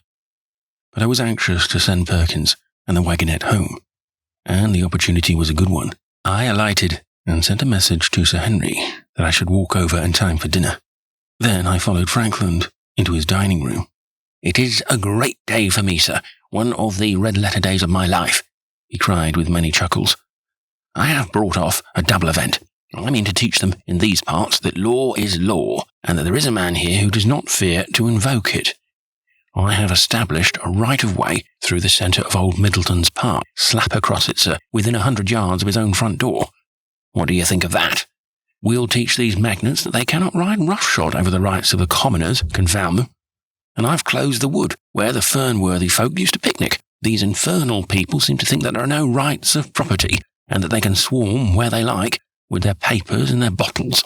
Both cases decided, Dr. Watson, and both in my favour. I haven't had such a day since I had Sir John Morland for trespass, because he shot in his own warren." "How on earth did you do that?" "Look it up in the book, sir. It will repay reading. Frankland v. Morland, Court of Queen's Benches. It cost me £200, but I got my verdict." "Did it do you any good?" "None, sir, none. I am proud to say that I had no interest in the matter. I act entirely from a sense of public duty. I have no doubt, for example, that the Fernworthy people will burn me in effigy tonight. I told the police, last time they did it, that they should stop these disgraceful exhibitions. The county constabulary is in a scandalous state, sir, and it has not afforded me the protection to which I am entitled. The case of Frankland v. Regina will bring the matter before the attention of the public. I told them that they would have occasion to regret their treatment of me, and already my words have come true." "How so?" I asked. The old man put on a very knowing expression. "Because I could tell them what they were dying to know, but nothing would induce me to help the rascals in any way." I had been casting round for some excuse by which I could get away from his gossip, but now I began to wish to hear more of it. I had seen enough of the contrary nature of the old sinner to understand that any strong sign of interest would be the surest way to stop his competences. "Some poaching case, no doubt," said I, with an indifferent manner. "Ha ha, my boy, a very much more important matter than that. What about the convict on the moor?" I started. "You don't mean you know where he is?" said I. "I may not know exactly where he is, but I am quite sure that I could help the police to lay their hands on him. Has it never struck you that the way to catch that man was to find out where he got his food, and so trace it to him?" He certainly seemed to be getting uncomfortably near the truth. "No doubt," said I. "But how do you know that he is anywhere upon the moor?" "I know it because I have seen with my own eyes the messenger who takes him his food." My heart sank for Barrymore. It was a serious thing to be in the power of this spiteful old busybody, but his next remark took a weight from my mind. "You'll be surprised to hear that his food is taken to him by a child. I see him every day through my telescope upon the roof. He passes along the same path at the same hour, and to whom should he be going except the convict?" Here was luck indeed, and yet I suppressed all appearance of interest. A child. Barrymore had said that our unknown was supplied by a boy. It was on his track, and not upon the convicts Frankland had stumbled. If I could get his knowledge, it might save me a long and weary hunt. But incredulity and indifference were evidently my strongest cards. "I should say that it was much more likely that it was the son of one of the moorland shepherds taking out his father's dinner." The least appearance of opposition struck fire out of the old autocrat. His eyes looked malignantly at me, and his grey whiskers bristled like those of an angry cat. "Indeed, sir," said he, pointing out over the wide-stretching moor. "Do you see that black tor over yonder? Well, do you see the low hill beyond, with the thorn bush upon it? It is the stoniest part of the whole moor. Is that a place where a shepherd would be likely to take his station?" "Your suggestion, sir, is a most absurd one." I meekly answered that I had spoken without knowing all the facts. My submission pleased him, and led him to further confidences. "You may be sure, sir, that I have very good grounds before I come to an opinion. I have seen the boy again and again with his bundle, every day, and sometimes twice a day. I've been able— but wait a moment, Dr. Watson. Do my eyes deceive me, or is there at the present moment something moving upon that hillside? It was several miles off, but I could distinctly see a small dark dot against the dull green and grey. Come, sir, come, cried Franklin, rushing upstairs. You will see with your own eyes and judge for yourself. The telescope, a formidable instrument mounted upon a tripod, stood upon the flat leads of the house. Franklin clapped his eyes to it and gave a cry of satisfaction. Quick, Dr. Watson, quick, before he passes over the hill. There he was, sure enough, a small urchin with a little bundle upon his shoulder, toiling slowly up the hill. When he reached the crest, I saw the ragged, uncouth figure outlined for an instant against the cold blue sky. He looked round him with a furtive and stealthy air, as one who dreads pursuit. Then he vanished over the hill. Well, am I right? Certainly there is a boy who seems to have some secret errand. And what the errand is, even a county constable would guess. But not one word shall they have from me, and I bind you to secrecy also, Dr. Watson. Not a word, you understand? Just as you wish. They have treated me shamefully. When the facts come out in Franklin v. Regina, I venture to think that a thrill of indignation will run through the country. Nothing would induce me to help the police in any way. For all they cared, it might have been me, instead of my effigy, which these rascals burned at the stake. Surely you are not going? You will help me to empty the decanter in honour of this great occasion. But I resisted all his solicitations and succeeded in dissuading him from his announced intention of walking home with me. I kept the road as long as his eye was on me, and then I struck off across the moor and made for the stony hill over which the boy had disappeared. Everything was working in my favour, and I swore that it should not be through lack of energy or perseverance that I should miss the chance which fortune had thrown in my way. The sun was already sinking when I reached the summit of the hill, and the long slopes beneath me were all golden green on one side and grey shadow on the other. A haze lay low upon the farther skyline, out of which jutted the fantastic shapes of Belliver and Vixen Tor. Over the wide expanse there was no sound and no movement. One great grey bird, a gull or curlew, soared aloft in the blue heaven. He and I seemed to be the only living things between the huge arch of the sky and the desert beneath it. The barren scene, the sense of loneliness, and the mystery and urgency of my task all struck a chill into my heart.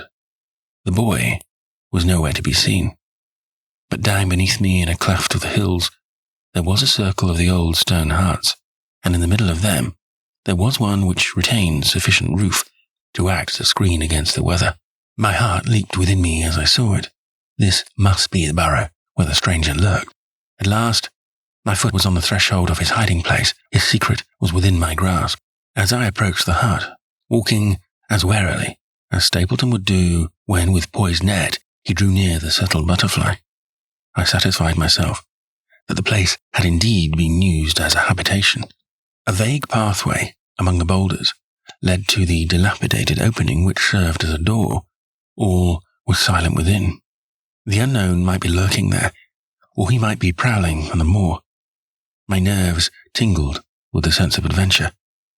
Throwing aside my cigarette, I closed my hand upon the butt of my revolver, and walking swiftly up to the door, I looked in. The place was empty, but there were ample signs that I had not come upon a false scent.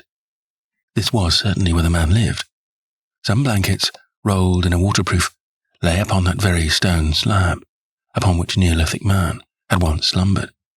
The ashes of a fire were heaped in a rude grate. Beside it lay some cooking utensils and a bucket half full of water.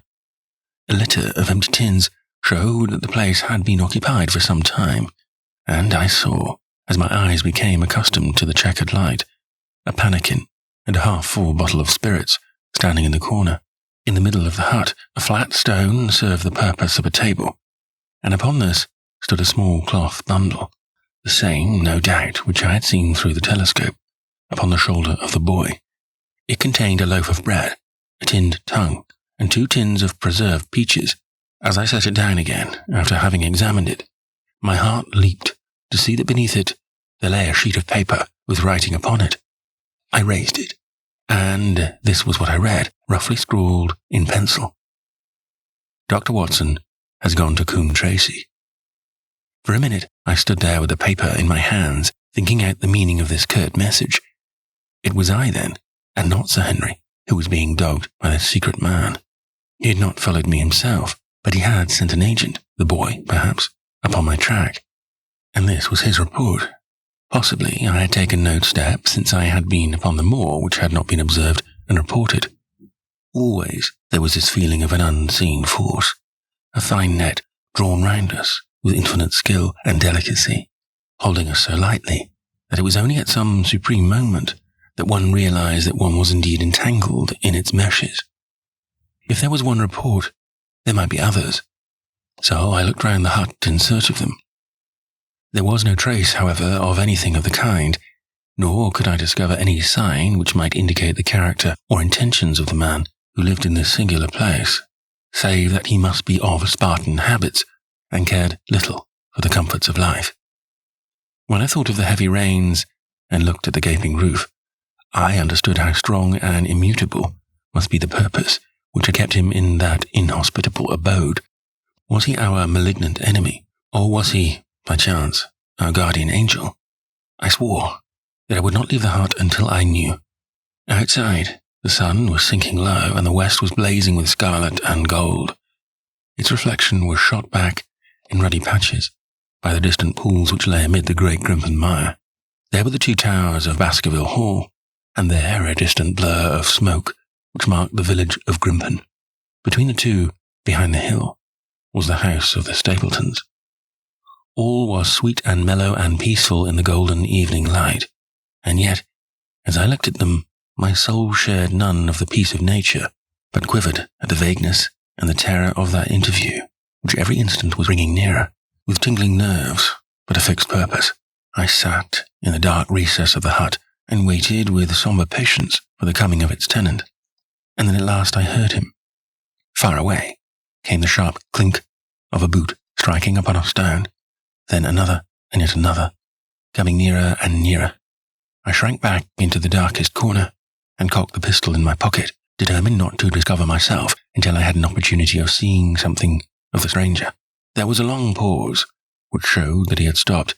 Then once more the footsteps approached, and a shadow fell across the opening of the hut. "It is a lovely evening, my dear Watson," said a well-known voice. "I really think that you will be more comfortable outside than in." Chapter 12. Death on the Moor. For a moment or two, I sat breathless, hardly able to believe my ears. Then my senses and my voice came back to me, while a crushing weight of responsibility seemed in an instant to be lifted from my soul. That cold, incisive, ironical voice could belong to but one man in all the world. "Holmes!" I cried. "Holmes!" "Come out," said he, "and please be careful with the revolver." I stooped under the rude lintel, and there he sat, upon a stone outside, his grey eyes dancing with amusement as they fell upon my astonished features. He was thin and worn, but clear and alert, his keen face bronzed by the sun and roughened by the wind. In his tweed suit and cloth cap, he looked like any other tourist upon the moor, and he had contrived, with that cat-like love of personal cleanliness, which was one of his characteristics, that his chin should be as smooth and his linen as perfect as if he were in Baker Street. "I never was more glad to see anyone in my life," said I, as I wrung him by the hand. "Or more astonished, eh? Well, I must confess to it. Surprise was not all on one side, I assure you. I had no idea that you had found my occasional retreat, still less that you were inside it, until I was within 20 paces of the door. My footprint, I presume? No, Watson. I fear that I could not undertake to recognize your footprint amid all the footprints of the world. If you seriously desire to deceive me, you must change your tobacconist. For when I see the stub of a cigarette marked Bradley, Oxford Street, I know that my friend Watson is in the neighborhood. You will see it there beside the path. You threw it down, no doubt, at that supreme moment when you charged into the empty hut. Exactly.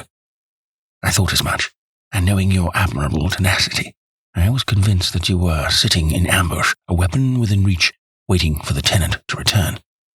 So you actually thought that I was the criminal? I did not know who you were, but I was determined to find out. Excellent, Watson. And how did you localize me? You saw me perhaps on the night of the convict hunt, when I was so imprudent as to allow the moon to rise behind me? Yes, I saw you then. And have, no doubt, searched all the huts until you came to this one? No, your boy had been observed, and that gave me a guide where to look. The old gentleman with the telescope, no doubt. I could not make it out when first I saw the light flashing upon the lens. He rose and peeped into the hut. Ha! I see that Cartwright has brought me up some supplies. What's this paper? So you have been to Coombe Tracy, have you? Yes. To see Mrs. Laura Lyons? Exactly. Well done. Our researches have evidently been running on parallel lines, and when we unite, our results, I expect we shall have a fairly full knowledge of the case. Well, I'm glad from my heart that you are here, for indeed the responsibility and the mystery were both becoming too much for my nerves. But how, in the name of wonder, did you come here? And what have you been doing? I thought you were in Baker Street working out that case of blackmailing. That was what I wished you to think. Then you use me, and yet do not trust me. I cried with some bitterness. I think that I have deserved better at your hands, Holmes. My dear fellow, you have been invaluable to me, in this as in many other cases, and I beg you will forgive me if I have seemed to play a trick upon you. In truth, it was partly for your own sake that I did it, and it was my appreciation of the danger which you ran, which led me to come down and examine the matter for myself. Had I been with Sir Henry and you, it is confident that my point of view would have been the same as yours, and my presence would have warned our very formidable opponents to be on their guard. As it is, I have been able to get about as I could not possibly have done had I been living in the hall, and I remain an unknown factor in the business, ready to throw in all my weight at a critical moment. But why keep me in the dark? For you to know could not have helped us, and might possibly have led to my discovery. You would have wished to tell me something, or in your kindness you would have brought me out some comfort or other, and so an unnecessary risk would be run. I brought Cartwright down with me. You remember the little chap at the express office, and he has seen after my simple wants. A loaf of bread and a clean collar. What does a man want more? He has given me an extra pair of eyes upon a very active pair of feet, and both have been invaluable. Then my reports have all been wasted. My voice trembled as I recalled the pains and the pride with which I had composed them. Holmes took a bundle of papers from his pocket. Here are your reports, my dear fellow, and very well thumbed, I assure you. I made excellent arrangements, and they are only delayed 1 day upon their way. I must compliment you exceedingly upon the zeal and intelligence which you have shown over an extraordinarily difficult case. I was still rather raw over the deception which had been practiced upon me, but the warmth of Holmes's praise drove my anger from my mind. I felt also in my heart that he was right in what he said, and that it was really best for our purpose, that I should not have known that he was upon the moor. That's better, said he, seeing the shadow rise from my face. And now, tell me the result of your visit to Mrs. Laura Lyons. It was not difficult for me to guess that it was to see her that you had gone, for I am already aware that she is the one person in Coombe Tracy who might be of service to us in the matter. In fact, if you had not gone today, it is exceedingly probable that I should have gone tomorrow. The sun had set, and the dusk was settling over the moor. The air had turned chill, and we withdrew into the hut for warmth. There, sitting together in the twilight, I told Holmes of my conversation with the lady. So interested was he that I had to repeat some of it twice before he was satisfied. This is most important, said he, when I had concluded.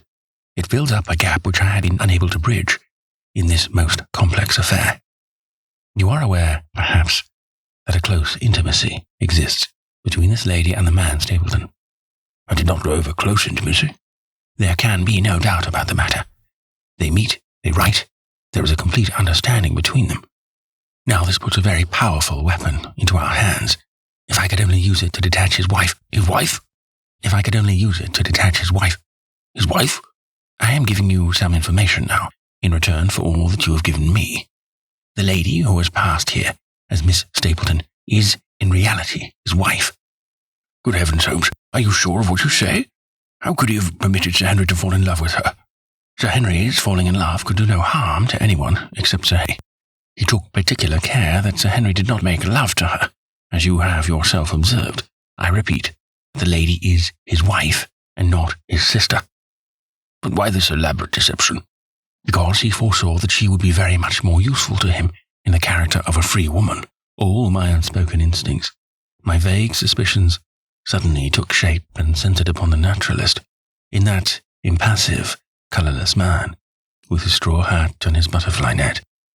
I seemed to see something terrible, a creature of infinite patience and craft, with a smiling face and a murderous heart. It is he, then, who is our enemy. It is he who dogged us in London. So I read the riddle, and the warning, it must have come from her. Exactly. The shape of some monstrous villainy, half seen, half guessed, loomed through the darkness, which had girt me so long. But are you sure of this, Holmes? How do you know that the woman is his wife? Because he so far forgot himself as to tell you a true piece of autobiography upon the occasion when he first saw you, and I dare say he has many a time regretted it since. He was once a schoolmaster in the north of England. Now there is no one more easy to trace than a schoolmaster. There are scholastic agencies by which one may identify any man who has been in the profession. A little investigation showed me that a school had come to grief under atrocious circumstances, and that the man who had owned it, the name was different, had disappeared with his wife. The descriptions agreed. When I learned that the missing man was devoted to entomology, the identification was complete. The darkness was rising, but much was still hidden by the shadows. If this woman is in truth his wife, where does Mrs. Laura Lyons come in? I asked. That is one of the points upon which your own researches have shed a light. Your interview with the lady has cleared the situation very much. I did not know about a projected divorce between herself and her husband. In that case, regarding Stapleton as an unmarried man, she counted no doubt upon becoming his wife. And when she is undeceived, why, then we may find the lady of service. It must be our first duty to see her, both of us, tomorrow. Don't you think, Watson, that you are away from your charge rather long? Your place should be at Baskerville Hall. The last red streaks had faded away in the west, and night had settled upon the moor. A few faint stars were gleaming in a violet sky. One last question, Holmes, I said, as I rose. Surely there is no need of secrecy between you and me. What is the meaning of it all? What is he after? Holmes's voice sank as he answered. It is murder, Watson. Refined, cold-blooded, deliberate murder. Do not ask me for particulars. My nets are closing upon him, even as his are upon Sir Henry. And with your help, he is already almost at my mercy. There is but one danger which can threaten us. It is that he should strike before we are ready to do so. Another day, 2 at the most, and I have my case complete. But until then, guard your charge as closely as ever a fond mother watched her ailing child. Your mission today has justified itself, and yet I could almost wish that you had not left his side. Hark! A terrible scream, prolonged yell of horror and anguish burst out of the silence of the moor. That frightful cry turned the blood to ice in my veins. Oh my God! I gasped. What is it? What does it mean? Holmes had sprung to his feet, and I saw his dark, athletic outline at the door of the hut, his shoulders stooping, his head thrust forward, his face peering into the darkness. Hush, he whispered, hush. The cry had been loud on account of its vehemence, but it had pealed out from somewhere far off in the shadowy plain. Now it burst upon our ears, nearer, louder, more urgent than before. Where is it? Holmes whispered, and I knew from the thrill of his voice that he, the man of iron, was shaken to the soul. Where is it, Watson? There, I think. I pointed into the darkness. No, there. Again the agonized cry swept through the silent night, louder and much nearer than ever, and a new sound mingled with it, a deep muttered rumble, musical and yet menacing, rising and falling like the low constant murmur of the sea. The Hound, cried Holmes. Come, Watson, come, great heavens, if we are too late. He had started running swiftly over the moor, and I had followed at his heels, but now, from somewhere among the broken ground immediately in front of us, there came one last despairing yell, and then a dull, heavy thud. We halted and listened. Not another sound broke the heavy silence of the windless night. I saw Holmes put his hand to his forehead like a man distracted. He stamped his feet upon the ground. He has beaten us, Watson. We are too late. No, surely not. Fool that I was to hold my hand. And you, Watson, see what comes of abandoning your charge But by heaven, if the worst has happened, we'll avenge him. Blindly, we ran through the gloom, blundering against boulders, forcing our way through gorse bushes, panting up hills and rushing down slopes, heading always in the direction whence those dreadful sounds had come. At every rise, Holmes looked eagerly around him, but the shadows were thick upon the moor, and nothing moved upon its dreary face. "Can you see anything?" "Nothing." "But hark, what is that?" A low moan had fallen upon our ears. There it was again upon our left. On that side, a ridge of rocks ended in a sheer cliff which overlooked a stone-strewn slope. On its jagged face was spread-eagled some dark, irregular object. As we ran towards it, the vague outline hardened into a definite shape.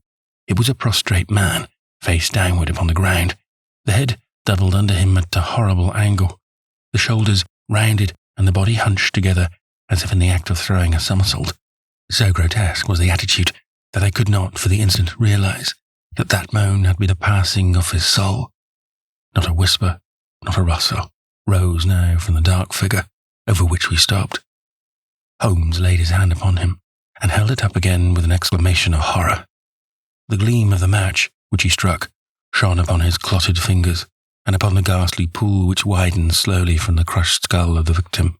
And it shone upon something else which turned our hearts sick and faint within us, the body of Sir Henry Baskerville. There was no chance of either of us forgetting that particular ruddy tweed suit, the very one which he had worn the first morning that we had seen him in Baker Street. We caught the one clear glimpse of it, and then the match flickered and went out, even as the hope had gone out of our souls. Holmes groaned, and his face glimmered white through the darkness. "The brute! The brute!" I cried with clenched hands. "Oh, Holmes, I shall never forgive myself for having left him to his fate." "I am more to blame than you, Watson. In order to have my case well rounded and complete, I have thrown away the life of my client. It is the greatest blow which has befallen me in my career. But how could I know that he would risk his life alone upon the moor in the face of all my warnings? That we should have heard his screams, my God, those screams, and yet have been unable to save him. Where is this brute of a hound which drove him to his death? He may be lurking among these rocks at this instant, in Stapleton. Where is he? He shall answer for this deed." "He shall. I will see to that. Uncle and nephew have been murdered. The one frightened to death by the very sight of a beast which he thought to be supernatural, the other driven to his end in his wild flight to escape from it. But now we have to prove the connection between the man and the beast. Save from what we heard, we cannot even swear to the existence of the latter, since Sir Henry has evidently died from the fall. But, by heavens, cunning as he is, the fellow shall be in my power before another day is past."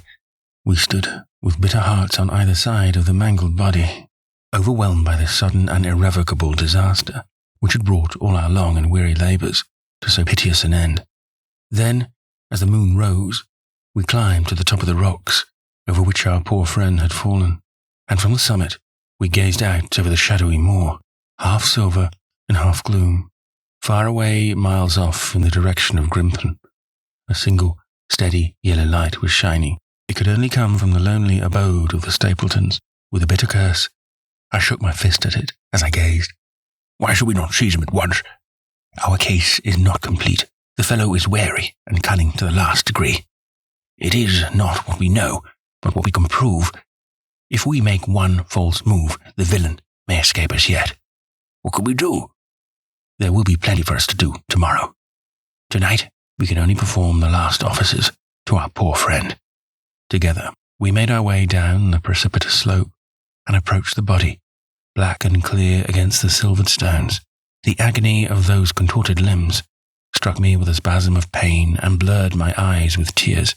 "We must send for help, Holmes. We cannot carry him all the way to the hall. Good heavens, are you mad?" He had uttered a cry and bent over the body. Now he was dancing and laughing and wringing my hand. Could this be my stern, self-contained friend? There were hidden fires indeed. A beard. The man has a beard. "A beard?" "It is not the baronet. It is my neighbour, the convict." With feverish haste, we had turned the body over, and that dripping beard was pointing up to the cold, clear moon. There could be no doubt about the beetling forehead, the sunken animal eyes.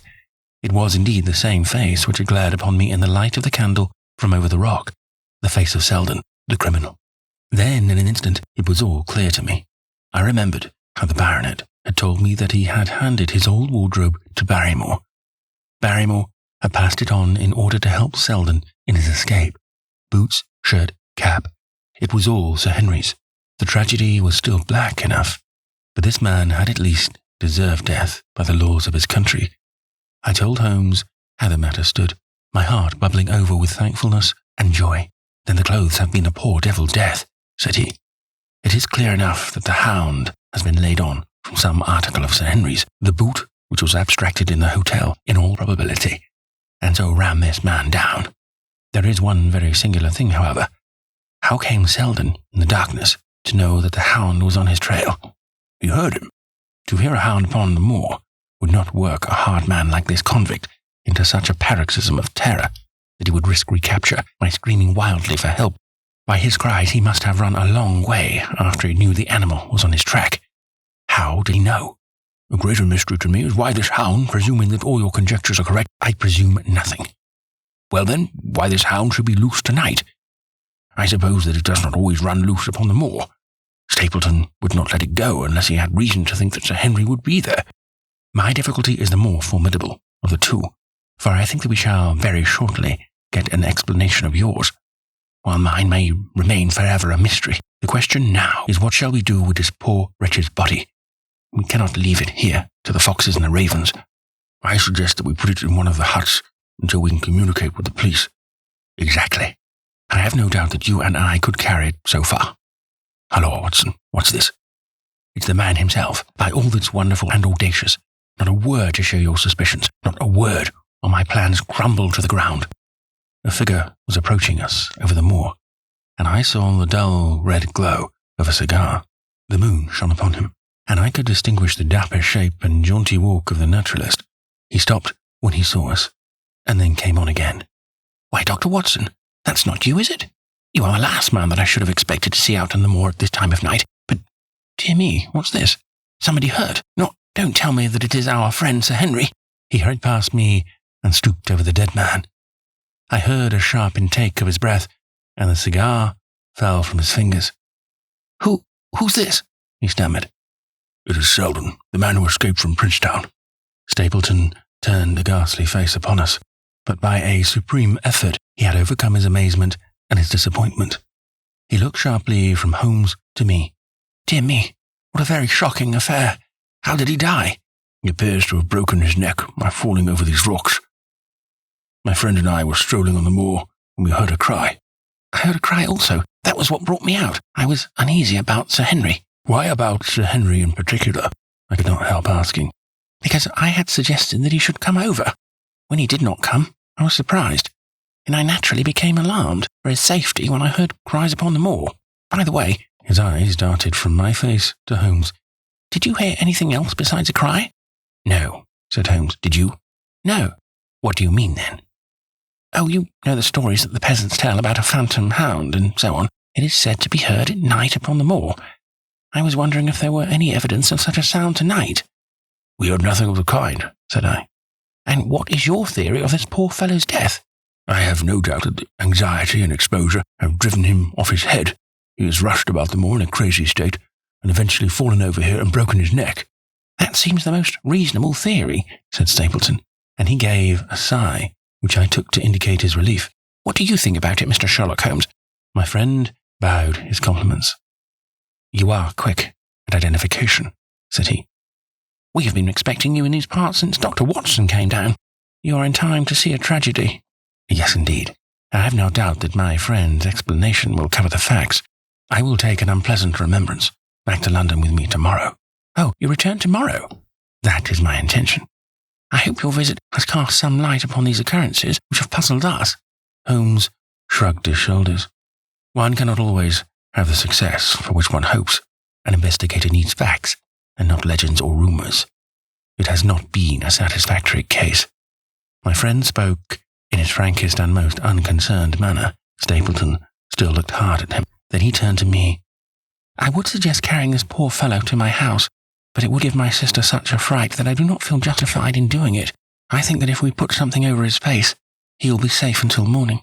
And so it was arranged. Resisting Stapleton's offer of hospitality, Holmes and I set off to Baskerville Hall, leaving the naturalist to return alone. Looking back, we saw the figure moving slowly away over the broad moor, and behind him, that one black smudge on the silvered slope, which showed where the man was lying who had come so horribly to his end. Chapter 13. Fixing the Nets. "We're at close grips at last," said Holmes, as we walked together across the moor. "What a nerve the fellow has! How he pulled himself together in the face of what must have been a paralyzing shock when he found that the wrong man had fallen a victim to his plot. I told you in London, Watson, and I tell you now again, that we have never had a foreman more worthy of our steel. I'm sorry that he has seen you, and so was I at first, but there was no getting out of it. What effect do you think it will have upon his plans, now that he knows you are here? It may cause him to be more cautious, or it may drive him to desperate measures at once. Like most clever animals, he may be too confident in his own cleverness, and imagine that he has completely deceived us. Why should we not arrest him at once? My dear Watson, you were born to be a man of action. Your instinct is always to do something energetic. But, supposing, for argument's sake, that we had him arrested tonight, what on earth the better off should we be for that? We could prove nothing against him. There's the devilish cunning of it. If he were acting through a human agent, we could get some evidence. But if he were to drag this great dog to the light of day, it would not help us in putting a rope round the neck of its master. Surely we have a case, not a shadow of one, only surmise and conjecture. We should be laughed out of court if we came with such a story and such evidence. There is Sir Charles's death, found dead without a mark upon him. You and I know that he died of sheer fright, and we also know what frightened him. But how are we to get 12 stolid jurymen to know it? What signs are there of a hound? Where are the marks of its fangs? Of course we know that a hound does not bite a dead body, and that Sir Charles was dead before ever the brute overtook him. But we have to prove all this, and we are not in a position to do it. Well then, tonight.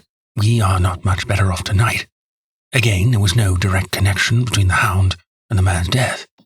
We never saw the hound. We heard it, but we cannot prove that it was running upon this man's trail. There is a complete absence of motive. No, my dear fellow, we must reconcile ourselves to the fact we have no case at present, and that it is worth our while to run any risk in order to establish one. And how do you propose to do so? I have great hopes of what Mrs. Laura Lyons may do for us when the position of affairs is made clear to her, and I have my own plan as well. Sufficient for tomorrow is the evil thereof, but I hope before the day is past to have the upper hand at last. I could draw nothing further from him, and he walked, lost in thought, as far as the Baskerville gates. Are you coming up? Yes. I see no reason for further concealment. But one last word, Watson. Say nothing of the hound to Sir Henry. Let him think that Selden's death was as Stapleton would have us believe. He will have a better nerve for the ordeal, which he will have to undergo tomorrow, when he is engaged, if I remember your report all right, to dine with these people. So am I. Then you must excuse yourself, and he must go alone. That will be easily arranged. And now, if we are too late for dinner, I think that we are both ready for our suppers. Sir Henry was more pleased than surprised to see Sherlock Holmes, for he had for some days been expecting that recent events would bring him down from London. He did raise his eyebrows, however, when he found that my friend had neither any luggage nor any explanations for its absence. Between us, we soon supplied his wants, and then over a belated supper, we explained to the baronet as much of our experience as it seemed desirable that he should know. But first, I had the unpleasant duty of breaking the news to Barrymore and his wife. To him, it may have been an unmitigated relief, but she wept bitterly in her apron. To all the world, he was a man of violence, half animal and half demon. But to her, he always remained the little wilful boy of her own girlhood, the child who had clung to her hand. Evil indeed is the man who has not one woman to mourn him. I've been moping in the house all day since Watson went off in the morning, said the baronet. I guess I should have some credit, for I have kept my promise. If I hadn't sworn not to go out about alone, I might have had a more lively evening, for I had a message from Stapleton asking me over there. I have no doubt that you would have had a more lively evening, said Holmes dryly. By the way, I don't suppose you appreciate that we have been mourning over you as having broken your neck." Sir Henry opened his eyes. "How was that? This poor wretch was dressed in your clothes. I fear your servant who gave them to him may get in trouble with the police." "That is unlikely. There was no mark on any of them as far as I know." "That's lucky for him. In fact, it's lucky for all of you, since you are all on the wrong side of the law in this matter. I am not sure that as a conscientious detective, my first duty is not to arrest the whole household. Watson's reports are most incriminating documents." "But how about the case?" asked the baronet. "Have you made anything of the tangle? I don't know that Watson and I are much the wiser since we came down. I think that I shall be in a position to make the situation rather more clear to you before long. It has been an exceedingly difficult and most complicated business. There are several points upon which we still want light, but it is coming all the same. We've had one experience, as Watson has no doubt told you. We heard the Hound on the moor, so I can swear that it is not all empty superstition. I had something to do with dogs when I was out west, and I know one when I hear one. If you could muzzle that one and put him on a chain, I'll be ready to swear you are the greatest detective of all time. I think I will muzzle him and chain him all right, if you will give me your help. Whatever you tell me to do, I will do." "Very good. And I will ask you also to do it blindly, without always asking the reason, just as you like. If you will do this, I think the chances are that our little problem will soon be solved. I have no doubt—" He stopped suddenly and stared fixedly up over my head into the air. The lamp beat upon his face, and so intent was it, and so still, that it might have been that of a clear-cut classical statue, a personification of alertness and expectation. "What is it?" we both cried. I could see, as he looked down, that he was repressing some internal emotion. His features were still composed, but his eyes shone with amused exultation. "Excuse the admiration of a connoisseur," said he, as he waved his hand towards the line of portraits which covered the opposite wall. "Watson won't allow that I know anything of art, but that is mere jealousy, because our views upon the subject differ. Now, these are a really very fine series of portraits." "Well, I'm glad to hear you say so," said Sir Henry, glancing with some surprise at my friend. "I don't pretend to know much about these things, and I'd be a better judge of a horse or a steer than of a picture. I didn't know that you found time for such things. I know what is good when I see it, and I see it now. That's a Quenella, I'll swear. That lady in the blue silk over yonder, and the stout gentleman with the wig ought to be a Reynolds. They are all family portraits, I presume. Every one. Do you know the names?" "Barrymore has been coaching me in them, and I think I can say my lessons fairly well." "Who is the gentleman with the telescope?" "That is Rear Admiral Baskerville, who served under Rodney in the West Indies. The man with the blue coat and the roll of paper is Sir William Baskerville, who was chairman of committees of the House of Commons under Pitt. And this cavalier opposite to me, the one with the black velvet and the lace. Huh. You have a right to know about him. That is the cause of all the mischief. The wicked Hugo, who started the Hound of the Baskervilles. We're not likely to forget him." I gazed with interest and some surprise upon the portrait. "Dear me," said Holmes. "He seems a quiet, meek-mannered man enough, but I dare say that there was a lurking devil in his eyes. I had pictured him as a more robust and ruffianly person. There's no doubt about the authenticity, for the name and the date, 1647, are on the back of the canvas." Holmes said little more, but the picture of the old roisterer seemed to have a fascination for him, and his eyes were continually fixed upon it during supper. It was not until later, when Sir Henry had gone to his room, that I was able to follow the trend of his thoughts. He led me back into the banqueting hall, his bedroom candle in his hand, and he held it up against the time-stained portrait on the wall. "Do you see anything there?" I looked at the broad-plumed hat, the curling love-locks, the white lace collar, and the straight, severe face, which was framed between them. It was not a brutal countenance, but it was prim, hard, and stern, with a firm-set, thin-lipped mouth and a coldly intolerant eye. "Is it like anyone you know?" "There's something of Sir Henry about the jaw." "Just a suggestion, perhaps, but wait an instant." He stood upon a chair and, holding up the light in his left hand, he curved his right arm over the broad hat and round the long ringlets. Good heavens! I cried in amazement. The face of Stapleton had sprung out of the canvas. Ha! You see it now. My eyes have been trained to examine faces and not their trimmings. It is the first quality of a criminal investigator that he should see through a disguise. But this is marvellous. It might be his portrait. Yes, it is an interesting instance of a throwback, which appears to be both physical and spiritual. A study of family portraits is enough to convert a man to the doctrine of reincarnation. This fellow is a Baskerville. That is evident. With designs upon the succession. Exactly. This chance of the picture has supplied us with one of the most obvious missing links. We have him, Watson. We have him. And I dare swear that before tomorrow night, he will be fluttering in our net as helpless as one of his own butterflies.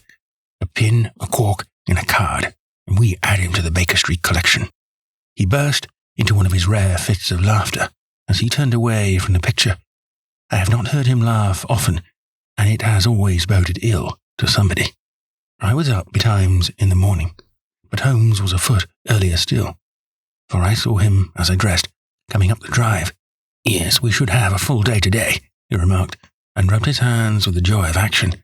The nets are all in place, and the drag is about to begin. We'll know before the day is out whether we have caught our big, lean-jawed pike, or whether he has got through the meshes. Have you been on the moor already? I have sent a report from Grimpen to Princetown as to the death of Selden. I think I can promise that none of you will be troubled in the matter, and I have also communicated with my faithful Cartwright, who would certainly have pined away at the door of my hut as a dog does at his master's grave, if I had not set his mind at rest about my safety. What is the next move? To see Sir Henry. Ah, here he is. Good morning, Holmes, said the baronet.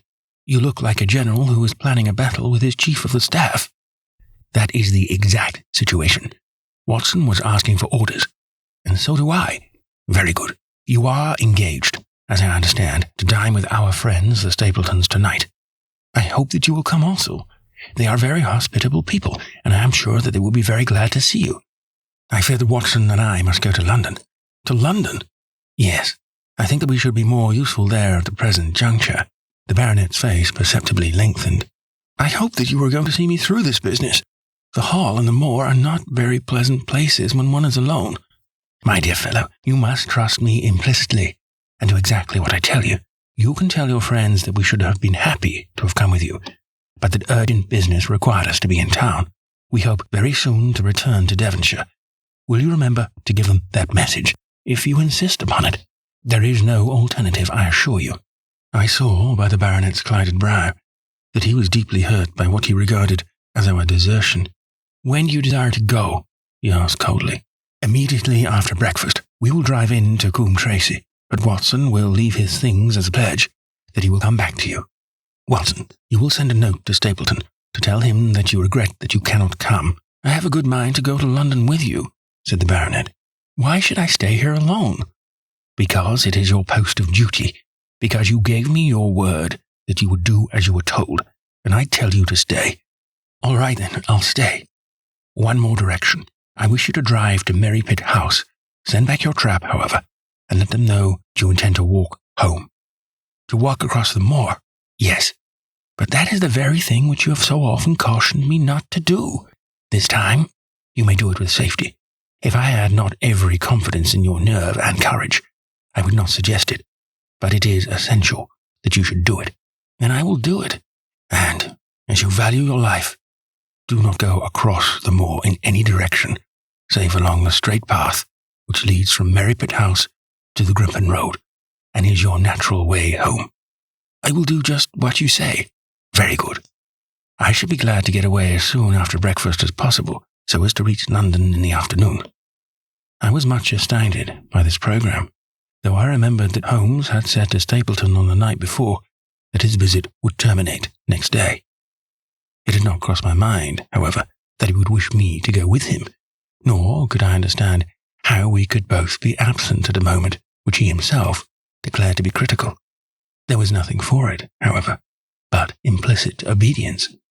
So we bade goodbye to our rueful friend, and a couple of hours afterwards we were at the station of Coombe Tracy, and had dispatched the trap upon its return journey. a small boy was waiting upon the platform. "Any orders, sir?" "You will take this train to town, Cartwright. The moment you arrive, you will send a wire to Sir Henry Baskerville, in my name, to say that if he finds the pocketbook which I have dropped, he is to send it by registered post to Baker Street." "Yes, sir." "And ask at the station office if there is a message for me." The boy returned with a telegram, which Holmes handed to me. It ran, "Wire received, coming down with unsigned warrant, arrive 5:40, Lestrade." That is in answer to mine of this morning. He is the best of the professionals, I think, and we may need his assistance. Now, Watson, I think that we cannot employ our time better than by calling upon your acquaintance, Mrs. Laura Lyons. His plan of campaign was beginning to be evident. He would use the baronet in order to convince the Stapletons that we were really gone, while we should actually return at the instant when we were likely to be needed. That telegram from London, if mentioned by Sir Henry to the Stapletons, must remove the last suspicion from their minds. Already I seem to see their nets drawing closer around that lean-jawed pike. Mrs. Laura Lyons was in her office, and Sherlock Holmes opened his interview with a frankness and directness which considerably amazed her. "I am investigating the circumstances which attended the death of the late Sir Charles Baskerville," said he. "My friend here, Dr. Watson, has informed me of what you have communicated, and also of what you have withheld in connection with that matter." "What have I withheld?" she asked defiantly. "You have confessed that you asked Sir Charles to be at the gate at 10 o'clock. He knew that that was the place and hour of his death. You have withheld what the connection is between these events." "There is no connection." "In that case, the coincidence must indeed be an extraordinary one. But I think that we shall succeed in establishing a connection after all. I wish to be perfectly frank with you, Mrs. Lyons. We regard this case as one of murder, and the evidence may implicate not only your friend, Mr. Stapleton, but his wife as well." The lady sprang from her chair. "His wife!" she cried. "The fact is no longer a secret. The person who has passed for his sister is really his wife." Mrs. Lyons had resumed her seat. Her hands were grasping the arms of her chair, and I saw that the pink nails had turned white with the pressure of her grip. "His wife!" she said again. "His wife! He is not a married man." Sherlock Holmes shrugged his shoulders. Prove it to me, and if you can do so—" The fierce flash of her eyes said more than any words. "I have come prepared to do so," said Holmes, drawing several papers from his pocket. "Here is a photograph of the couple taken in York 4 years ago.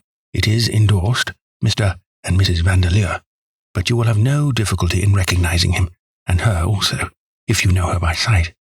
Here are 3 written descriptions by trustworthy witnesses of Mr. and Mrs. Vandeleur, who at that time kept St. Oliver's private school. Read them and see if you can doubt the identity of these people." She glanced at them, and then looked up at us with the set, rigid face of a desperate woman. "Mr. Holmes," she said, "this man had offered me marriage on condition that I could get a divorce from my husband. He has lied to me, the villain, in every conceivable way. Not one word of truth has he ever told me. And why? Why? I imagined that all was for my own sake, but now I see that I was never anything but a tool in his hands. Why should I preserve faith with him who has never kept any with me? Why should I try to shield him from the consequences of his own wicked acts?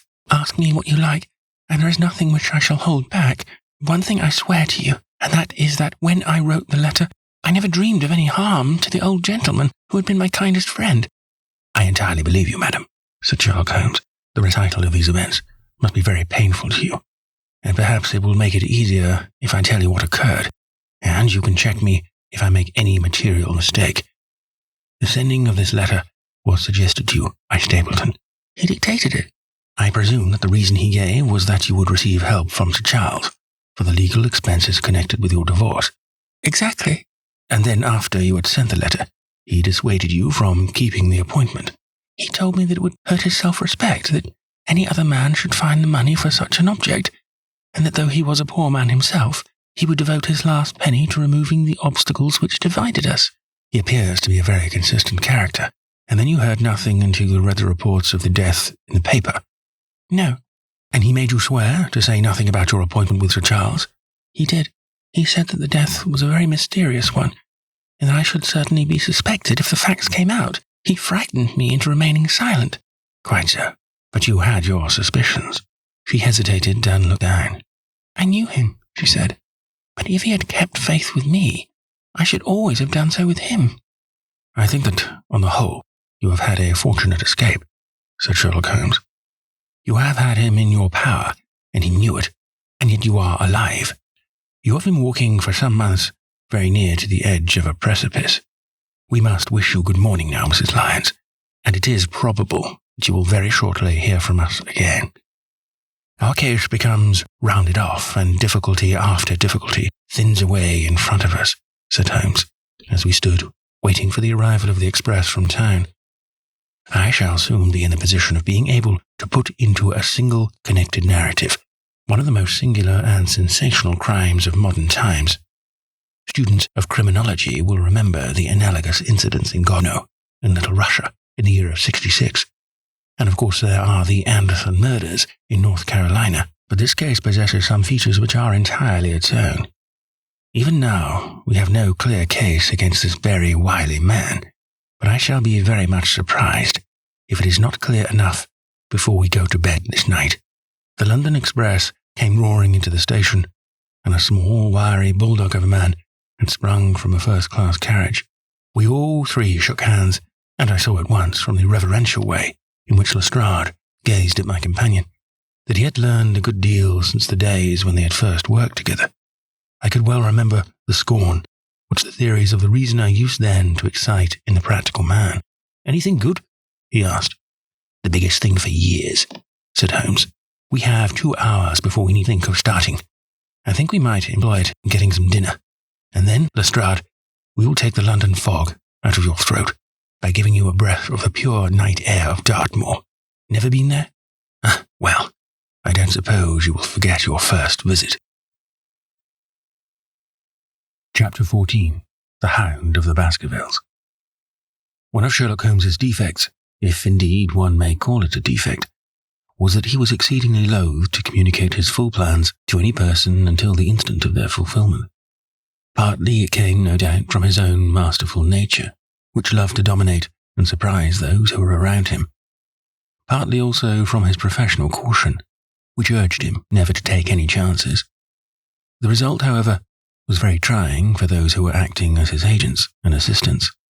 I had often suffered under it, but never more so than during that long drive in the darkness.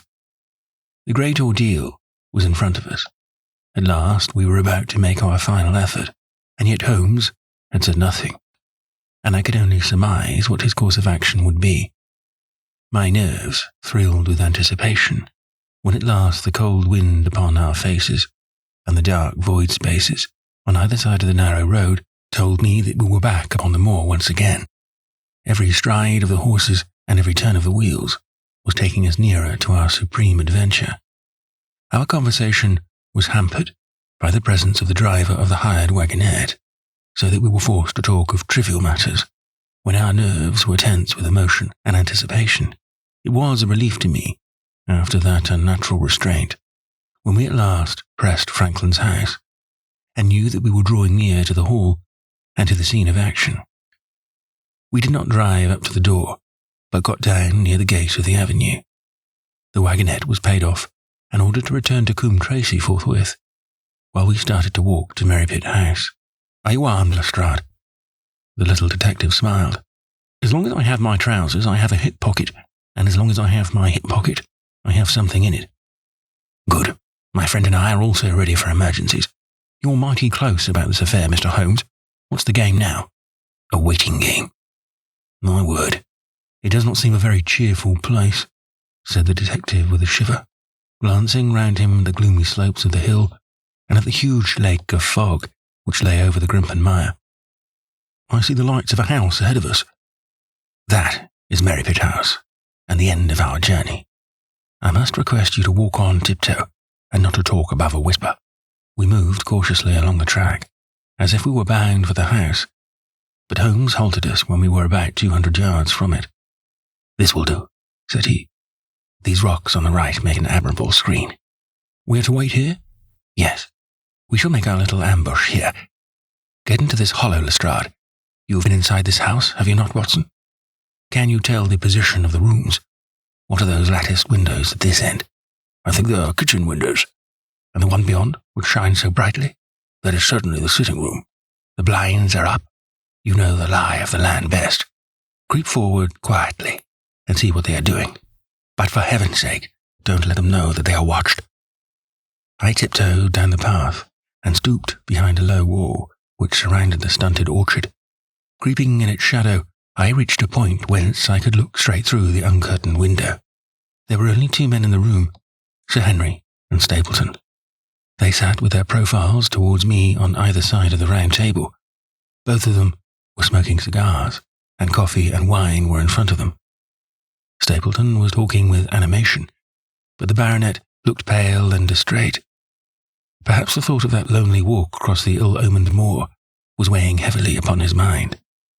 As I watched them, Stapleton rose and left the room, while Sir Henry filled his glass again and leaned back in his chair, puffing at his cigar. I heard the creak of a door and the crisp sound of boots upon gravel. The steps passed along the path on the other side of the wall under which I crouched. Looking over, I saw the naturalist pause at the door of an outhouse in the corner of the orchard. A key turned in a lock, and as he passed in, there was a curious scuffling noise from within. He was only a minute or so inside, and then I heard the key turn once more, and he passed me and re-entered the house. I saw him rejoin his guest, and I crept quietly back to where my companions were waiting to tell them what I had seen. "You say, Watson, the lady is not there?" Holmes asked, when I had finished my report. "No. Where could she be, then, since there is no light in any other room except the kitchen? I cannot think where she is." I have said that over the great Grimpen mire there hung a dense white fog. It was drifting slowly in our direction, and banked itself up like a wall on that side of us, low, but thick and well-defined. The moon shone on it, and it looked like a great shimmering ice field, with the heads of the distant tors as rocks borne upon its surface. Holmes's face was turned towards it, and he muttered impatiently as he watched its sluggish drift. "It's moving towards us, Watson. Is that serious?" "Very serious indeed. The one thing upon earth which could have disarranged my plans. He can't be very long now. It is already 10 o'clock. Our success, and even his life, may depend on his coming out before the fog is over the path." The night was clear and fine above us. The stars shone cold and bright, while a half-moon bathed the whole scene in a soft, uncertain light. Before us lay the dark bulk of the house, its serrated roof and bristling chimneys, hard outline against the silver-spangled sky. Broad bars of golden light from the lower windows stretched across the orchard and the moor. One of them was suddenly shut off. The servants had left the kitchen. There only remained the lamp in the dining room, where the 2 men, the murderous host and the unconscious guest, still chatted over their cigars. Every minute, that white woolly plain which covered one half of the moor was drifting closer and closer to the house. Already, the first thin wisps of it were curling across the golden square of the lighted window. Already, the first thin wisps of it were curling across the golden square of the lighted window. The farther wall of the orchard was already invisible, and the trees were standing out of a swirl of white vapour. As we watched it, the fog wreaths came crawling round both corners of the house, and rolled slowly into one dense bank, on which the upper floor and the roof floated, like a strange ship upon a shadowy sea. Holmes struck his hand passionately upon the rock in front of us, and stamped his feet in his impatience. "If he isn't out in a quarter of an hour, the path will be covered. In half an hour, we won't be able to see our hands in front of us. Shall we move farther back upon higher ground?" "Yes, I think it will be as well." So, as the fog bank flowed onward, we fell back before it until we were half a mile from the house, and still, that dense white sea, with the moon silvering its upper edge, swept slowly and inexorably on. "We are going too far," said Holmes. "We dare not take the chance of his being overtaken before he can reach us. At all costs, we must hold our ground where we are." He dropped on his knees and clapped his ear to the ground. "Thank God, I think that I hear him coming. Thank God, I think that I hear him coming." The sound of quick steps broke the silence of the moor. Crouching among the stones, we stared intently at the silver-tipped bank in front of us.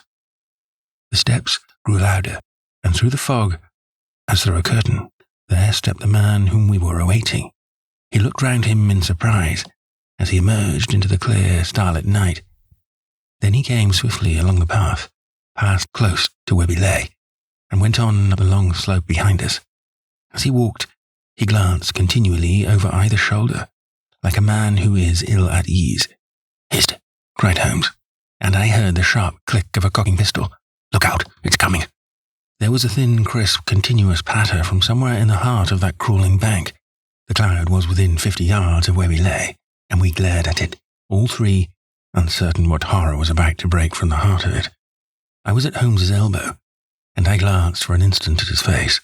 It was pale and exultant, his eyes shining brightly in the moonlight, but suddenly they started forward in a rigid, fixed stare, and his lips parted in amazement.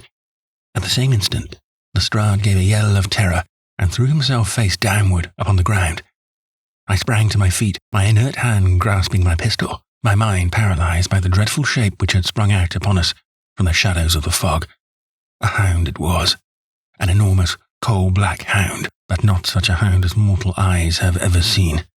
Fire burst from its open mouth. Its eyes glowed with a smouldering glare. Its muzzle and hackles and dewlap were outlined in flickering flame.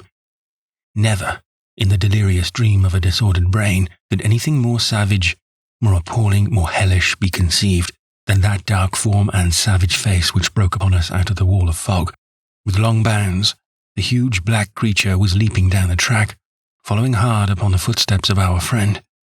So paralyzed were we by the apparition that we allowed him to pass before we had recovered our nerve. Then Holmes and I both fired together, and the creature gave a hideous howl, which showed that one at least had hit him. He did not pause, however, but bounded onward. Far away on the path, we saw Sir Henry looking back, his face white in the moonlight, his hands raised in horror, glaring helplessly at the frightful thing which was hunting him down. But that cry of pain from the hound had blown all our fears to the winds. If he was vulnerable, he was mortal, and if we could wound him, we could kill him. Never have I seen a man run as Holmes ran that night. I am reckoned fleet of foot, but he outpaced me as much I outpaced the little professional. In front of us, as we flew up the track, we heard scream after scream from Sir Henry and the deep roar of the hound. I was in time to see the beast spring upon its victim, hurl him to the ground, and worry at his throat. But the next instant, Holmes had emptied 5 barrels of his revolver into the creature's flank.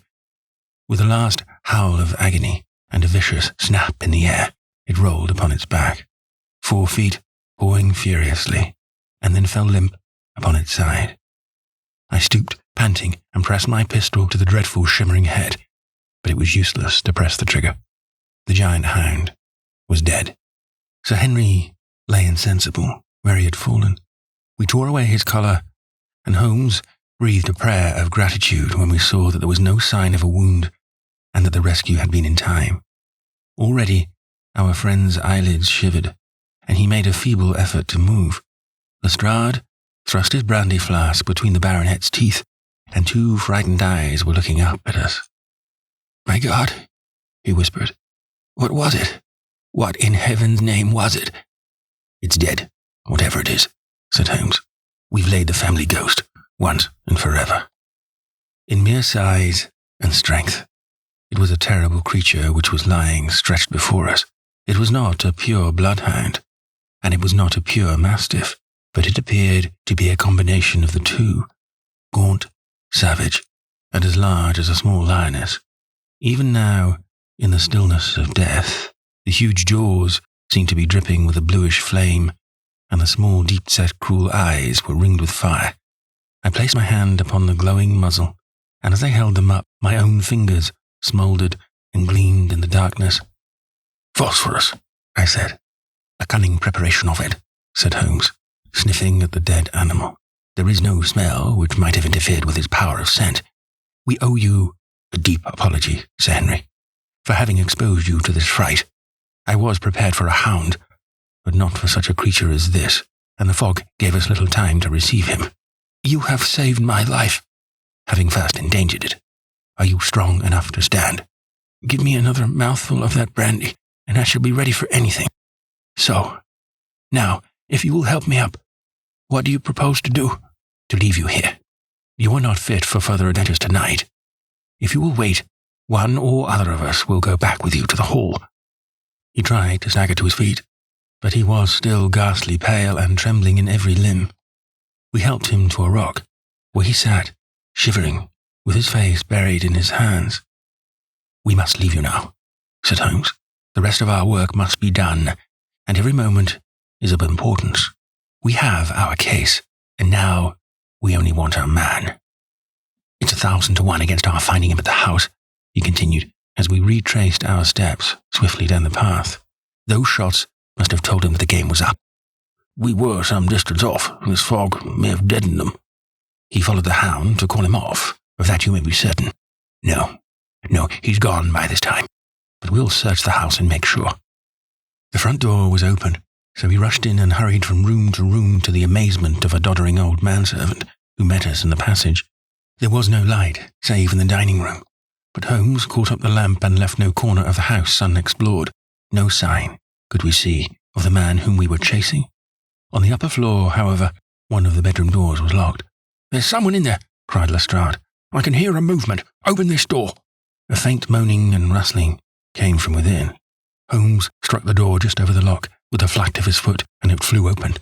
Pistol in hand, we all three rushed into the room, but there was no sign within it of that desperate and defiant villain whom we expected to see. Instead, we were faced by an object so strange and so unexpected that we stood for a moment staring at it in amazement. The room had been fashioned into a small museum, and the walls were lined by a number of glass-topped cases, full of that collection of butterflies and moths, the formation of which had been the relaxation of this complex and dangerous man. In the centre of this room, there was an upright beam, which had been placed at some period as a support for the old worm-eaten bulk of timber which spanned the roof. To this post, a figure was tied, so swathed and muffled in the sheets which had been used to secure it, that one could not, for the moment, tell whether it was that of a man or a woman. One towel passed round the throat, and was secured at the back of the pillar. Another covered the lower part of the face, and over it 2 dark eyes full of grief and shame and a dreadful questioning, stared back at us. In a moment we had torn off the gag, unswathed the bonds, and Mrs. Stapleton sank upon the floor in front of us. As her beautiful head fell upon her chest, I saw the clear red wheal of a whiplash across her neck. "The brute!" cried Holmes. "Here, Lestrade, your brandy bottle. Put her in the chair. She has fainted from ill usage and exhaustion." She opened her eyes again. "Is he safe?" she asked. "Has he escaped?" "He cannot escape us, madam." No, I did not mean my husband. Sir Henry, is he safe?" "Yes." "And the Hound?" "It is dead." She gave a long sigh of satisfaction. Thank God. Oh, this villain. See how he has treated me." She shot her arms out from her sleeves, and we saw with horror that they were all mottled with bruises. "But this is nothing. It is my mind and soul that he has tortured and defiled. I could endure it all. Ill usage, solitude, a life of deception, everything, as long as I could still cling to the hope that I had his love. But now I know that in this also I have been his dupe and his tool." She broke into passionate sobbing as she spoke. "You bear him no goodwill, madam," said Holmes. "Tell us then where we shall find him. If you have ever aided him in evil, help us now and so atone." "There is but one place where he can have fled," she answered. "There is an old tin mine on an island in the heart of the mire. It was there that he kept his Hound, and there also he had made preparations so that he might have a refuge. That is where he would fly." The fog bank lay like white wool against the windows. Holmes held the lamp towards it. "See," said he, "no one could find his way into the Grimpen Mire tonight." She laughed and clapped her hands. Her eyes and teeth gleamed with fierce merriment. "He may find his way in, but never out," she cried. "How can he see the guiding wands tonight? We planted them together, he and I, to mark the pathway through the mire. Oh, if I could only have plucked them out today, then indeed you would have had him at your mercy." It was evident to us all that the pursuit was in vain until the fog had lifted. Meanwhile, we left Lestrade in possession of the house while Holmes and I went back with the baronet to Baskerville Hall. The story of the Stapletons could no longer be withheld from him, but he took the blow bravely when he learned the truth about the woman whom he had loved. But the shock of the night's adventures had shattered his nerves, and before morning he lay delirious in a high fever under the care of Dr. Mortimer. The two of them were destined to travel together round the world before Sir Henry had become, once more, the hale, hearty man that he had been before he became master of that ill-omened estate. Now, I come rapidly to the conclusion of this singular narrative, in which I have tried to make the reader share those dark fears and vague surmises which clouded our lives so long and ended in so tragic a manner. On the morning after the death of the Hound, the fog had lifted, and we were guided by Mrs. Stapleton to the point where they had found a pathway through the bog. It helped us to realize the horror of this woman's life when we saw the eagerness and joy with which she laid us on her husband's track. We left her standing upon the thin peninsula of firm, peaty soil which tapered out into the widespread bog. From the end of it, a small wand planted here and there showed where the path zigzagged from tuft to tuft of rushes among those green scummed pits and foul quagmires which barred the way to the stranger. Rank reeds and lush, slimy water plants sent an odour of decay and a heavy miasmatic vapour onto our faces, while a full step plunged us more than once thigh-deep into the dark, quivering mire which shook for yards in soft undulations around our feet. Its tenacious grip plucked at our heels as we walked, and when we sank into it, it was as if some malignant hand was tugging us down into those obscene depths. So grim and purposeful was the clutch in which it held us. Once only we saw a trace that someone had passed that perilous way before us. From amid a tuft of cotton grass which bore it up out of the slime, some dark thing was projecting. Holmes sank to his waist as he stepped from the path to seize it, and had we not been there to drag him out, he could never have set his foot upon firm land again. He held an old black boot in the air. Myers, Toronto, was printed on the leather inside. "It is worth a mud bath," said he. "It is our friend Sir Henry's missing boot." "Thrown there by Stapleton in his flight?" "Exactly. He retained it in his hand after using it to set the Hound upon the track. He fled when he knew the game was up, still clutching it, and he hurled it away at this point of his flight. We know at least that he came so far in safety, but more than that we were never destined to know, though there was much which we could surmise. There was no chance of finding footsteps in the mire, for the rising mud oozed swiftly in upon them. But as we at last reached firmer ground beyond the morass, we all looked eagerly for them, but no slightest sign of them ever met our eyes.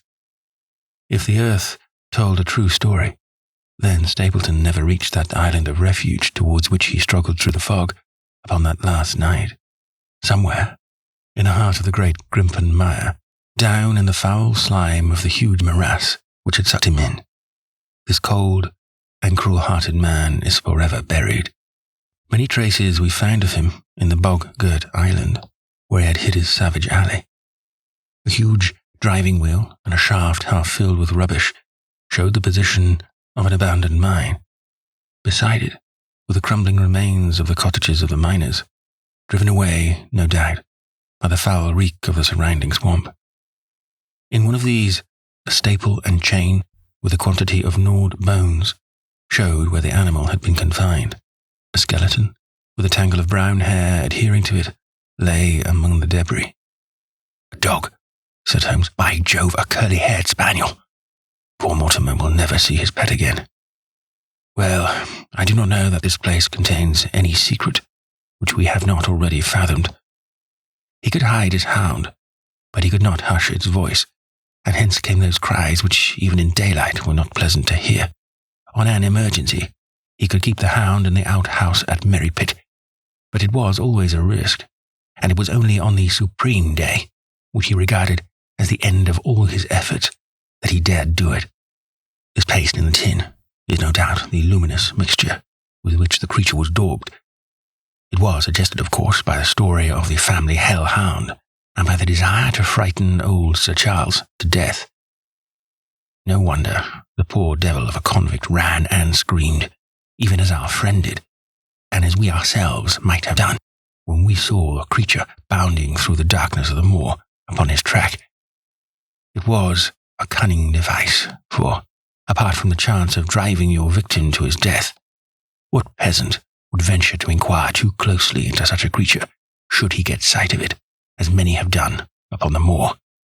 I said it in London, Watson, and I say it again now, that never yet have we helped to hunt down a more dangerous man than he who is lying yonder.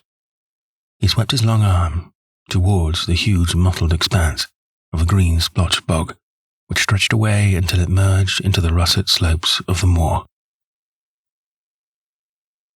Chapter 15. A Retrospection. It was the end of November, and Holmes and I sat upon a raw and foggy night, on either side of a blazing fire in our sitting room in Baker Street.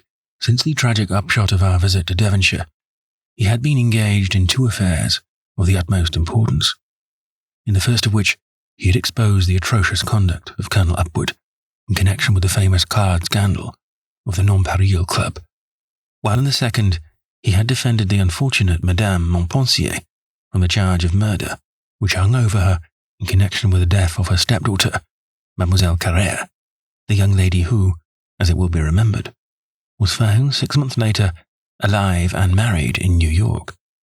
My friend was in excellent spirits over the success which had attended a succession of difficult and important cases, so that I was able to induce him to discuss the details of the Baskerville mystery. I had waited patiently for the opportunity, for I was aware that he would never permit cases to overlap, and that his clear and logical mind would not be drawn from its present work to dwell upon memories of the past. Sir Henry and Dr. Mortimer were, however, in London, on their way to that long voyage which had been recommended for the restoration of his shattered nerves. They had called upon us that very afternoon, so that it was natural that the subject should come up for discussion. The whole course of events, said Holmes, from the point of view of the man who called himself Stapleton, was simple and direct, although to us, who had no means in the beginning of knowing the motives of his actions and could only learn part of the facts, it all appeared exceedingly complex. I have had the advantage of 2 conversations with Mrs. Stapleton, and the case has now been so entirely cleared up that I am not aware that there is anything which has remained a secret to us. You will find a few notes upon the matter under the heading B in my indexed list of cases. Perhaps you'll kindly give me a sketch of the course of events from memory. Certainly, though I cannot guarantee that I carry all the facts in my mind. Intense mental concentration has a curious way of blotting out what was past. The barrister who has his case at his fingers' ends and is able to argue with an expert upon his own subject finds that a week or 2 of the courts will drive it all out of his head once more.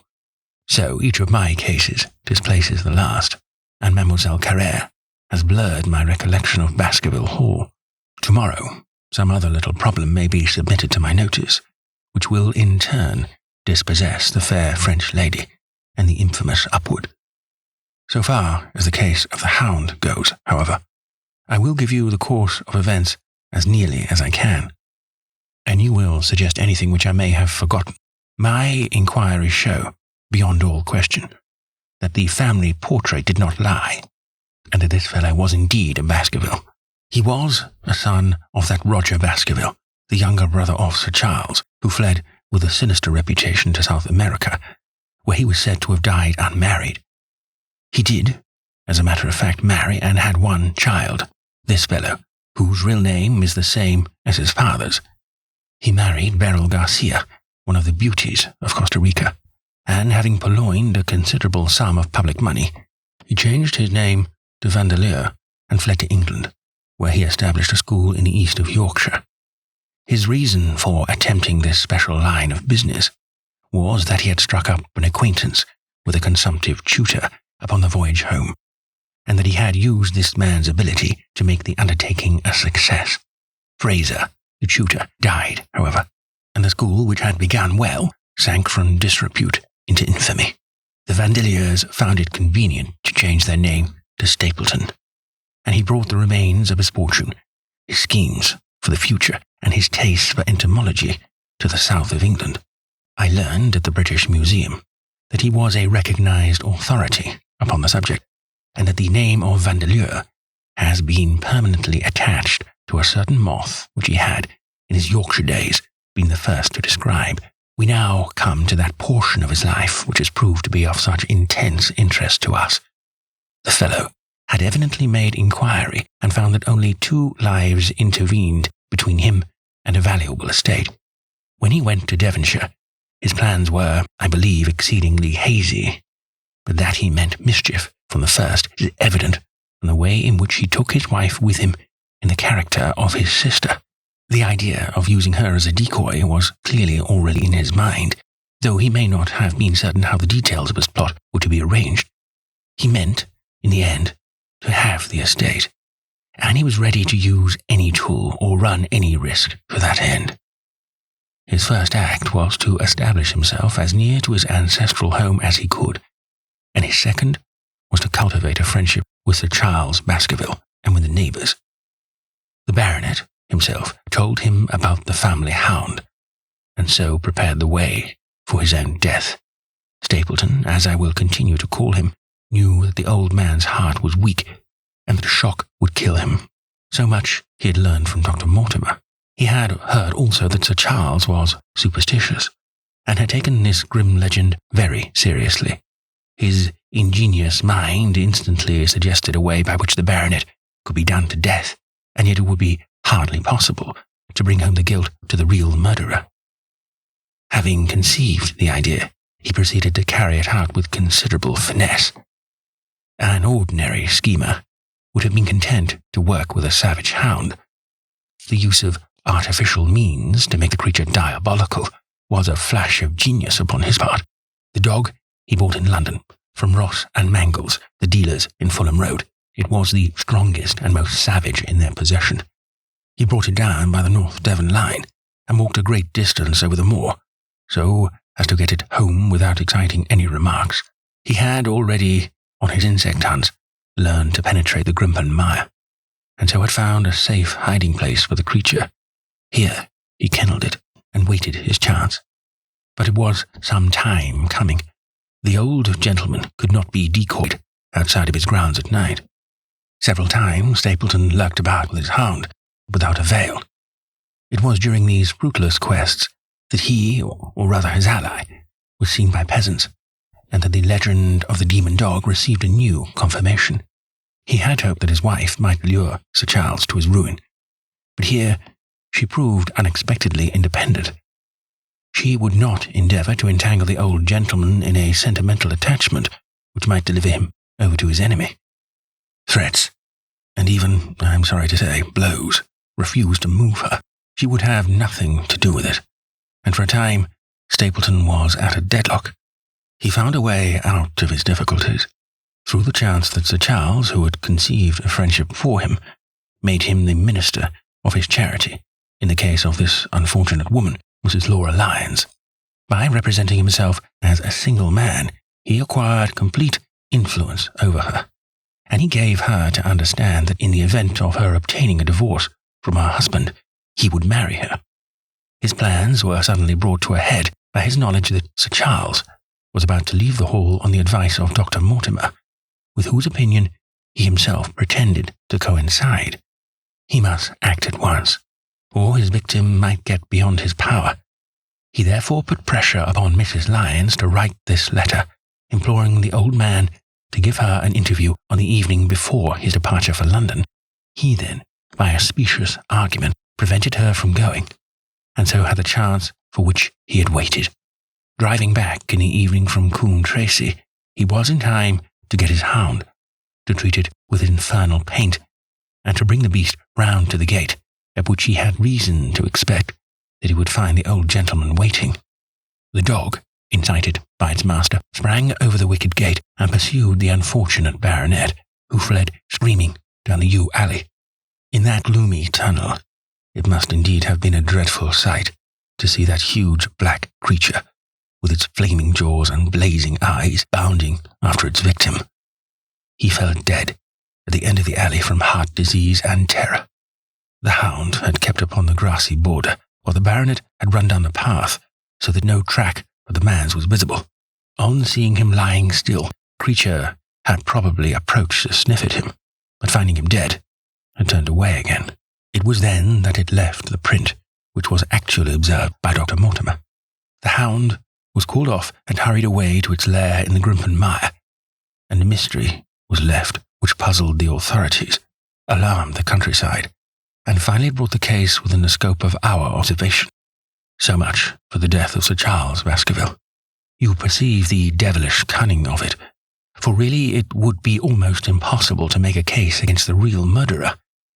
His only accomplice was one who could never give him away, and the grotesque, inconceivable nature of the device only served to make it more effective. Both of the women concerned in the case, Mrs. Stapleton and Mrs. Laura Lyons, were left with a strong suspicion against Stapleton.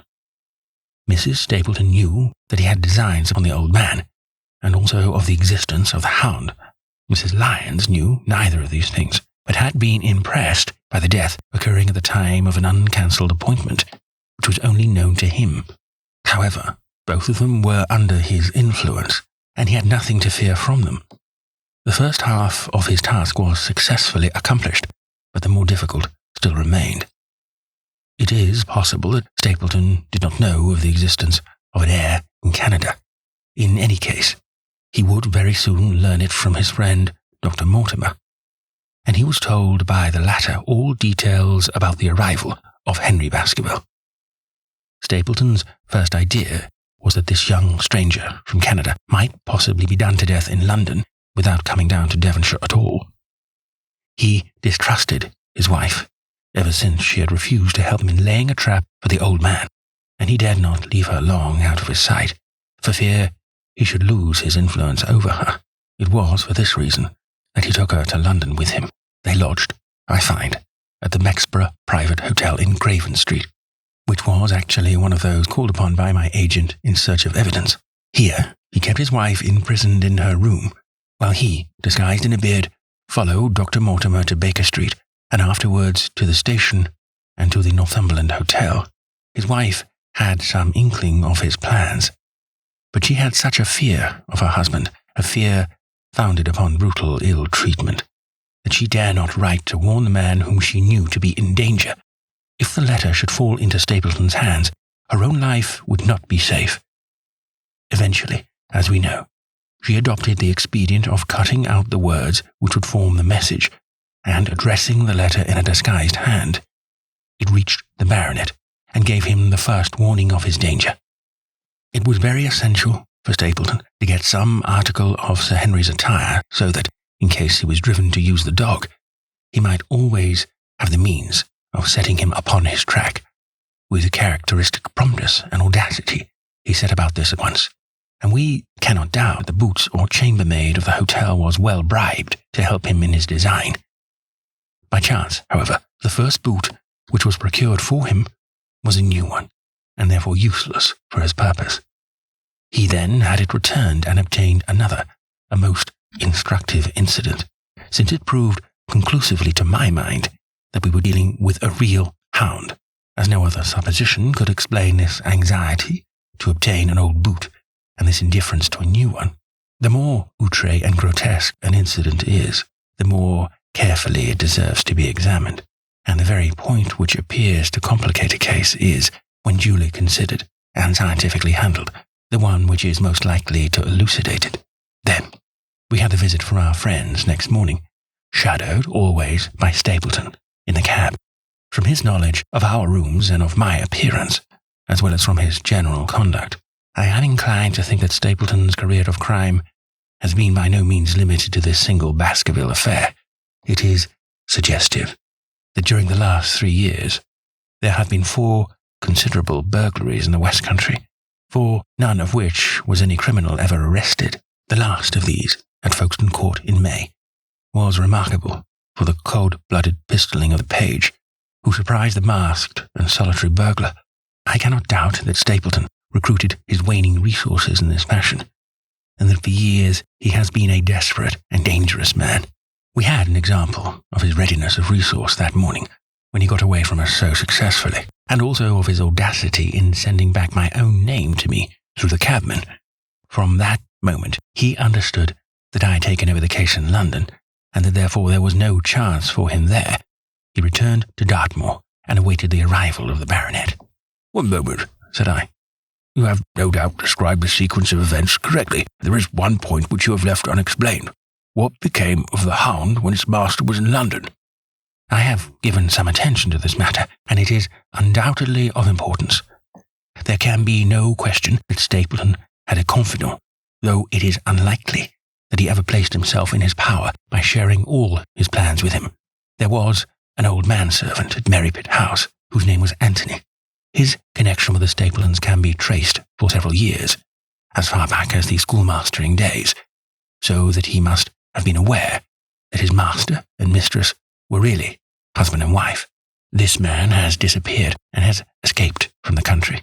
It is suggestive that Anthony is not a common name in England, while Antonio is so in all Spanish or Spanish-American countries. The man, like Mrs. Stapleton herself, spoke good English, but with a curious, lisping accent. I had myself seen this old man cross the Grimpen Mire by the path which Stapleton had marked out. It is very probable, therefore, that in the absence of his master, it was he who cared for the hound, though he may never have known the purpose for which the beast was used. The Stapletons then went down to Devonshire, whither they were soon followed by Sir Henry and you. One word now as to how I stood myself at the time. It may possibly recur to your memory that when I examined the paper upon which the printed words were fastened, I made a close inspection for the watermark. In doing so, I held it within a few inches of my eyes, and was conscious of a faint smell of the scent known as white jessamine. There are 75 perfumes, which it is very necessary that a criminal expert should be able to distinguish from each other, and cases have more than once, within my own experience, depended upon their prompt recognition. The scent suggested the presence of a lady, and already my thoughts began to turn towards the Stapletons. Thus, I had made certain of the Hound, and had guessed at the criminal before ever we went to the West Country. It was my game to watch Stapleton. It was evident, however, that I could not do this if I were with you. Since he would be keenly on his guard, I deceived everybody, therefore, yourself included, and I came down secretly when I was supposed to be in London. My hardships were not so great as you imagined, though such trifling details must never interfere with the investigation of a case. I stayed, for the most part, at Coombe Tracy, and only used the hut upon the moor when it was necessary to be near the scene of action. Cartwright had come down with me, and in his disguise as a country boy, he was of great assistance to me. I was dependent upon him for food and clean linen.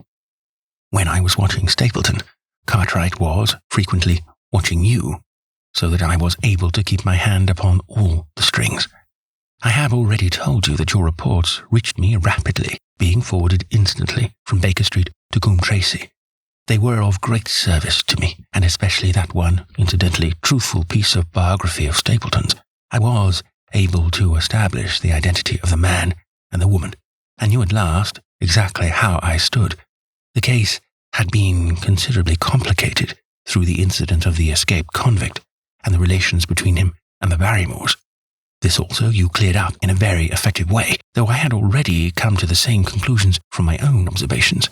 By the time that you discovered me upon the moor, I had a complete knowledge of the whole business, but I had not a case which could go to a jury. Even Stapleton's attempt upon Sir Henry that night, which ended in the death of the unfortunate convict, did not help us much in proving murder against our man. There seemed to be no alternative but to catch him red-handed, and to do so, we had to use Sir Henry, alone and apparently unprotected, as a bait. We did so, and at the cost of a severe shock to our client, we succeeded in completing our case and driving Stapleton to his destruction. That Sir Henry should have been exposed to this is I must confess, a reproach to my management of the case. But we had no means of foreseeing the terrible and paralyzing spectacle which the beast presented, nor could we predict the fog which enabled him to burst upon us at such short notice. We succeeded in our object at a cost which both the specialists and Dr. Mortar assure me will be a temporary one. A long journey may enable our friend to recover not only from his shattered nerves, but also from his wounded feelings. His love for the lady was deep and sincere, and to him the saddest part of all this black business was that he should have been deceived by her. Only remains to indicate part which he had played throughout. There can be no doubt that Stapleton exercised an influence over her, which may have been love, or may have been fear, or very possibly both, since they are by no means incompatible emotions. It was, at least, absolutely effective.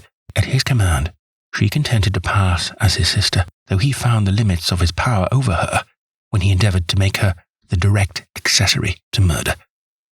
She was ready to warn Sir Henry, so far as she could, without implicating her husband. And again she tried to do so.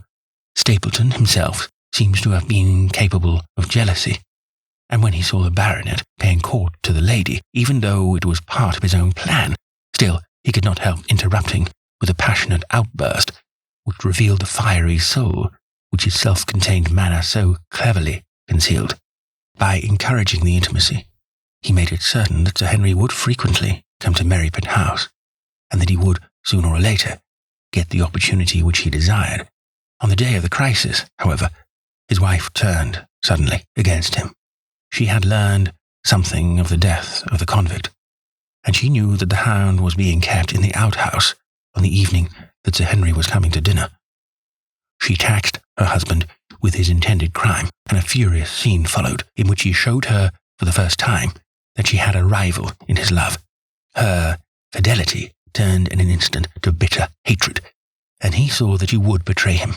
He tied her up, therefore, that she might have no chance of warning Sir Henry, and he hoped, no doubt, that when the whole countryside put down the baronet's death to the curse of his family, as they certainly would do, he could win his wife back to accept an accomplished fact, and to keep silent upon what she knew. In this, I fancy, that in any case he made a miscalculation, and that if we had not been there, his doom would none the less have been sealed. A woman of Spanish blood does not condone such an injury so lightly. Now, my dear Watson, without referring to my notes, I cannot give you a more detailed account of this curious case. I do not know that anything essential has been left unexplained. He could not hope to frighten Sir Henry to death as he had done the old uncle with his bogey Hound. The beast was savage and half-starved. If its appearance did not frighten its victim to death, at least it would paralyze the resistance which might be offered. No doubt. There only remains one difficulty. If Stapleton came into the succession, how could he explain the fact that he, the heir, had been living unannounced under another name so close to the property?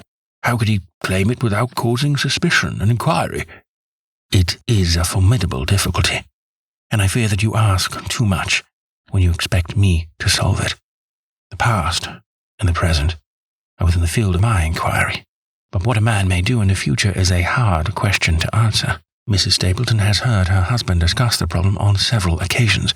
There were 3 possible courses. He might claim the property from South America, establish his identity before the British authorities there, and so obtain the fortune without ever coming to England at all, or he might adopt an elaborate disguise during the short time that he need be in London, or again he might furnish an accomplice with the proofs and papers, putting him in as heir and retaining a claim upon some proportion of his income. We cannot doubt from what we know of him that he would have found some way out of the difficulty. And now, my dear Watson, we have had some weeks of severe work, and for one evening, I think, we may turn our thoughts into more pleasant channels. I have a box for Les Huguenots. Have you heard the Duresca? Might I trouble you then to be ready in half an hour? And we can stop at Marcini's for a little dinner on the way. The end. That concludes The Hound of the Baskervilles by Sir Arthur Conan Doyle. Read by Mark Young.